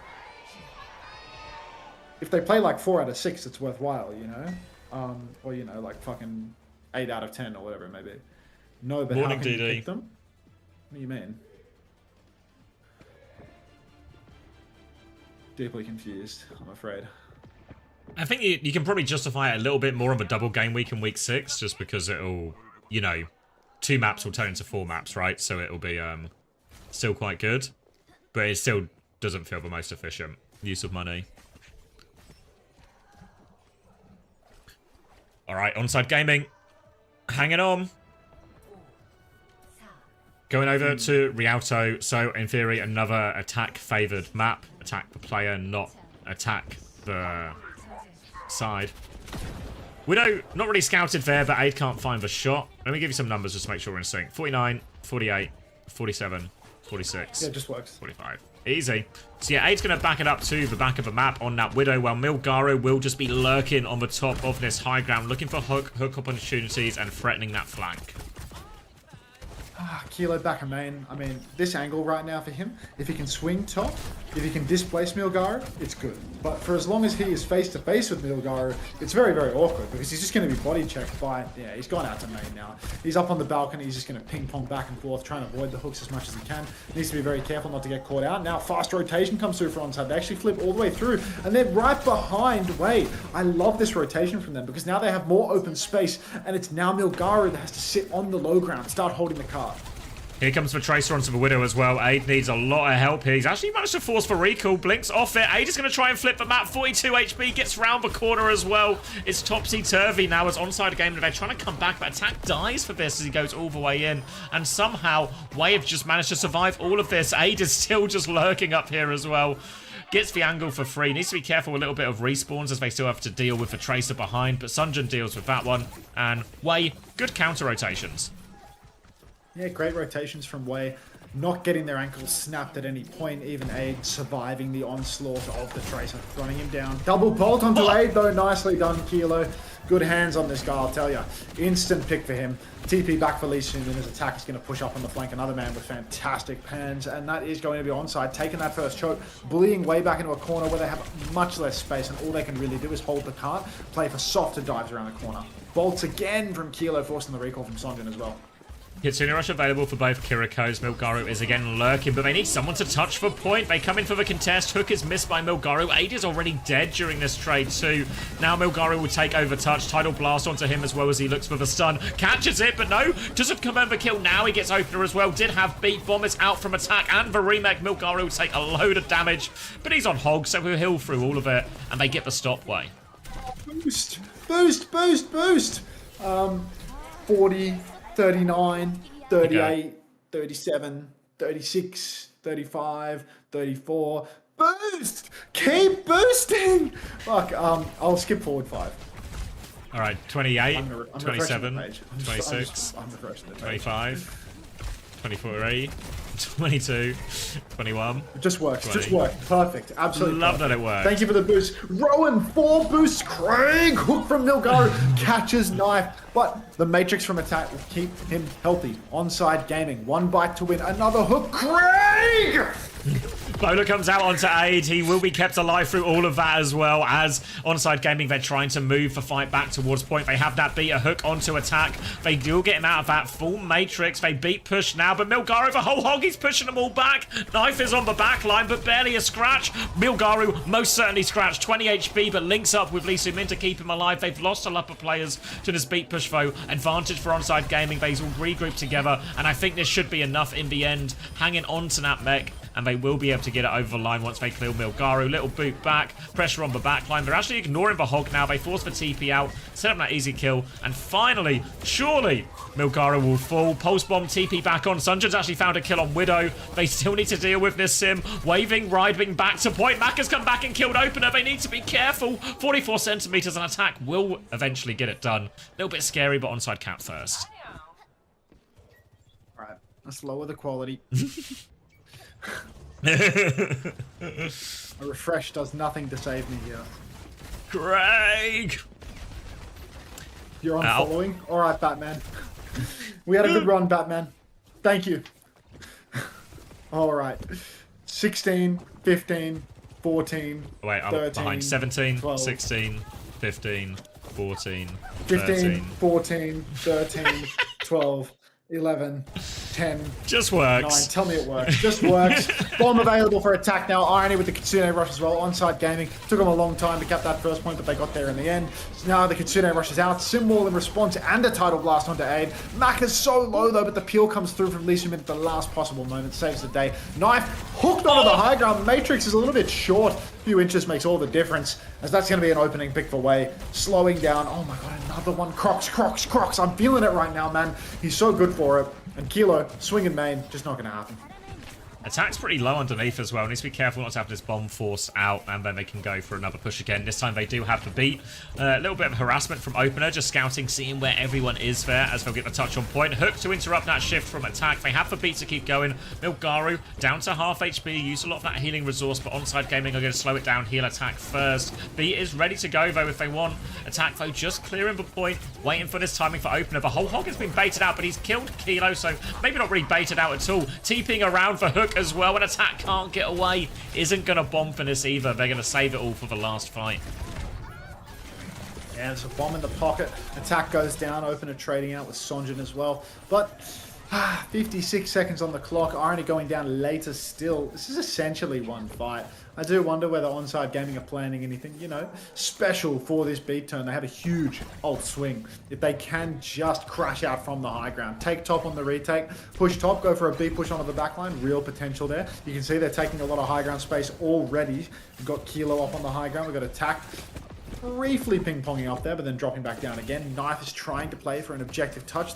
Car wash behind him deals a bit of damage. You can see there's a few up on the choke, but here comes that high ground push. Kitsune rushes out. Overclock is out. Open a good discipline, holds onto the beat. Finally drops it.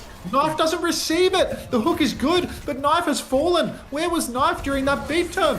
Second hook goes wide for Milgaru as he drops into the cart, but it's looking worse and worse for Onside. They've traded Makazav.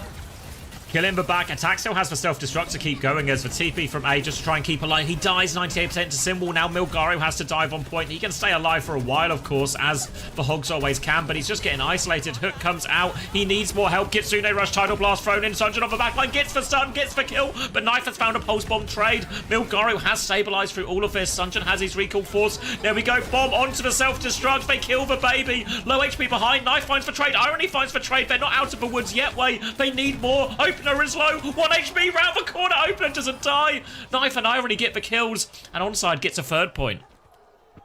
Oh, nice little clutch there for Onside. Absolute skin of their pearly white situation. Attack is going to make the move over to Zarya as well. Now they're on third point. It's a flat, narrow point. Very difficult to play Diva any longer into the hog. Decent point for the hog because you can flank through the left, the right-hand sides, find those opening picks, but Attack making the move over to Zarya is going to make things difficult, no doubt about it, because those counter bubbles can be huge. Lee Soo-min is actually forced to TP early, winds up inside a Sojin snare, and has to Suzu as well, so a real opportunity right now for Onside to step on the gas a little bit. Don't think Attack actually has any energy, but Kilo swinging on the flank, finds Sonjin early! Now pressure onto the Hog. They're forcing him back. Attack up to 40 odd energy. They've got this Hog surrounded, but the TP gets him out of that one for now. Milgaru's immediately going to turn us into a flank, looking for a kill. Misses for hook, though. Beat comes out to try and finish the job. I don't think Attack got it, but they're still pushing forward, cleaning up all of these kills. Milgaru with one more trade. I don't know if it's going to be enough, though. Knife is just good for the cleanup again. Just for Hog left on point. And Onside Gaming, Cap with time left. And time on the clock. Series on our hands. Are you ready for the Minjay map 5? I know I'm not.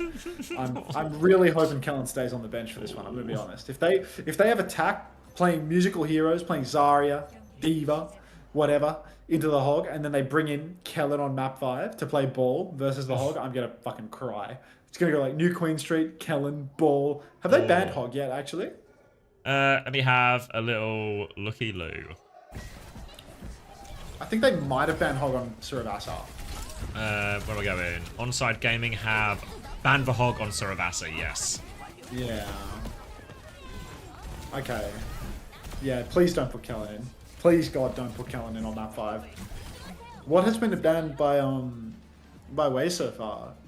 We have banned Bull, banned Reaper, Lucio, and Anna. So they can still ban Zarya or Diva. I think they should just go like New Queen Street, ban Zarya, play Hog. Yeah, force him to Diva, and then just, yeah. Yeah, game's gone. Way might be losing this one, but they're not losing the next.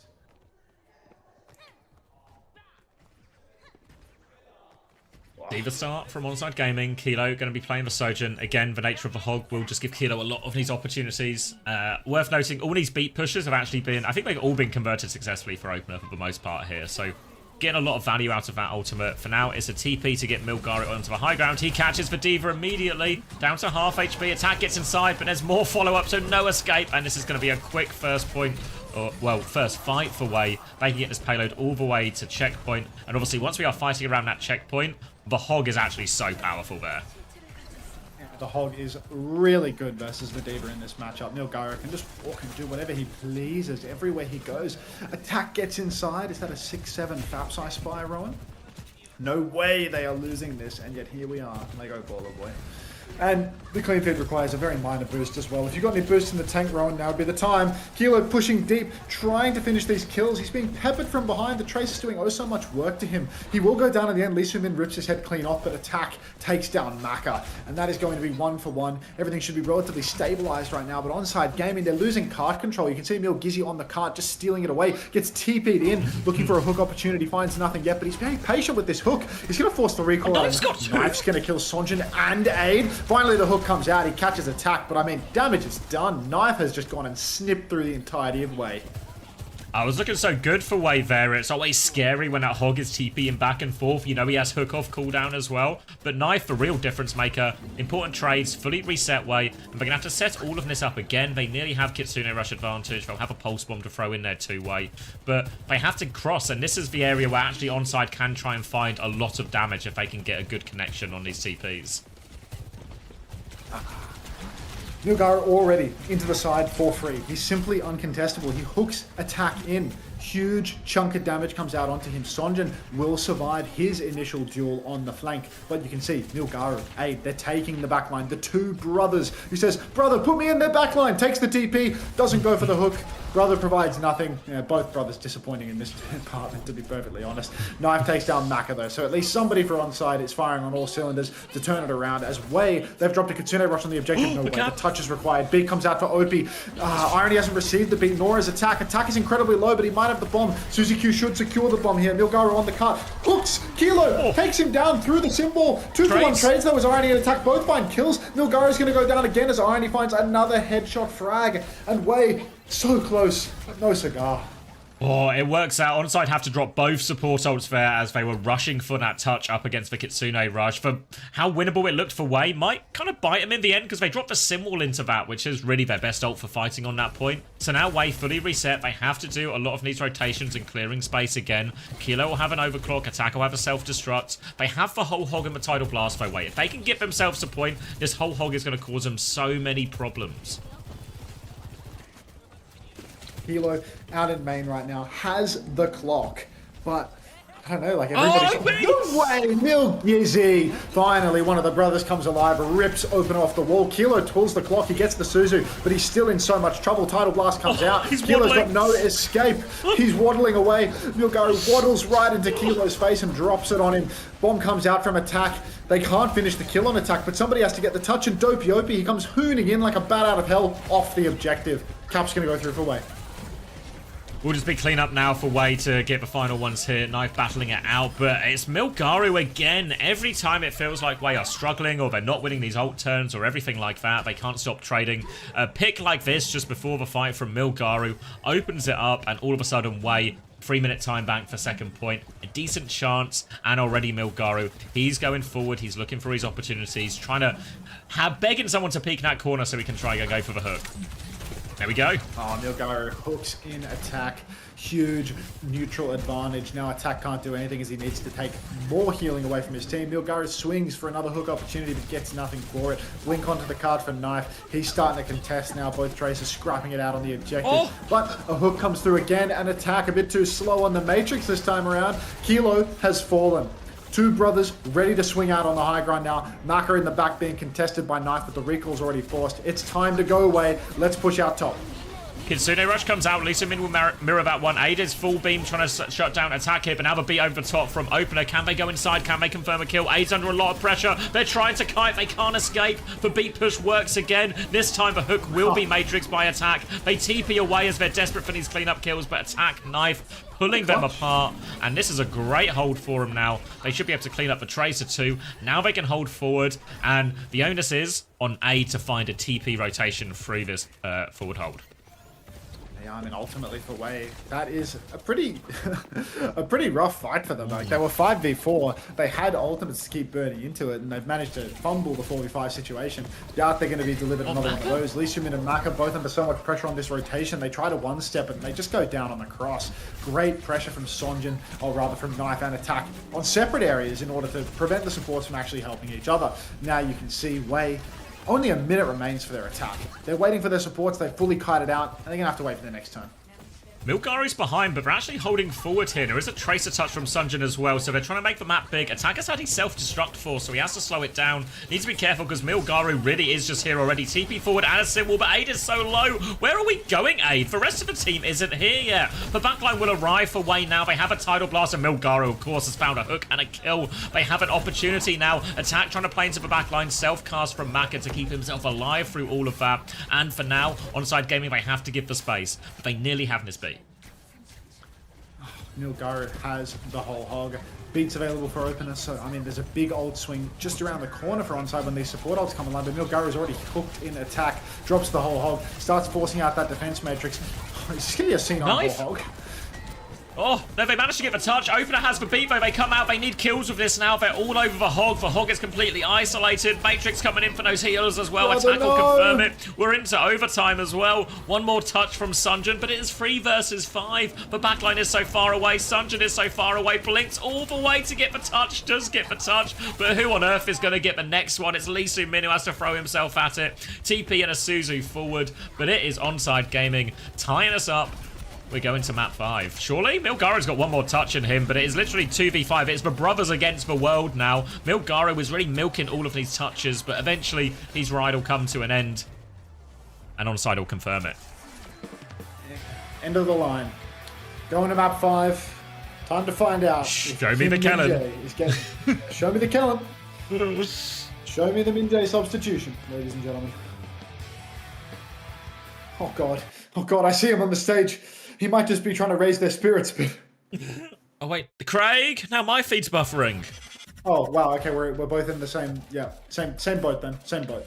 I wasn't even saying it, it's happened to me so many times, I was just keeping it to myself. Alright, I'm gonna grab a drink. Yeah. Map 5. Here we go. Oh, roll a marble. Watch Aid's ult charge after he stops Sombra. Ah, dead.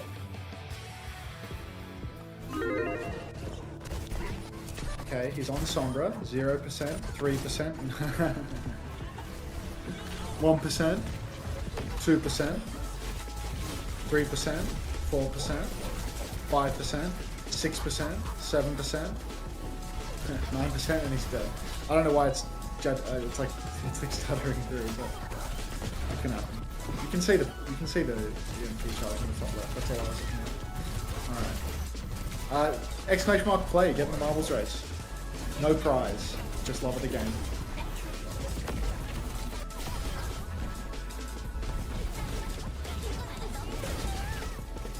Dude, what is going on with this feed right now?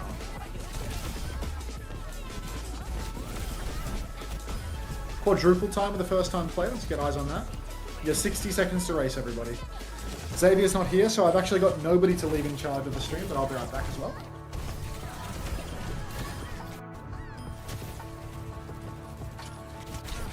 Who was it that only built 40% to rally across the entire map once? You might be thinking of Search. Search.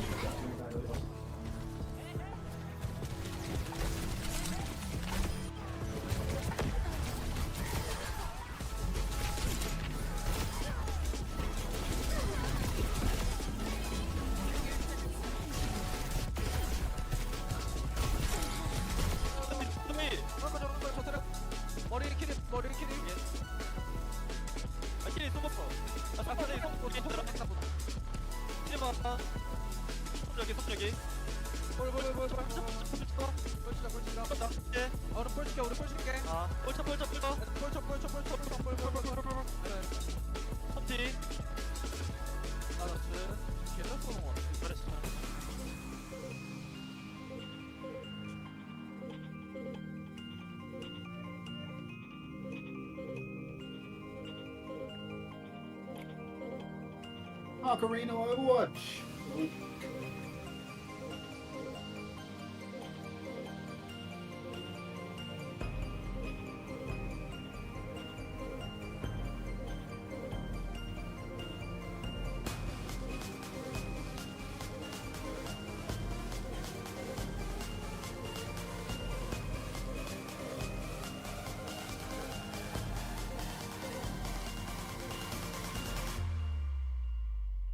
Back from food shopping. Welcome back, Cruz. Bunnykins, no, you just missed the race.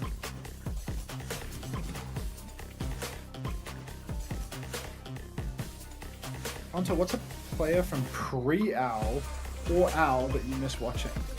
You mean pre-OWCS? I'm back. Oh, pre-Owl or just Overwatch League. Right, I understand. I miss Lastro. I miss Lastro because Lastro had insane highlight reel moments. I could shit talk him as much as I wanted and it didn't matter to him at all. It was water off a duck's back. With friends, and he would feed his fucking brains out outrageously sometimes, which made for good content. So it was literally the perfect storm. You know, it's like he would have insane highlight reel clutch moments with friends, and he would violently throw in a manner which would just be so fucking entertaining. You miss Rascal? Yeah, I don't miss Rascal. I don't give a shit about Rascal. Ooh. Oh, Panda, are you here? Not sad gay Panda, I assume. No, Trash Panda. Ah, because we've got sad gay Panda. Top 10 in the market. No, sorry, different Panda. Oh. Did I tell you your thumbnail for North America has actually worked out perfectly? We had to rush for thumbnails. Yeah, because Trash No, Trash Panda. Yeah, because we had to rush for thumbnails because obviously of the replay reset. So we had to sort of gamble a little bit. And at first we thought there were going to be not too many hog clips, but there were some hog clips. So it's worked out perfectly. And that will be out probably after this stream. I think it's scheduled for 2. I need to set up the article still, but surely Falcons will get us back on track schedule-wise.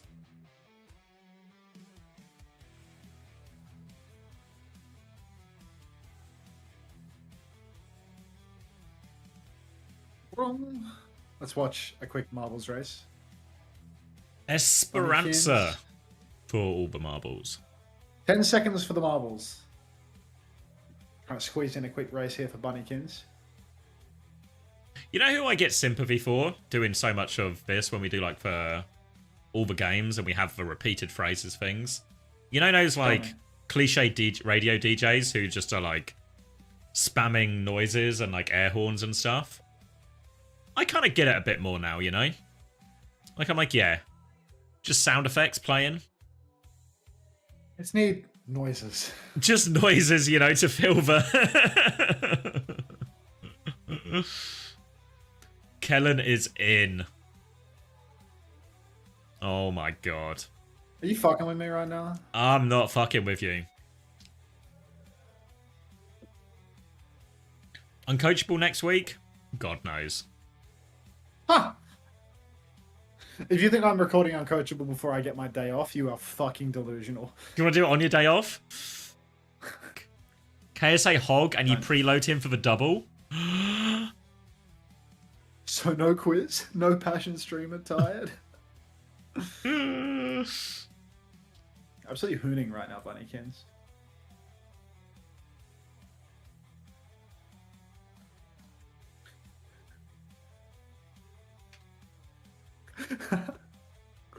I can't believe they put Kellen in for the map 5. Like, no, Bunnykins, you've fallen over in the midsection. Now you're done for. I'm a Trek has won. Jazz 2nd. Ismay 3rd. Batman 4th. Oh my god, is that you? Jesus fucking Christ, dude. Porsum, Deprue, Emmys, Peach, Total Waifu, Purple Quasar.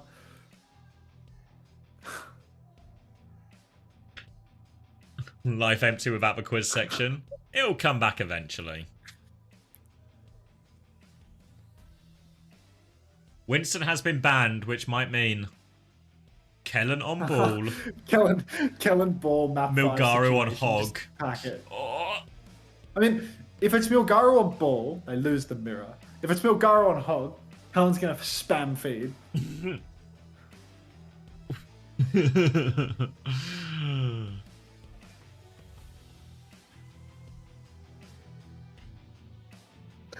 I have a feeling Jumpmin might be playing it a bit later. The hog, yeah, I think it feels like it might be on the cards, right? I'm feeling it. Can we have the cool donkey on the podcast instead of Unterven? Do you mean donkey? It was the a camel. You have animal blindness. They're called Camel cigarettes, man. Like, come on. Let me get one of those donkey cigarettes that everyone's been talking about. Joe Donkey. Fucking... Bird blindness? Someone's been watching Peacemaker. I need to watch this week's episode. Is there a season 2 out at the moment? Peacemaker, yeah, it's coming out now. I think it's maybe episode 4 this week. Season 1 was quite fun. Yeah, season 2's been really good so far, actually. Really enjoy it. I might do the Emong tech where I queue up some Overwatch footage on the screen, but I'm actually just application capturing the Overwatch Second while watching monitor. Peacemaker on my computer, catatonic, you know, like... yeah, I will get on that. Yeah, Shilmi says go to like last, but going too quickly. I know. I mean, could quite easily watch marathon that. The show's fun. Is bird blindness real? Of course. Does Kilo Knife Kellen have any chance of winning this? I don't like our chances, Choi fan.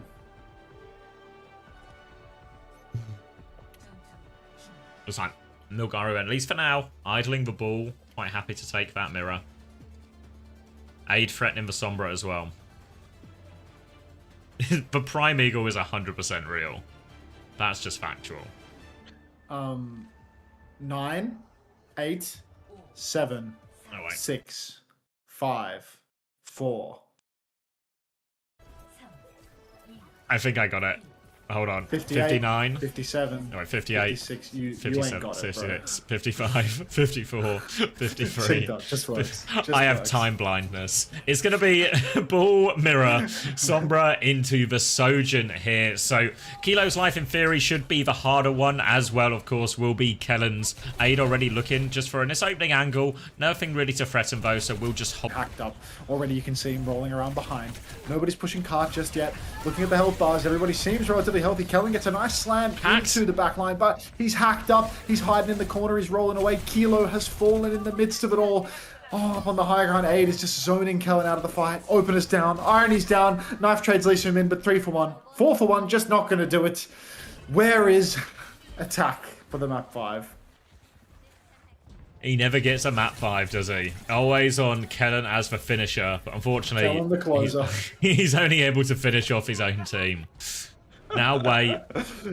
Early high ground position. Milgaru looking for this slam on the choke. Catches everyone in that. Will get a lot of shield. Is actually completely body blocked here. Has to rejig and gets himself out of that one. And they have lost a little bit of card control now as Milgaru's had to reset and come a long way around. But Kilo booped off a high ground awfully low. Can get pocketed through for now. And it will reset. Way have equalised for space a little bit. Slam into the back line again. Lots of pressure onto Kilo as well. They're taking so much damage. They're so low. And Milgaru double roll through. Gets 2 for that. And they just can't get Kilo any meaningful space.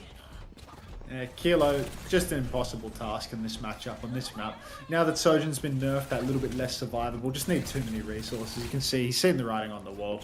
He's swapped over to Sombra now after a couple of fights, but Mega Control is already in the hands of Kilo, or rather Revade, and EMP is available for him too. Onside gaming, they're about to swing back in with a few ultimates. Kilo swings high ground.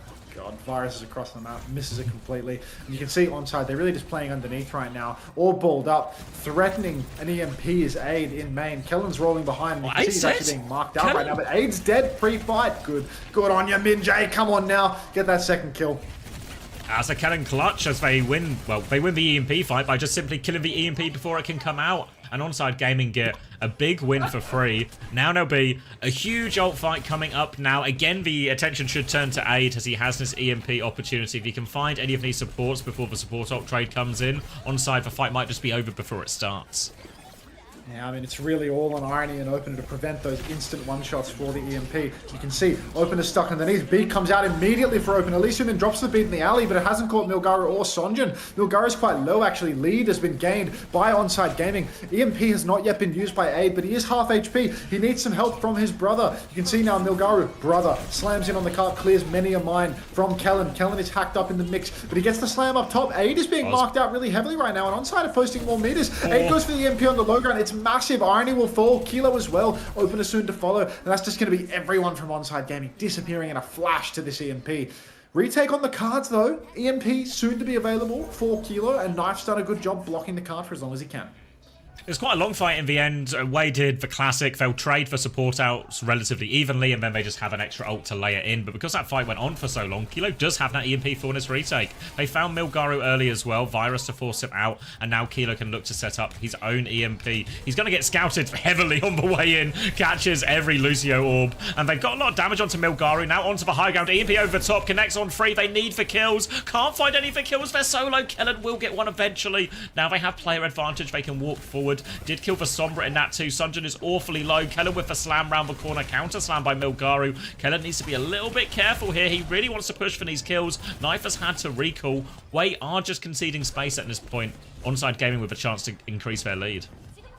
Onside Gaming keep on pushing, but it would have been nice if they could get some more staggers out of this scene. Sonjin's already back on the cart, clipping Knife. You're a bum, Knife. You're just a fucking bum, dude. Kellen is also pre-fighted somehow. And Wei, 4v5, they managed to ping-pong quite a lot on the payload, and they just come right back into it and take it. Criminal retake there, as Wei just get it free of charge. Onside Gaming's entire front line falling to bits in the clutch. Now beat advantage for Lee Soo-min into this next fight as well, so a difficult one for Onside Gaming. They only got the mines really to start in this retake with. Can try and force that beat out, but ultimately Onside might have to kite after that as well. They're going to be threatening checkpoint. Kellen's going to come through the high ground, which will boop onto Aid, but not too much. Now drops the mines onto point, but it looks like we are quite thoroughly out of this minefield. Minefield has essentially got no value for poor little Kellen, and now he's just playing underneath, charging up some support ultimate. You can see Beat for Opener and EMP for Aid are basically neck and neck, but there's more ultis on the side of Wei. Slam comes out onto Irony, and already he has to drop the Suzy Q and run for his life. Beat's available for Opie yet again. High ground slam for Kellen. Actually not too bad. Beat out from Opener now. Beat in response for Lee Soo-min. EMP's about to come online for Aid. You can see him swinging for it. He drops it. He hits the Virus on Irony. Opener's down as well. Pulse trade onto Lee Soo-min. Just not going to be enough. Sonjin drops the pulse on Kellen as well. Really wanted that guy dead. And that's going to be Wei taking the checkpoint here. Full team wipe.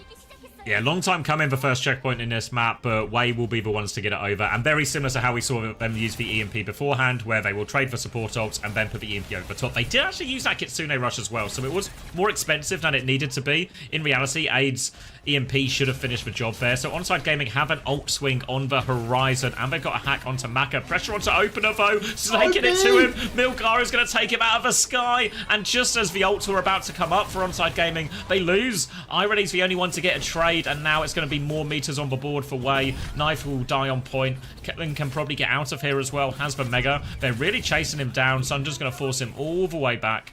Helps get the respawn out as well, but this is a great opportunity for Wei. Onside, they need value out of these ultimates, and they need it to be efficient as well.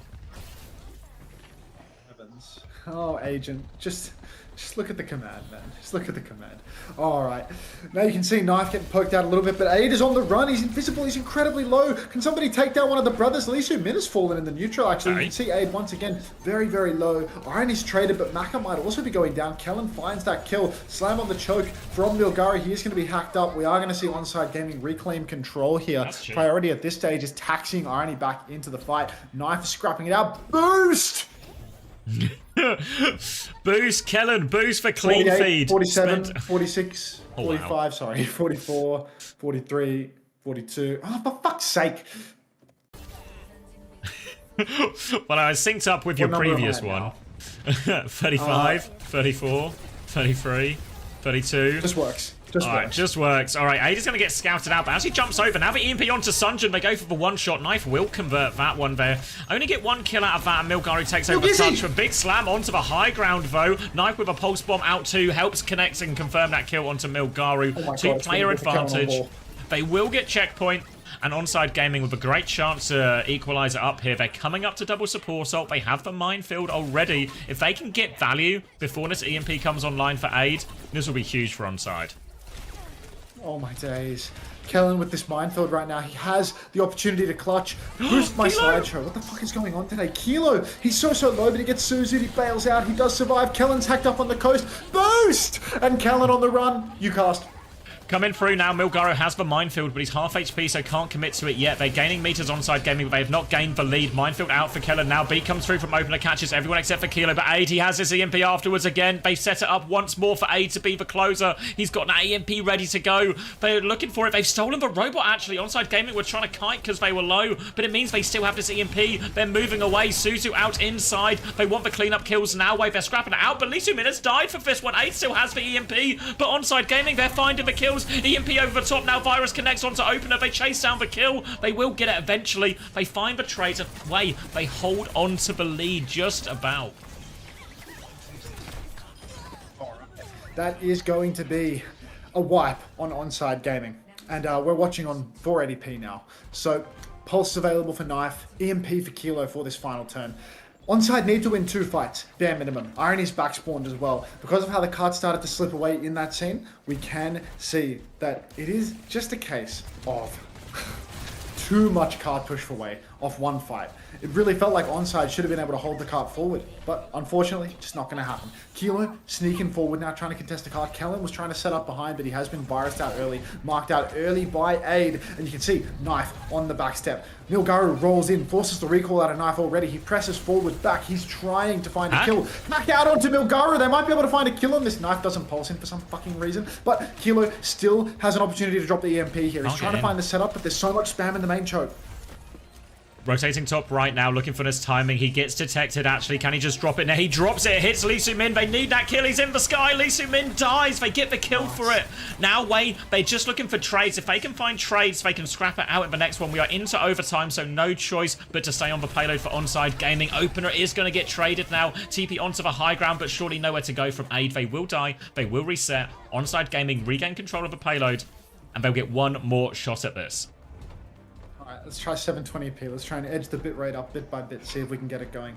Opener doesn't have close spawn. He needs to wall ride back into this quickly, but this is so incredibly winnable for onside right now. Minefield for the payload. Kitsune Rush for the payload. Beat just around the corner. The lead is almost already secured. The tap is necessary already. Kitsune Rush comes out. They start pumping damage into Milgaru. They need to damage this guy. Recall out for Knife. He's blinking deeper now. Holy fuck. Beat comes out from opener on the cart. Milgaru and Aid are going to go down. And Min Jae Kim, or Kim Min Jae, out of respect, is going to win a map 5 versus Way on Wrecking Ball. All the marbles, and it's all for Kellen. Big hugs there. Pumped about this win for Onside Gaming. Opener, I can barely believe it. It was his beat that made the difference in the end. Oh, he's going over. Hugs all round. Onside Gaming buzzing about this map 5 victory. Kellen gets it done, and honestly, it was like a hard-fought map. Way, they won all those EMP turns, but that final fight, they just didn't have the ults in time. They were so close. Thank you, Criminal Annihilation, for the 17 months and a felon. Oh. Can we boost Kellen? Is what Opener moment. crying? Let's have a look. Where's Opener? Ah, Opener's the one doing the hugging.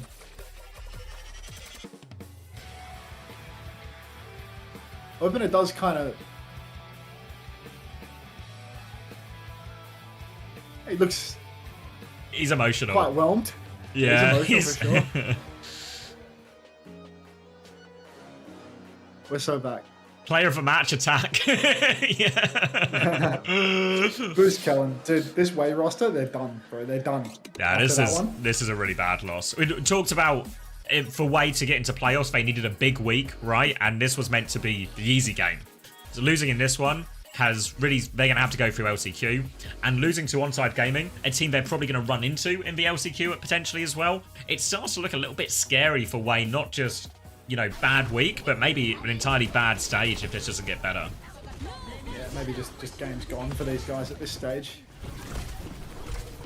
Alright, I'm going to boost Kellen real quick. As for seeding tournament still a thing? No, what they're going to do instead is the top 4 teams from this regular season, or this regular stage that concludes this week, are going to go directly to playoffs. The 5th, 6th, 7th, and 8th team are going to go to the LCQ, and the last place team is shot in the streets.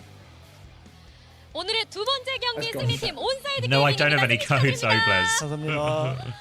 야, 오늘 승리 축하드립니다. 오늘 어택 선수와 인터뷰 진행해 볼 예정인데요. 정말 Big giveaways on the horizon, but later in the stage. 무너지지 않은 온사이드 게이밍인데요. No dualism, I don't have any token codes. 오늘 사실 스크림 전적으로만 보면 No, 이길 줄 알았는데 no Kokyep, I don't have any Overwatch League token codes. 그만큼 상대도 열심히 Can you give me Overwatch League token codes? People were asking me for No, that yesterday. Max, too. I don't have Overwatch League token codes. No FPS payback. I don't have any Overwatch League token codes. Please? What if I ask really nicely? No, look, if the wallet's empty, the wallet's empty. 호그 하나? 호그 때문에 좀 Dude, I'm trying to upload this boost GIF to to Twitter, and it just won't upload. This website is so cool. If I did have any in this hypothetical, would you get them homosexual? Of course. What the hell? Homosexuals here? Yeah. Oh, there he is. He's playing in my chat at the same time.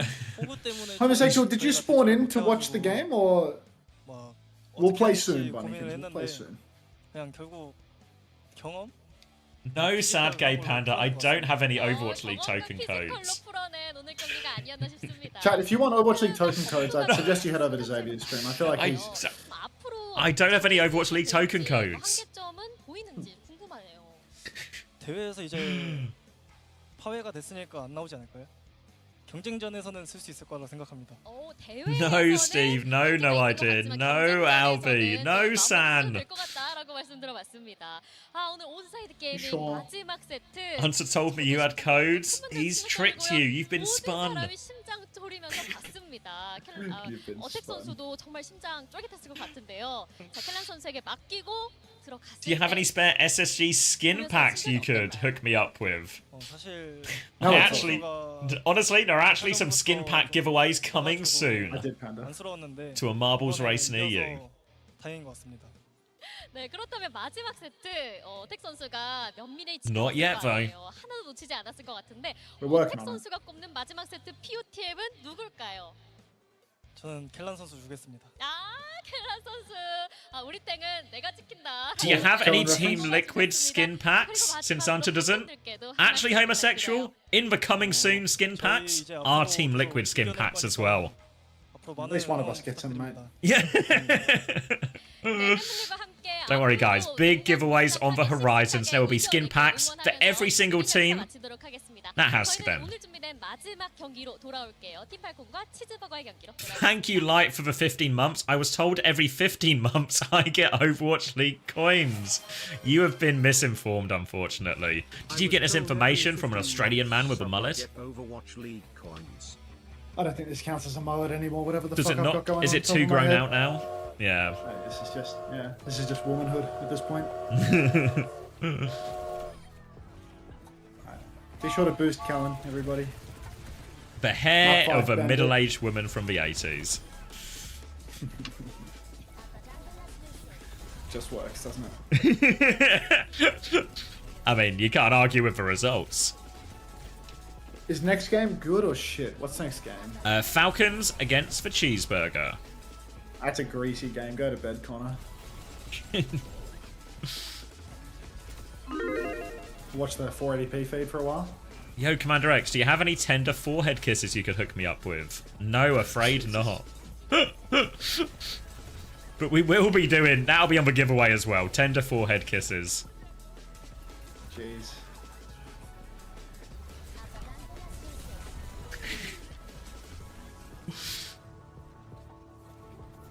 Where did you see? Her laptop's open. Where did you see this message? So this is a resub message that homosexual saw. I always thought subscribing to streamers was dumb. 1 year later, here you are, still proving me right. Looking forward to 2 years. Was that homosexual? No, it's one they saw. That's a But nice no, one. that is a funny one. That's class. It's quite class. Who is it's Pad Sander, not to be confused with Sad Gay Panda or Trash Panda or our interviewer for OWTV and Other Panda. They always resub and their message is always like, if it's like 70 months, it's like, day 17 of not giving money to the bold man. Alright, let's marble. It's time, everybody. 10-minute break between the next match. Is Kali in this map? We can do Preds on it.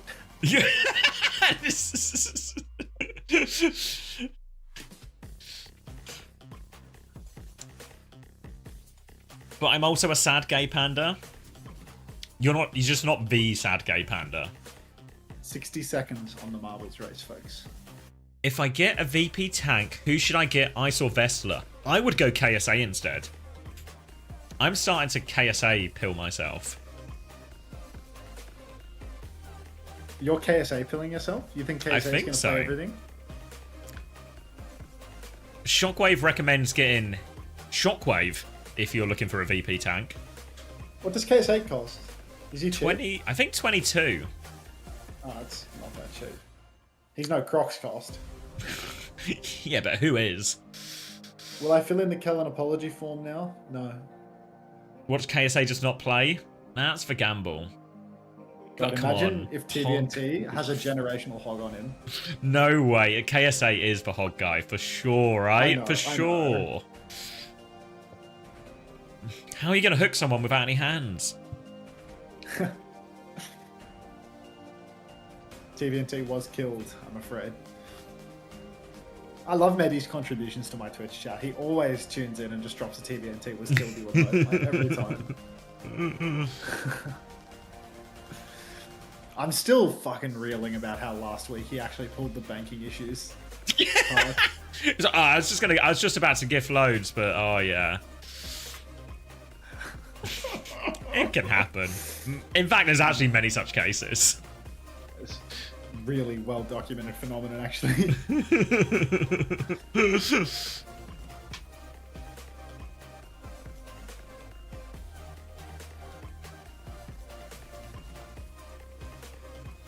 Whoa, thank you, Sad Gay Panda, for the tier 1. Thank you very much. Joining the horde of pandas. Is it called... You know, like you have like a flock of geese or, you know, a herd of deer? What is it called with pandas? Bunch of lazy people eating bamboo.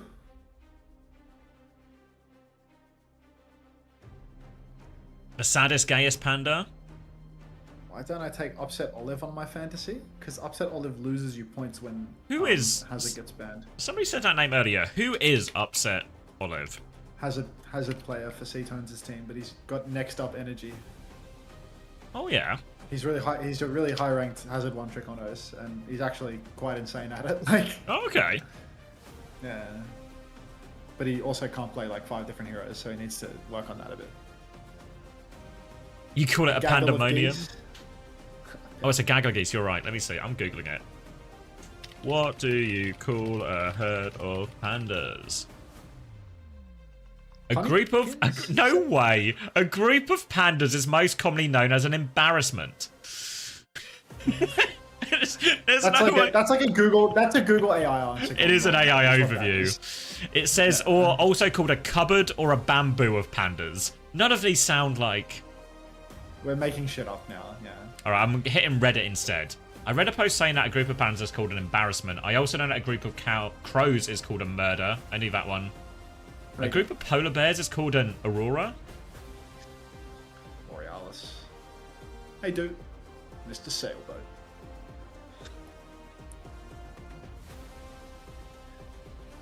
Will you do more push-ups and start sweating a little?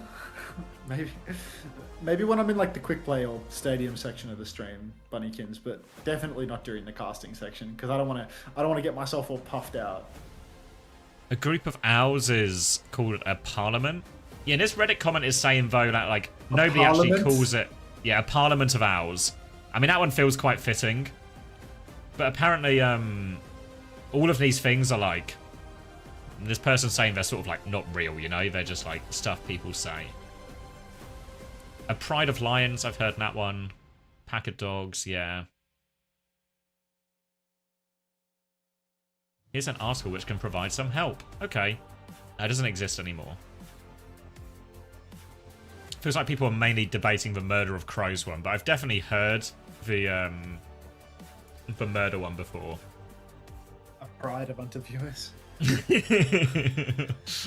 Gayest pack of lions I've ever seen in my life.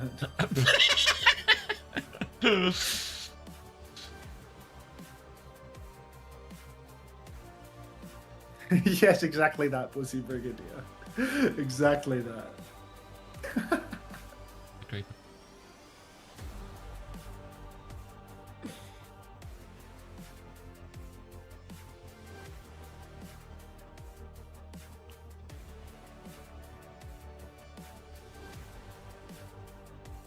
For red pandas, it's just a pack, though.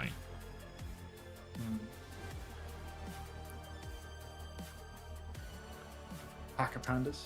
I mean, all the articles just seem to say embarrassment of pandas, so yeah, it feels real enough, you know. It's not just the AI.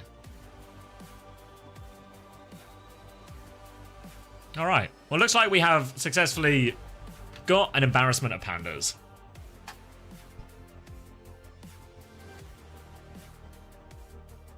I respect it. An embarrassment of pandas. All terminology is made up anyway? True. A flange of gorillas? That one can't be true. A flange? Call a herd of gorillas. A troop of gorillas. Yeah, that sounds more like it. Or a band. Clock it. Hey, yo, Commander X, do you know any Overwatch esports website you could hook me up with? Well, luckily, Sunku, you're in luck. If you type in the letters O, W, T, and V, and then put a period, and then GG, you will get to OWTV.gg, and that is very much the home of Overwatch esports. An orgy of porn stars? That one's... Don't W flange. Tommy, weren't you trying to say yesterday that you've played the most races and never won before? You were due. Let this be a lesson to you. Never stop putting your marble in the race, because you're due. Congratulations. Complain to the powers that be, and you will receive. Oh, okay. The flange of gorillas was a bit from the show, not the 9 o'clock news. Okay. That's the takeaway, a cheese sandwich. Let's do a hop, skip, and a jump. Play in the race, a cheese sandwich. I want to see your marble, front and center. There's no time like right now to start. By the way, what happened to Jake? He started commentating Elden Ring Night Rain competition. Is that like a speedrun thing? He got a job. It wasn't a competition, I don't think. Wasn't it just like a pre-release like teaser of the event or something? Like maybe it was 2 people speedrunning it or something, but he just got a gig through his agency, man. Like he's just, you know, Mr. Worldwide, does many different games. He got a gig through his agency. It's not Mr. a lie, Worldwide. That one's true. You know, a guy started playing games when he's 13, and here he is, 13 years old still, casting such a wide spectrum of games. Former 13-year-old made it as a pro gamer. The wandering caster. America's hidden blade. America's hidden blade. Why have you linked me in this maps thing, Panda? It feels like a trap.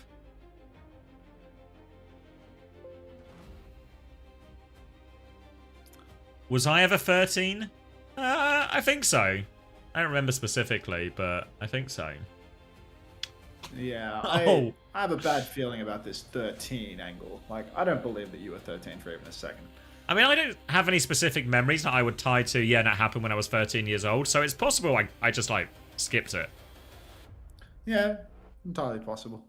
Alright, this map link from Panda, it was to a restaurant called Burger in France. Yeah. That was a while ago. So much trauma, he's blocked 13. How? No, Brett, we're talking about how someone in the old Overwatch community made a video about a player that's like 21 years old, and the title is 13-year-old DPS player because like he started playing when he was 13 or something. But it's like come on now, like all of the people that are 21 years old pro gamers were 13 when they started playing the video game. This isn't like a tagline, you know? Everyone is a former child, would you believe? Like it's... TF2 wasn't even out when you were 13? Yikes. Yeah, I was a Star Wars Battlefront 2 player. If you check the ESL ladder, which is, I think, impossible now because it doesn't exist, my team was top of Europe. We were the best. Usain Bolt, 3-year-old 100-meter sprinter. Exactly. Usain Bolt started running when he was 13. 3 years old. Like, oh, I'm gonna win. A big public wank. Yeah, I got TF2. It must have been... When did it come out? I think 2008.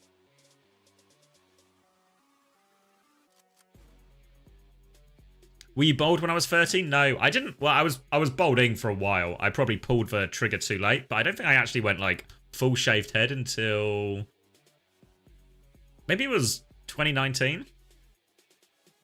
When did it get like really catastrophic for you? Like 27, 28 years old?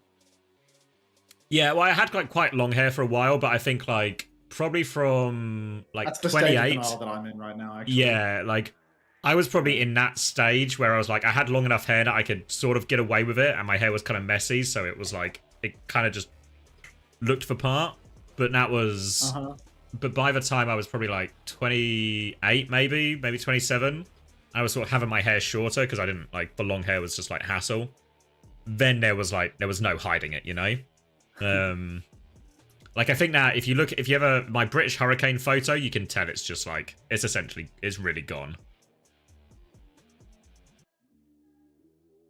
Yeah, you had some grey hairs pointed out today, Brett. I'm so fucking sorry, mate. Most people think that they can get away with it, really can't. Yeah, I mean, to be fair, as soon as I shaved my head, my immediate thought was, this is really fine, and I should have done this, like, years ago. It was really fine to lean into this immediately. Not adding the speed apple. Like, no, in what context would someone use the speed apple? Can't wake up again. Did you have it? No, I never had a comb over. when my hair was long, I would sort of like, it would go forward a bit, just so it like, because that's where it's receding the most, you know, like, I know some people have like the bald spot at the back, but mine is very much just receding from the front.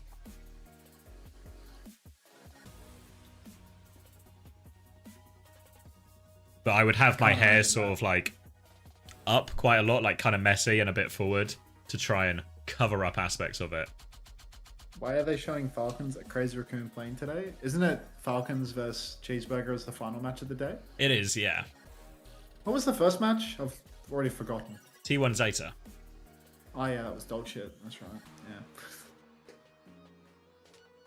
Saw me in Stockholm. Should I go bold? Yeah, do it, Sam. If I feel like it's one of those where if you're considering it, the answer's probably yes. Yeah, that's exactly what Panda just said. If you made a team of next up players, who do you put on it? Proud. 오늘 준비된 마지막 경기 정학. 팀팔콘과 정학. 티즈버거의 경기 Yeah. 전 각 팀의 Maybe 대표팀과 함께 Zest. 인터뷰 진행해 보도록 Vigilante 하겠습니다. 먼저 skewed. 팀팔콘 만나볼게요. 안녕하세요. 팀팔콜 코치 에이드입니다. Yeah, that sounds alright actually. 네, 이드 코치님 반갑습니다. Goodbye, Tangerine. 그렇다면 치즈버거 팀도 만나볼까요? Mag. 안녕하세요. 치즈버거에서 서브 탱커 맡고 있는 승한이라고 합니다. 네, 승한 선수도 반갑습니다. Jaehong, yeah. I was looking at Jaehong. I was on Jaehong's Wikipedia the other day, getting like double checking his name, and I realized that mine and Jaehong's birthday, like I'm like 2 weeks older than Jaehong. You're older than Ru Jaehong? Like 2 weeks, yeah. It's close, but 같은 경우는 저희가 이겨야 되는 한타를 지는 한타들이 은근 많이 나왔었어가지고 그거를 I recently asked my barber and she said my hair is long and healthy enough to make a wig. Would you want one? No, it just seems like more steps. Like now, the nicest thing about shaving my hair is that it's zero maintenance. Like I have to cut it more regularly, but there's not a lot of day-to-day maintenance. My hair's pretty low maintenance, to be honest. I just have to go to the hair system place and have them glue on a new set of it every couple of months. It works pretty well. Vagrant Goose, you're the winner of the race, and that's the final race for a minute, because yeah, we're done marbling.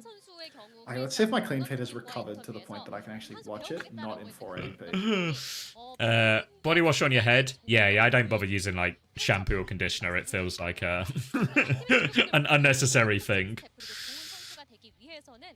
When keeps sponsorship, I think selling pharmaceuticals is probably like not coherent with the guidelines of OWCS co-streaming. I think my Twitch offline screen thing has your hairline in it. Actually, you might be right. Actually, it might have that like that bald picture of me, right? It does. It does. 사실 선수로서는 열심히 코칭해 주시는 That's fucking awesome. 해결해 나가는 선수의 제일 중요한 부분이라고 생각합니다. 네, 그렇습니다. 그리고 오늘 그것을 증명하기 위한 가장 좋은 방법은 승리를 가져가는 것인데요. 오늘 승리가 Yeah, my shit is still fucking hard buffering, by the way. Do you have any interest in casting over the Japanese broadcast for a game? Oh. No, but for you I will. You will? Yeah, well, what choice do I have? You know, you've got me. Well, actually, is there no reason we cannot just sync between both of them? I suppose we could. And you just get, Yeah, you just have to sync off me as long as the Japanese broadcast isn't like ahead. Are you gonna? Do they not do a YouTube for the Japanese one? I mean, I assumed that it was a YouTube problem, but let me check. Maybe. Yeah. There's a feed link in the sheet actually. Like there's two links in the sheet. So let me have a little look in Lewis. We'll try and go dirty. Yeah, we'll check out this Craig Korea dirty address. Alright, let's hide clean feed. I'm a damsel in distress, for I cannot find the perfect platform for my favourite games esport. What shall I do? Please help. You're in luck, my controller Stink9. If you go to owtv.gg, you can find the perfect home for your favourite games esports with all the coverage you could possibly want. Okay, looks fine on the dirty address for me at the moment, so... This is actually a Korean broadcast, not a Japanese one, which I think is better because people love the Korean casters. Wah! As they say.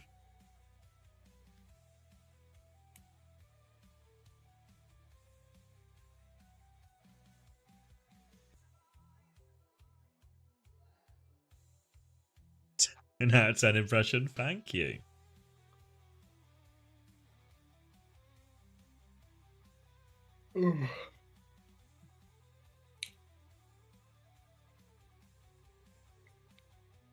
You hear the Overwatch TV interviewers are very talented and handsome? Are you one of the interviewers, Agent 9420? Or in love with one of them? Like, what's the deal here? Which one are you in love with?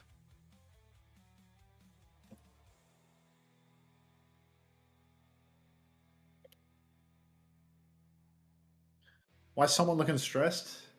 Because he's terrified that he's going to lose to Cheeseburger.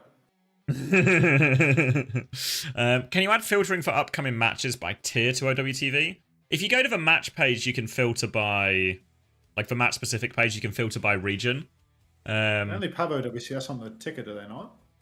Yeah, we only have OWCS. I presume they're essentially wanting to hide Japan and Pacific, would be my guess. Yeah, well, that's tier, I suppose. Yeah. Yes. But yeah, I think maybe on what day? Maybe on Saturday before the stream as well. We've got like I want to not change the match ticker, but like figure out all the stuff we want to add to it so they can start putting it in. So I might just do like a bit of a redesign on stream or like idea bouncing, because there's a lot of different things we want, a lot of like just small touches that can make it better. Bouncing mentioned. Yeah, there's a bounce mentioned there. I heard that too, Felix. I heard that too. Pause him with a quick bounce. I gotta delete that bounce command. It's so fucking spammy. Like, is this the AGA bounce? It's just a bounce command that has like, it just fills the whole screen.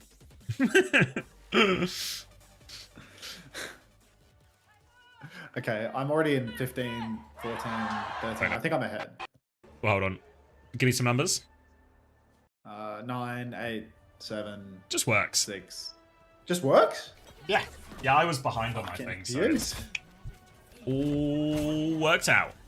We're going to Ilios. Team Falcons have someone in, and they are playing Winston. But Farmer, he has swallowed the hog whole. He is going to be playing Roadhog. Just trying to look for these hook opportunities, connect. Obviously, someone has to be very careful. Any hook onto him could well be fatal. And they're also got Dodo on Sim here, so they will be playing a little bit of TP the hog around the map, try and set Farmer up to carry. Yeah, dreadfully difficult matchup to play from Farmer's perspective here because Merit on the hit scan going to be so uncontested up in the sky. Basically nobody that can actually deal with him. Only Argon can ever really get on top of him, and that means that Merit, one of the premier hit scans in the world, is just going to be beaming down on you 24/7. Falcons have actually secured the flip early on. I think this is a mistake from Cheeseburger. They've just neglected to step up in time. So a completely free flip in the first fight in perhaps record time. I feel like I've never seen a first point go through that quickly before. It's totally untouched. Didn't touch Dodo it, now yeah. underneath gets bolted. Yeah, they just didn't even tap early. This is horrible.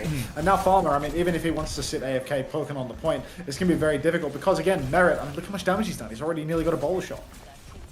Yeah, they're going to TP top left here onto the same side as Farmer now. They need to... At that point, they were playing opposite sides, which meant Falcons could just harass the backline without being at risk of a hook. Farmer's going to miss his first attempt here, and someone's going to jump to the opposite side to keep that point contested. Clear them out a little bit, but...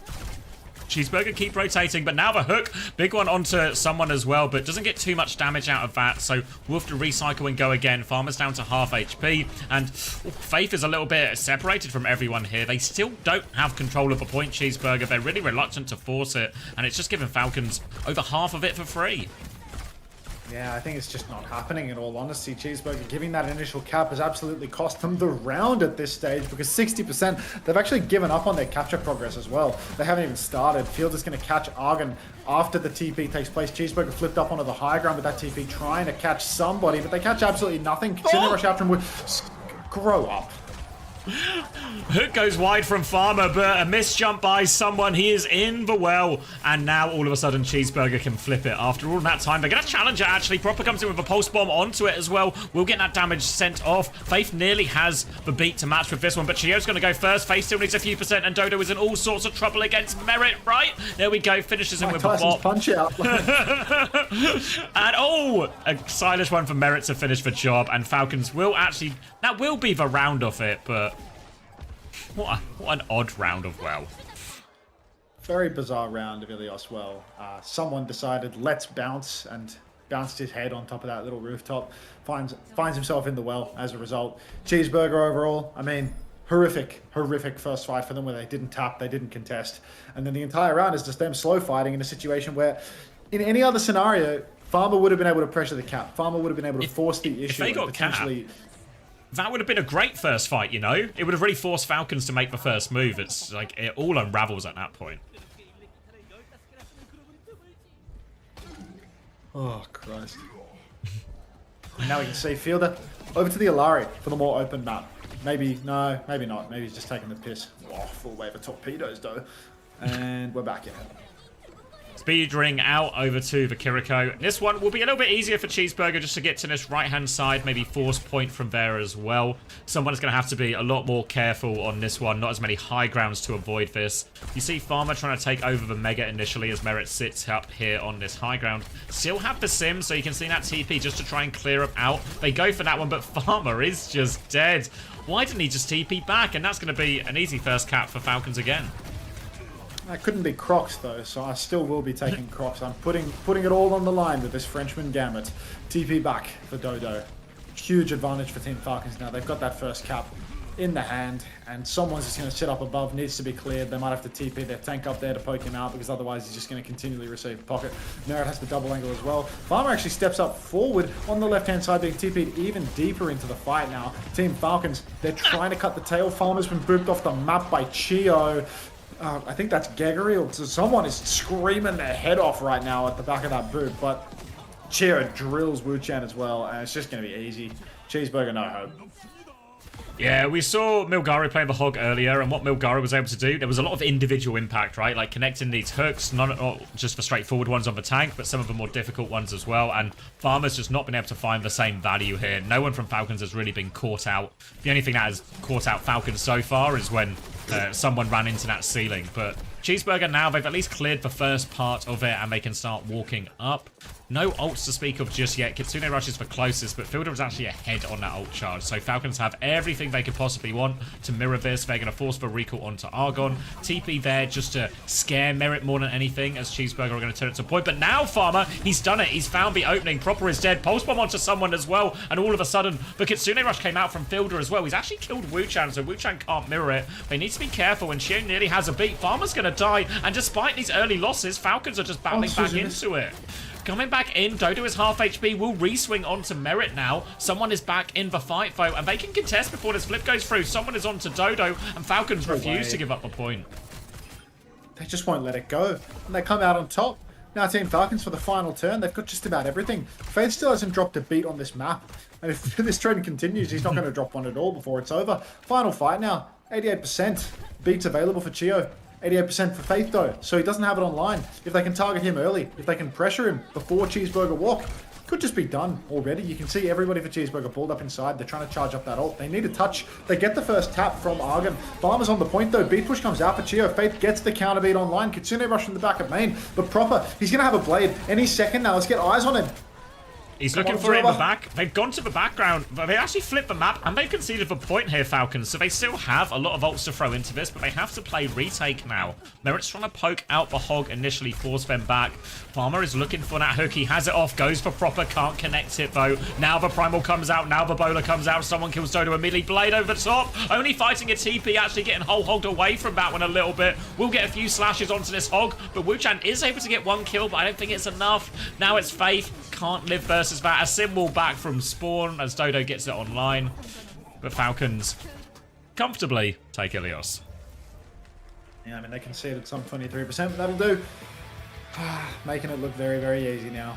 I wonder if we had a Star Wars that I didn't notice between the rounds. I've not seen a Star Wars either, which makes me anxious that I have missed one.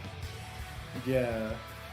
Instead of, knowing that I was muted through it, the lack of knowledge is actually more concerning. The links other than 7TV banned? I mean, really, mate, I feel like it just depends on what you're linking. Try your luck quadruple time. See how you fare, man. Just try it on. Has someone changed his hair color again? Yeah, I think so. Don't speed apple this honk.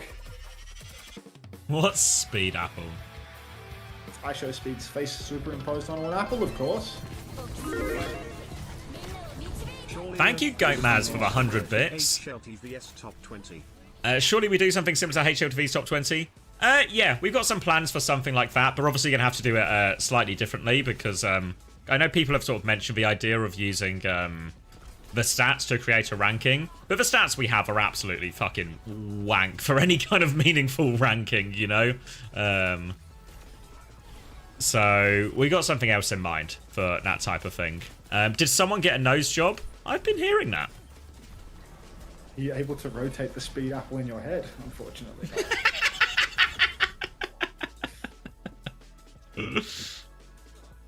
Yeah, Brett, you are.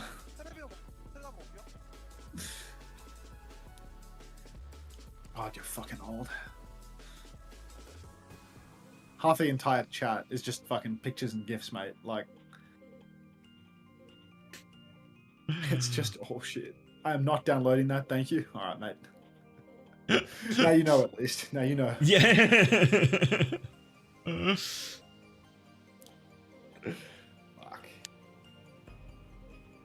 I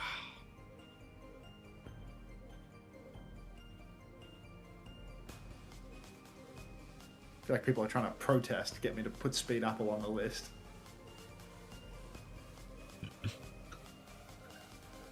The rotating food website.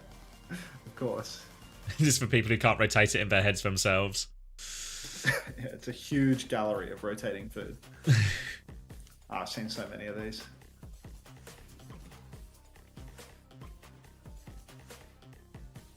Making me hungry, low key. I'm hungry as well. What am I having for lunch? Maybe kebabs and salad. Kebabs and salad? Well, more like they're called kebabs, but you know, it's like skewers. I don't think it's possible for Twitch to shut something like this down, Brett. Like, Twitch has for like the longest time had like proprietary add-on crap that lets you add stuff, but like at this stage, like nobody subs to a channel for the emotes on the channel anymore, you know? Because like most people use this fucking extension. I think that nowadays people sub to Twitch channels because Twitch channels run like fucking 50 billion ads per hour, you know? Like a third of the stream is an ad. So people sub to the stream to get rid of that.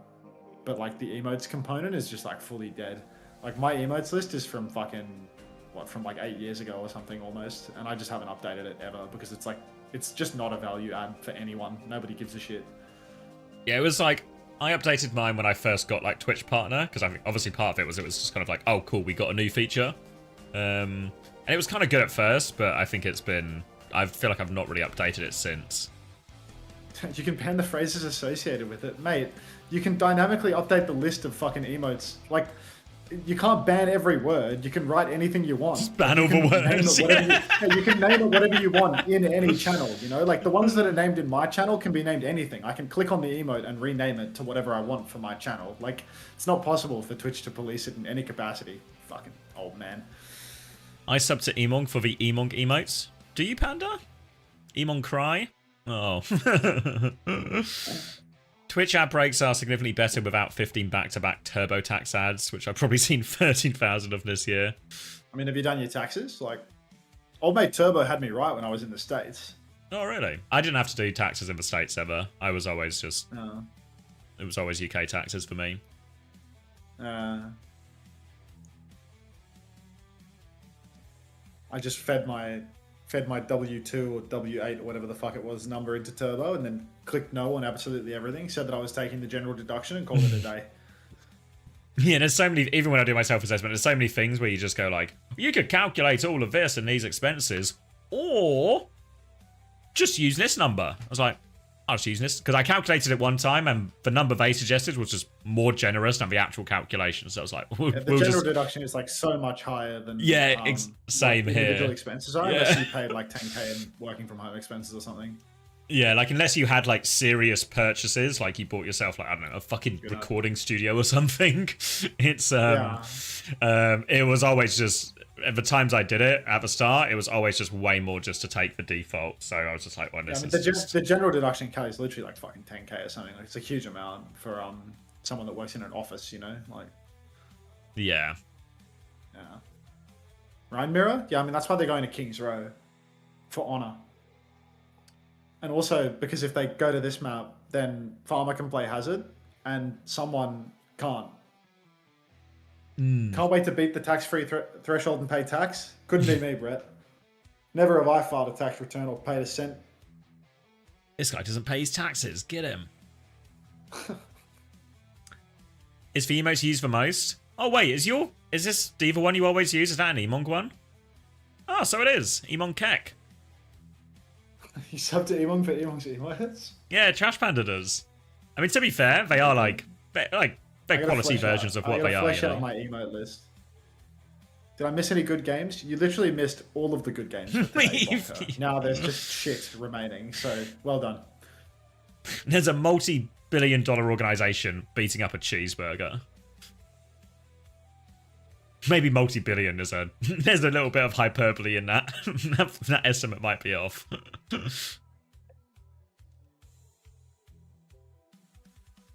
Wait, is that cat one? Emong Party and the Dancing Cat? Okay, these emotes are actually pretty good. Emong's done well here. You mean to tell me that the guy that streams 7 days a week for 12 hours a day has a pretty well fleshed out channel structure where everything provides value? Yeah, I believe so.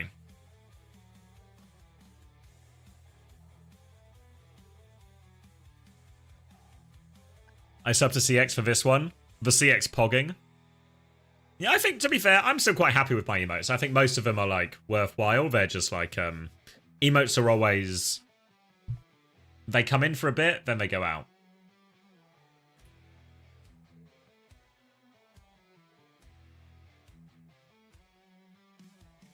Did I see the lesbian on Twitter who stole my whole fit? You're one of my moderators. Who stole your fit? And I also think the notion that pants and a shirt with a belt is stealing my fit is the most insane.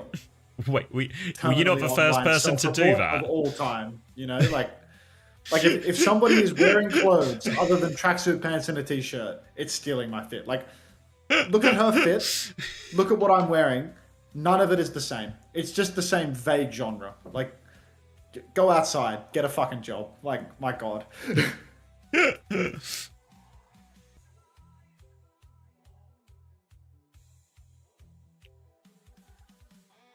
Highlight message below. Alpha, I stole what? Did you really get a mullet, Alpha? No fucking way. Pre-prep for stockies or something? Good morning, Fiddy. Why do you have an Ajax logo? It's an Ajax joke. Which only really works for a small subset. Transfodder, you literally bought this shirt because you saw me wearing it. So, in this case, you are actually stealing my fit.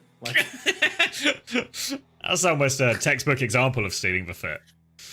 It's I remember, Transfodder came into the chat, saw me wearing the Raid shirt, and then discussed in depth in the Discord how they were going to put the Raid shirt on Afterpay or whatever it was. So it's for one, recession indicator, and two, stole my fit. When will I announce my diabetes diagnosis? Not a sweet tooth.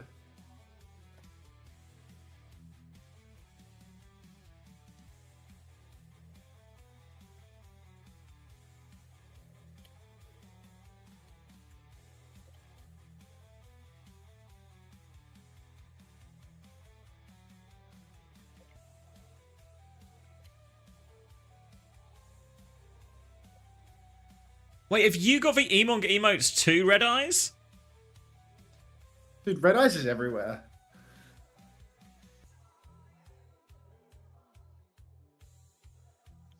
You're a hardcore consumer, Fluttershy. Are you... Now I think about it, are all of you watching now all just waiting for Emong to go online? I've realised my place in the food chain. I have better Twitch TV now, but it's grayed out in the extensions tab and nothing really looks different. Agent 9420, I mean, I'm not trying to take the piss here, but how is it that when people add you with a command that says 7TV that links to the 7TV extension, you somehow wind up installing better Twitch TV in order to try and see the emotes in the chat? Is this a Mama Hamter rage bait situation, or do you actually have something seriously wrong in your head? Yeah, you can lead a horse to water, but you can't get it to install the right extension. This horse is going to die in that little shallow puddle of water that's been led to. This is insane. What 7 TB? Yeah, this is rage bait. This is just. Hello, music. Cannot be helped. Watching me waiting for Sideshow to go online. Is it someone who was talking about? James was talking about the Valorant being on this weekend, I think. I think a few people in the Valorant waiting room. Some major or something. Or maybe I'll watch that. Or do I need to clean the house? I don't know. You could clean and watch it. So where's the Hog meta everyone was talking about? GSP Glazer? I mean, they just played Hog for the entire first map, and in the previous series, the other team also played heaps of Hog. But nice first time chat, mate. The good thing about life is that it actually doesn't start and stop at your convenience. So your frame of reference might be that we're loading in on King's Row with no Roadhog being picked, but there's actually been Roadhog played all day long. Welcome to the stream, GSP Glazer. What's that stage of cognitive development? You know, where you realise, you know, when you play peekaboo with babies and they love it because they can't conceptualize. There's a term for it. Someone will know it. Where you can't tell another person exists. Object permanence, yeah. So unfortunately, Glazer hasn't got object permanence just yet, but I'm sure they're real close. That was his first message. His next message is, I just got shit, I'm not going to lie. Here, welcome to the stream, mate. Stick around. Prop is on the fray now. Bit of hit scan for Prop, which is a bit bizarre given Merit is supposed to be Mr. Hit Scan. Merit over to the Symmetra. I suppose Merit, reckons he's got those sim chops on him, but I'm not sure how I feel about this order of the players playing these characters. Either way, Sungan up on the high ground. He's going to block Prop's advance. He's already taken heaps of space, and have we even commented on the fact that the Hall is in the server right now? I was wondering when you'd get to it, because I was like, he is always rolling all around. Aggressive TP drop onto Sungan. It's a 1-for-1 trade only, though, and now Merit's going to try and have to TP himself out of trouble. Gets the angle and back, groups up with Chio, and they've actually taken control of the hotel now. Dodo can't keep going, and Cheeseburger, they did lose their tank and bat, so they are resetting. Zessen poking away from main, but you can just see the whole. What are we doing, Harvin? Native, booped in, dead. Class. Just fucking hopeless. I'm so glad that. What just killed Hongyu? How was Merit died to the turrets? What just happened to Faith? I need to know. At least I get the cap, but what was that? Cheeseburger, get the first point. Minor problems, but they get it nonetheless. Hanbin will be going on to Winston, much better matchup now. Wu-Chan is on the Ana, and actually, while Wu-Chan has felt like a liability for a lot of the stage, recent performances on Ana have shown him to actually be a pretty carry player in this situation. Dodo onto the Genji, Sungan onto the Sigma. Maybe there is just we've just got people playing their best heroes type angle for this comp from Cheeseburger. They'll have this Nano to go with now. Imagine they might even wait for Nanoblade if they want. They're going to force a jump at a Hanbin and a bubble round the corner, and Dodo can go to poking him out. Backwards jump now, and they're looking for the chase. Proper threw in the bowler but found nothing. Cheeseburger are through the choke, still have the Nano. Still a Nano available, and Cheeseburger have bought heaps of space for themselves. They can really do anything they want with this ult situation. They've got everything but the beat online, essentially. Nano Boost comes out onto Dodo. Nano Blade looks solid, to be honest. Merit's been zoned right off his TP. But God, Dodo, incredible discipline to not keep pushing there in main.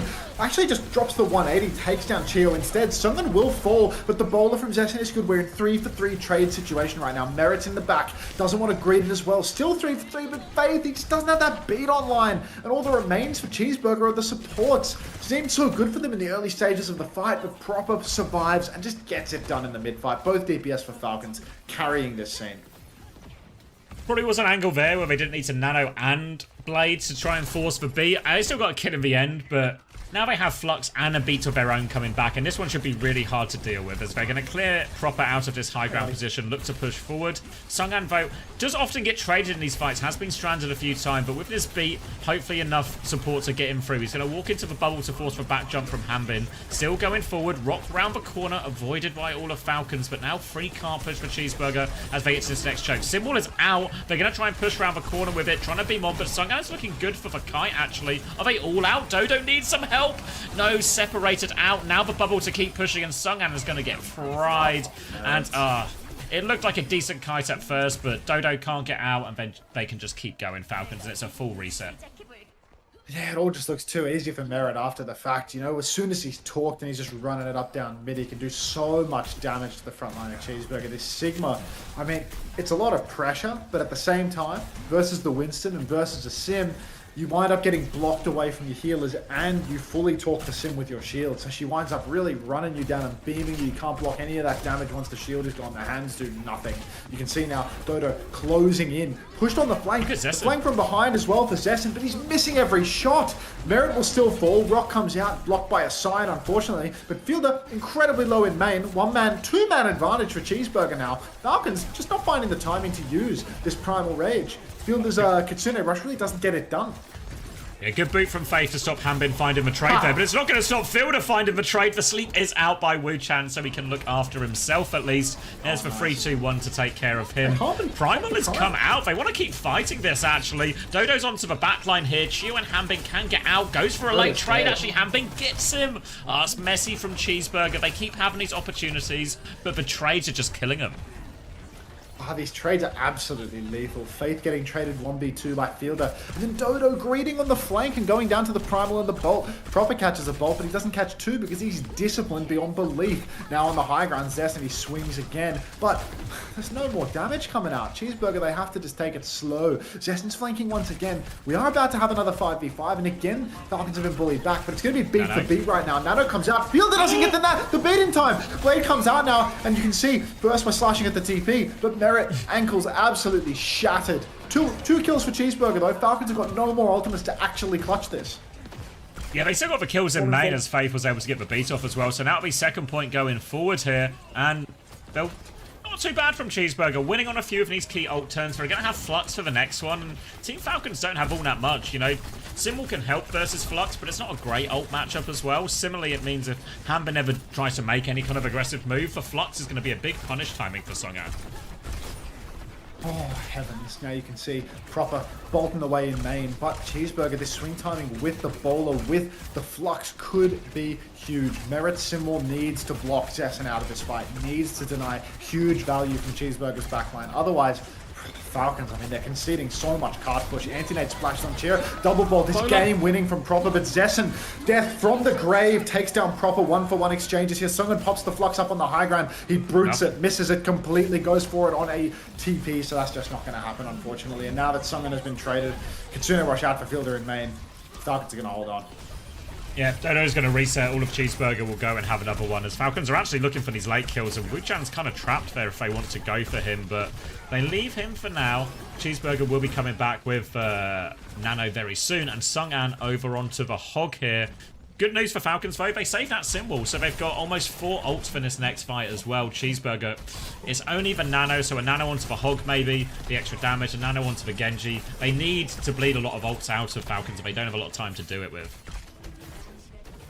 Sungan on the Hog right now, he needs to find value. He might be able to pop out here and catch Proper if Proper isn't careful. But no, Sungan is just going to start out by pushing the payload. Nade goes long, does not connect from Fielder. You can see Hanbin up top. He's dropped his bubble already. Wu Chan has a Nano Boost available, but it feels like they're waiting for Dodo to get a bit closer to that blade so they can go for a Nano Blade turn. Cheer's got the beat to counter out. Nano Boost has been invested onto Dodo. He's pushing in. No. Oh, he goes for the one tap. As soon as the dash is invested, now the counter beat comes out. It's going to be 2-for-1 trades as well, as Hanbin has found Zessin in the back. Wu Chan as well. 25 seconds remain. And Hongyu, mate, it's time for a higher value beat. Huge ult advantage for Cheeseburger.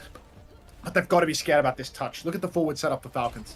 Yeah, they want to fight them early. Cheeseburger might just be forced to beat immediately. Sungan's going to come on D.Va as well. Bowler out now, and Zessin dies, going for that Bowler attempt as well. They have no choice but to commit. Dash in, B-Blade is up. Dodo finds one. Will be slowed down a little bit. Slash onto Merit. Nade comes through. Fielder pockets in through all of it. And Merit, and they don't touch. They were all there. Look at these Cheeseburger players. They're literally all by the payload. Oh, they were all taking a bite. Disaster scene here. Cheeseburger, they had all of the tools for that final fight, but the bowler shot hams him up. Classic Genji ult. Hey, he tried his best. Big Mac is a burger. Are you the team advocate for Cheeseburger or something? Like, what's your story? Big Mac is a burger. So on point, just for no, it was a fine blade. You know, what can he do?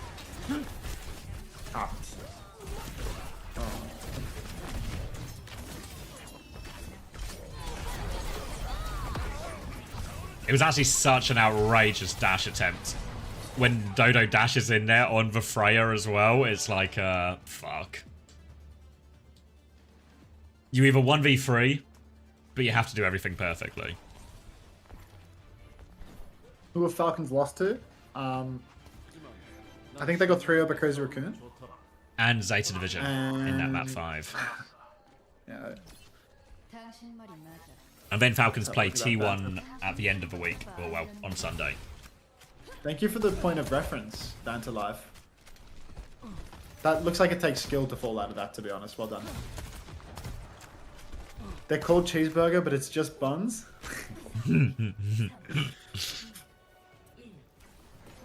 Alright, what do we have? Fielder, Latex Mercy. Good man. Good man. It's not bad. And, oh, I thought I was going to stick it for a second there. Wu-Chan on the Baptiste. He wants a quick defeat. Harmon, get back on Winston.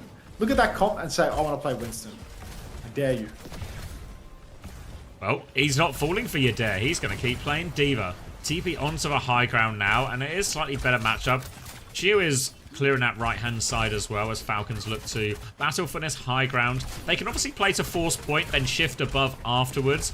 For Cheeseburger, they're going to have to try and hold on to that point just by poking it and putting enough pressure out. Merit with the TP onto Hanbin behind. Merit is out there as well. They are looking for the back line. Proper's trying to hold the opposite angle as they try and pinch him, but they've dropped out of the high ground for now. But Zessen and Wu-Chan slightly split, and that's just the opening that Hanbin needs to pounce. Now, squash between Proper and Hanbin. Hanbin's going to shift in one more time. So much damage. They're so low. Hanbin's just going to clean everyone. And you can just see Cheeseburger weren't able to control any of the map there or stop Falcons TP into high ground, stop them taking high ground, stop them taking the angles in main. Just sort of stood there and got surrounded. Yeah, no, it's an easy 1-14 Falcons. They just walk right through and take it. And at this stage, Cheeseburger, what are we going to do with you? Down on ultimates, Wu-Chan Faith still 40% at best away from their ultis. Proper's got a bowler shot. Sungen, I mean, you know, you can block it with his shield, but it's going to be difficult. It's going to be very difficult for Cheeseburger to recover from.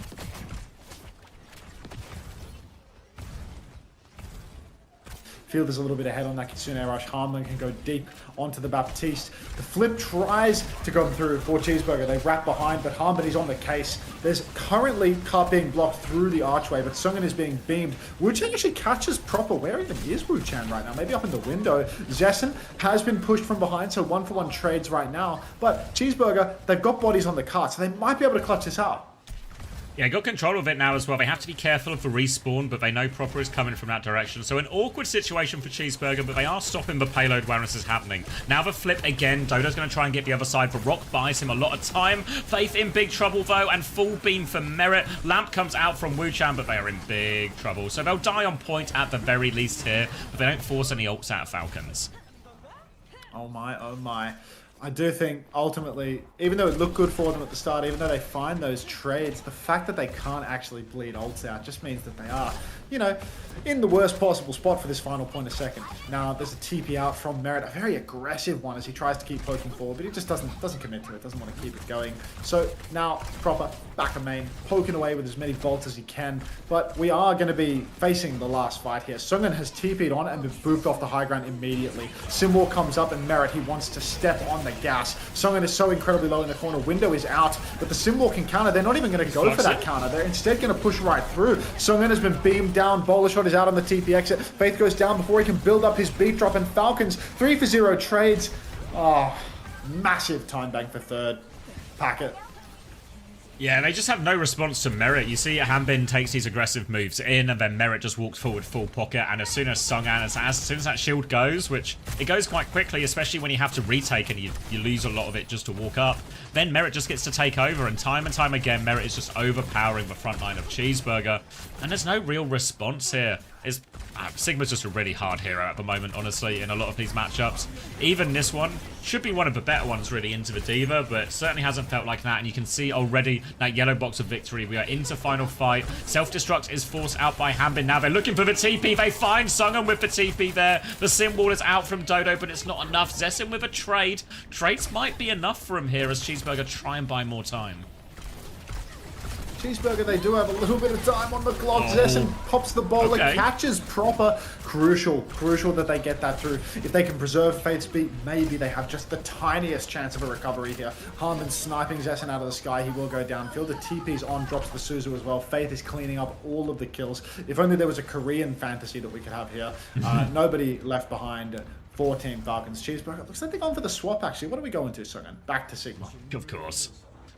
Just a sucker for punishment, really. Faith still has the beat, though, so Cheeseburger have a big insurance policy. Have to be a little bit careful with this payload, but Sungan can keep anchoring that beat if they get in trouble. In the meanwhile, Zessen, Wuchan, they can keep fighting for this high ground position. And if Zessen can keep finding picks, the rock is good. Merit lands on solid ground, though, and will be okay for now. And Proper's going all the way behind with this bowler, looking for Faith. If he connects it, goes for the beat, gets it off, though. Doesn't quite connect perfectly. Now a little boop off the map, but Hambin has the boosters to get back on. Trades on the high ground now. Gio is awfully low up there, does get it out, but trades are good for Cheeseburger again. And they are once again holding on this third point.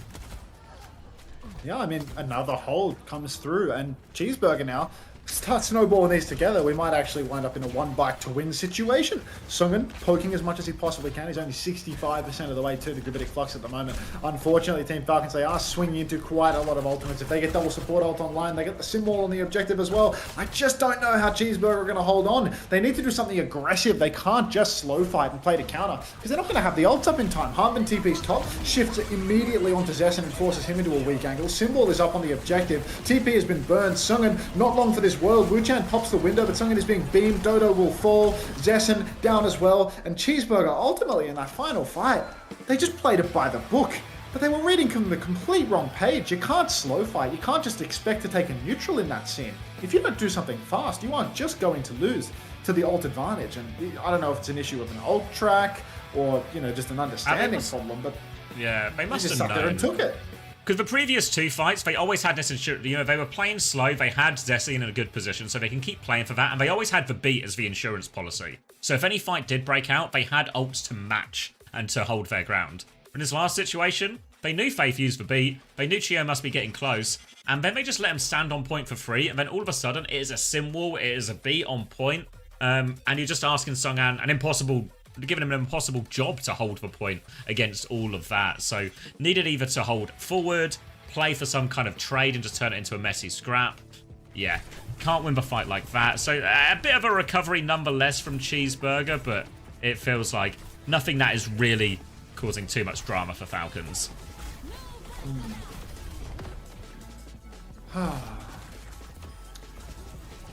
Beat Flux, come on, Faith. Might be a bit of 3 Overwatch here, to be honest. Yeah, it might be a quick end. I'm going to go grab a drink.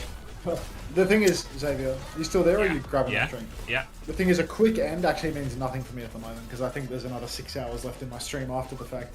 Oh, yeah? Yeah, I mean, I did 13 hours 2 days ago, 12 hours yesterday. Shoot for similar ballpark today, I reckon. You E-Monk. You're a few emotes so what? You're a bit just an emote quality gap away from being E-Monk. Yeah, hello Stinky. Yeah, I'm just, you know, hey in the sun shining theory. You know how it is. Yeah, I got nothing going on. I was reading about that theory. Just make the most of it, really. I don't know how I'm gonna work it with the host as all, because it's like if I stay up late tonight and I sleep long tomorrow, then I'll do Korea. I'll have a kip. I'll come back on. I'll do NA, but like. With no reruns, then what happens? Like, yeah, how do I do that, you know? Like, how do I finish Sunday without dying?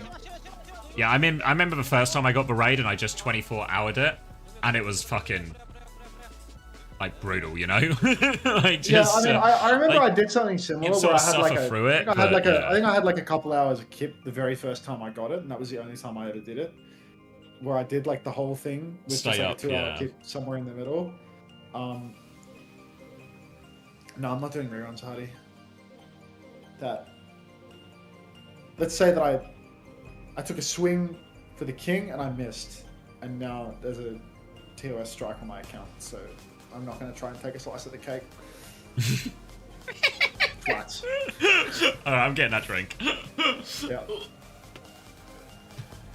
Can you not do the Kai Cenat method? Like quietly so, Hardy. like no one really cares, but no one really cares, and I'm sure that the risk of a punishment is like you know, like extremely low. But I have a strike on my account, so I'm gonna keep that risk at 0, you know.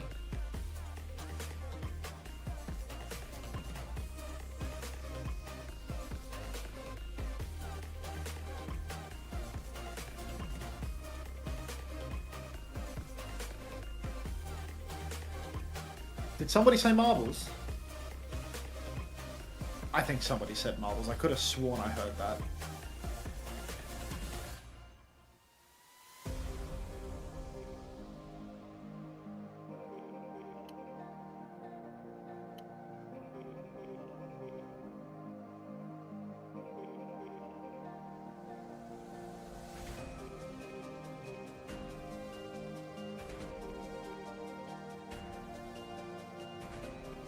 Watch Holden.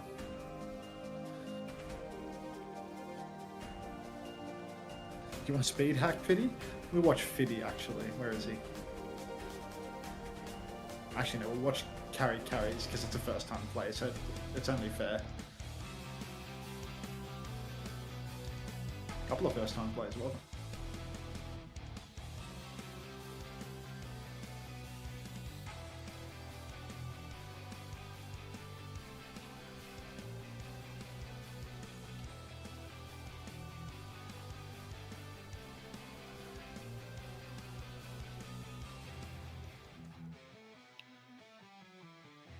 You just realized that you've been cucked? Yeah, get used to it, Fiddy. That's the rest of your life, buddy. Welcome, Hamhead Ham.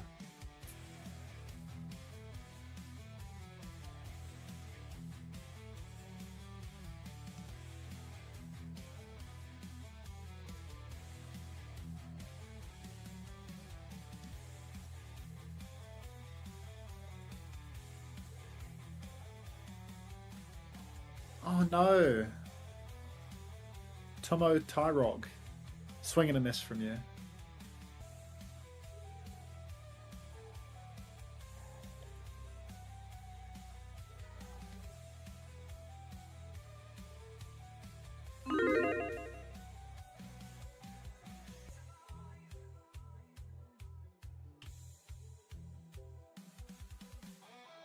I'm back.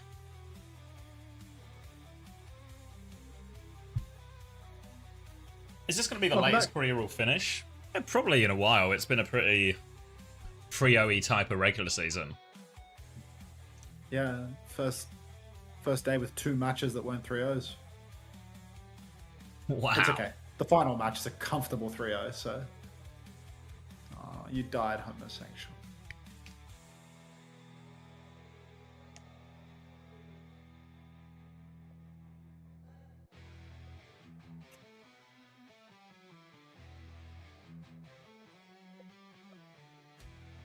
I'm the biggest cheeseburger fan ever. Sorry, I'm just floating this one.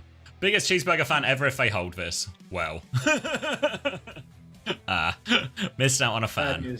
Yeah.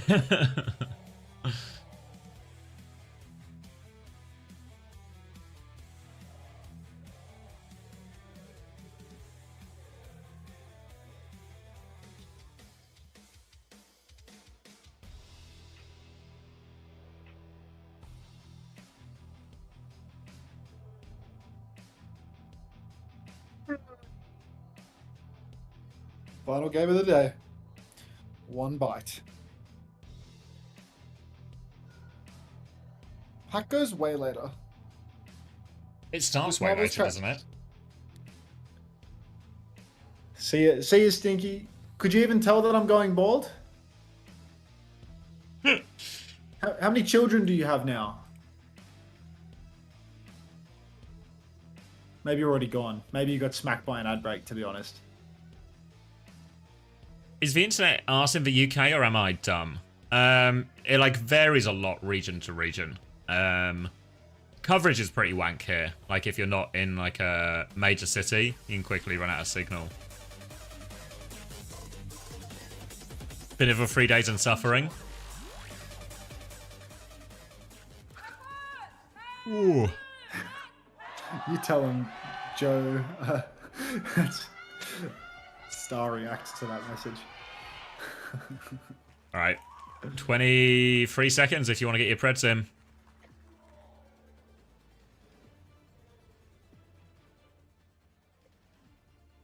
Ooh.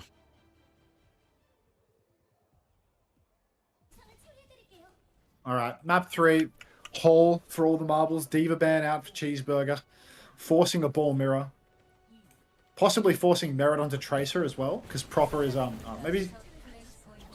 Oh yeah, he's doing it. This team has cancer. I'm afraid this team just has cancer. Look at this lineup. Yeah. What nightmares are made of.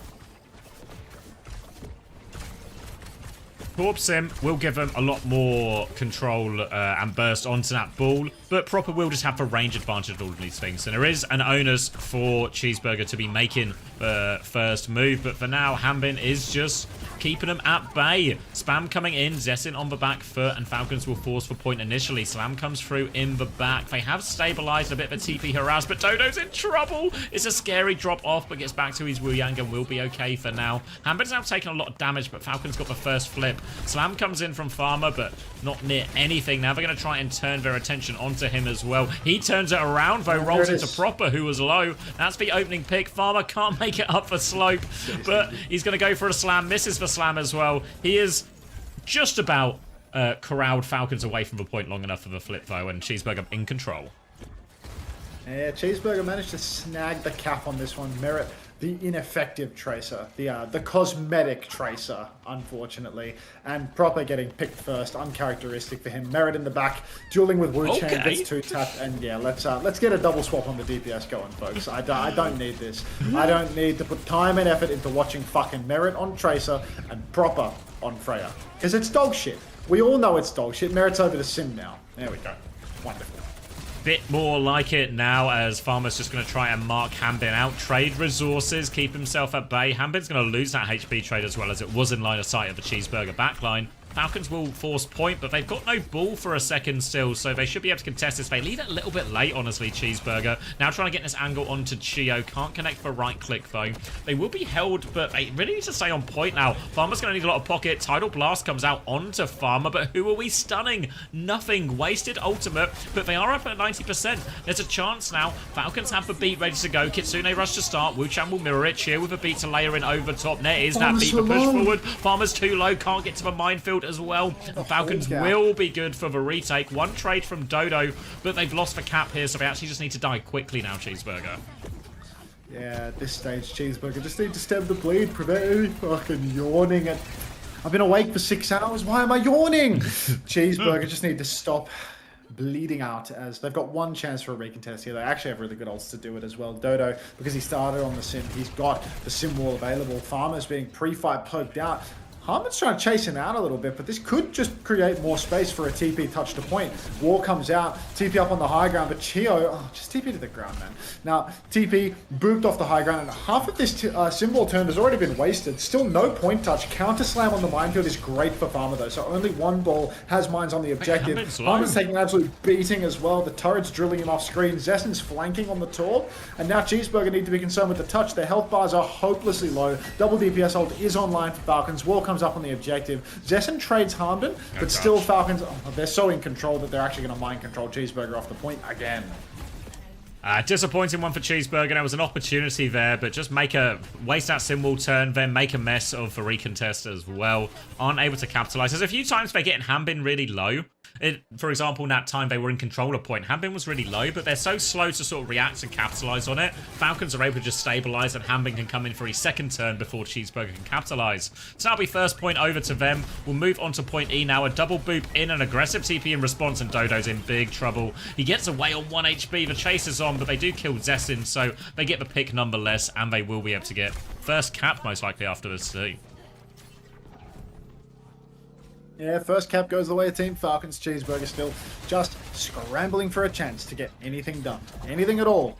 Come on now. Faith, I mean, he's going to start just pocketing his team. TP comes out. They try and flip through towards the point. They might have broken Harmon's ankles, actually. Chio looks to be a little bit caught out as well. Hot, sticky glue being blasted all over the point. Does huge damage to Proper, but he will back off.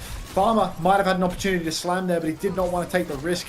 Flip being threatened but not secured yet. Zessen receives the tidal blast. He's running it proper with a hammer out, but he can't find the kill. 1-for-1 trades. This is a serious match, by the way. Roll through for Farmer, and Faith finds Merit as well. 2-for-1 trades at this juncture, but Team Falcons are going to drop the beat anyway. They trust the Hall and the support line clutch. Fielder forces the TP out of Wu-Chang. Kitsune rushes down on the point. Harbin excretes a minefield on the objective and then rolls off into the night, but Fielder, he's found Faith. Harbin, what are we doing, man? Go reset, do something. Suzu comes out onto Chio, and finally Cheeseburger have the cap.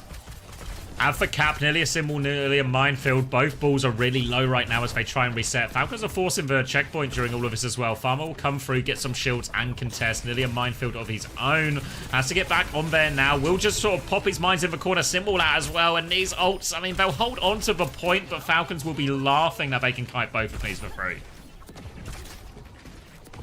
Yeah, Simwall up right now, but a free kite as a result. Zessen 7 HP at the back end of this kite. Farmer getting caught up, fully beamed down by Proper and Merit. Now Merit throws up the wall, trying to leverage the flip. It's a very shallow wall, so it might actually be possible for Cheeseburger to ping pong. But no, they are now the team that is going to take the kite, playing for one last turn. Harbin rolling around on the object, or rolling around in the front line rather, has a full overshield, wants to transfer it back, but Chio, what is even going on now? Somebody's tapping the point for Cheeseburger. It's Dodo, sneaks in behind. Hambo will come and contest that now, but it's taking a lot of spam from everyone. Zessen's going to creep on his left-hand side, gets rolled through by Hambin, so back to main he has to go as they continue to force for point here. Cheeseburger can't leave this objective now. TP on from Merit to try and clear that angle. Faith has for tidal blast. It is out. There we go, on to Wu-Chan, looking for it. Beat in response from Chio, and Proper goes super aggressive trying to get onto this Wu-Yang, but Faith not dying to it just yet, but Chio is killed on point, and Proper will eventually win that draw off screen. Second point for Falcons. Yeah, Falcons have the second point now, and I mean, we're one flashpoint of Suravasa away from being released from this absolutely riveting series and sent off to bed, or sent off to 6 hours of stadium and quick play. Maybe a little bit of competitive if I can be bothered, but you know, probably stadium first and foremost.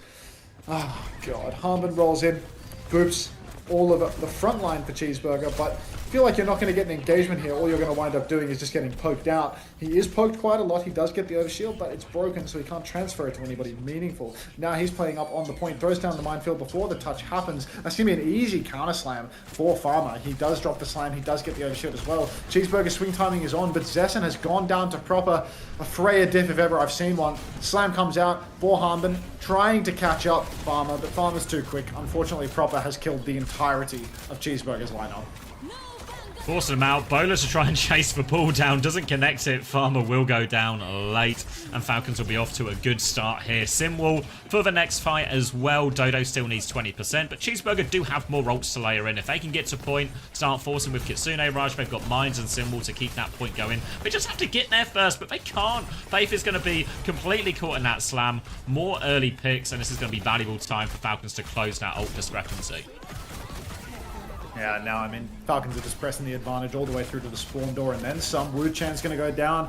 Proper finding every kill. He's so close to having another bowler shot because of that Freya passive. He's hiding in the corner, actually, looking for one last tap. Looks like Cheeseburger, they're trying to split their retake here, not all go through main. Another slam for the Hall, another death for Zessen on the cards, but Proper whiffs a couple of crucial bolts, and we are going to see ourselves going through to the next turn. Falcons right now. One bite is all it takes. Farmer rolls through, drops the minefield on point, overshield secured, but I don't think he got the touch, so he has to roll back in again. Symbol is up for Dodo. Wu-Chan is Kitsune rushed as well. Merit slammed up into the air, will be taken down by Wu-Chan, absolutely taps him out of the sky. One man advantage for Cheeseburger, very winnable here. Still rolling around as Hambin gets more stall. 15% to the mines, getting closer now, 10%. Trying to poke him out. Farmer's taking a lot of damage. They need to get these kills. They have player advantage, Cheeseburger. They're not making the move. For Bowler out on the top. Suzu comes through, saves him for a second. Defensive tidal blast from Faith comes through as well. Looking for the stun, but Hambin's got a kill on point. He's killed Zessen. Now the minefield is out. They TP away from it, but Farmer is the one who has to get the touch. Hiding in the mines. Nowhere for Dodo to go. And Cheeseburger, they just can't get anything done. Hey, Hunter, when is the OWL token code giveaway? Kellen is giving them away on his Twitter account later. Yeah, you're in the wrong place. I'm just the messenger about the OWL token giveaway. Message Kellen right now. Message Kellen.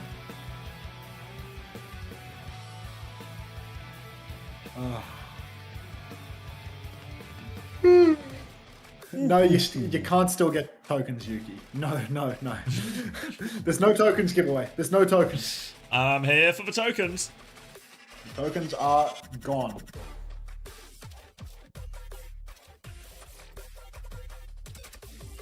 Jesus Christ, Smacks. Really? Fucking hell. I feel how the cheeseburger players feel.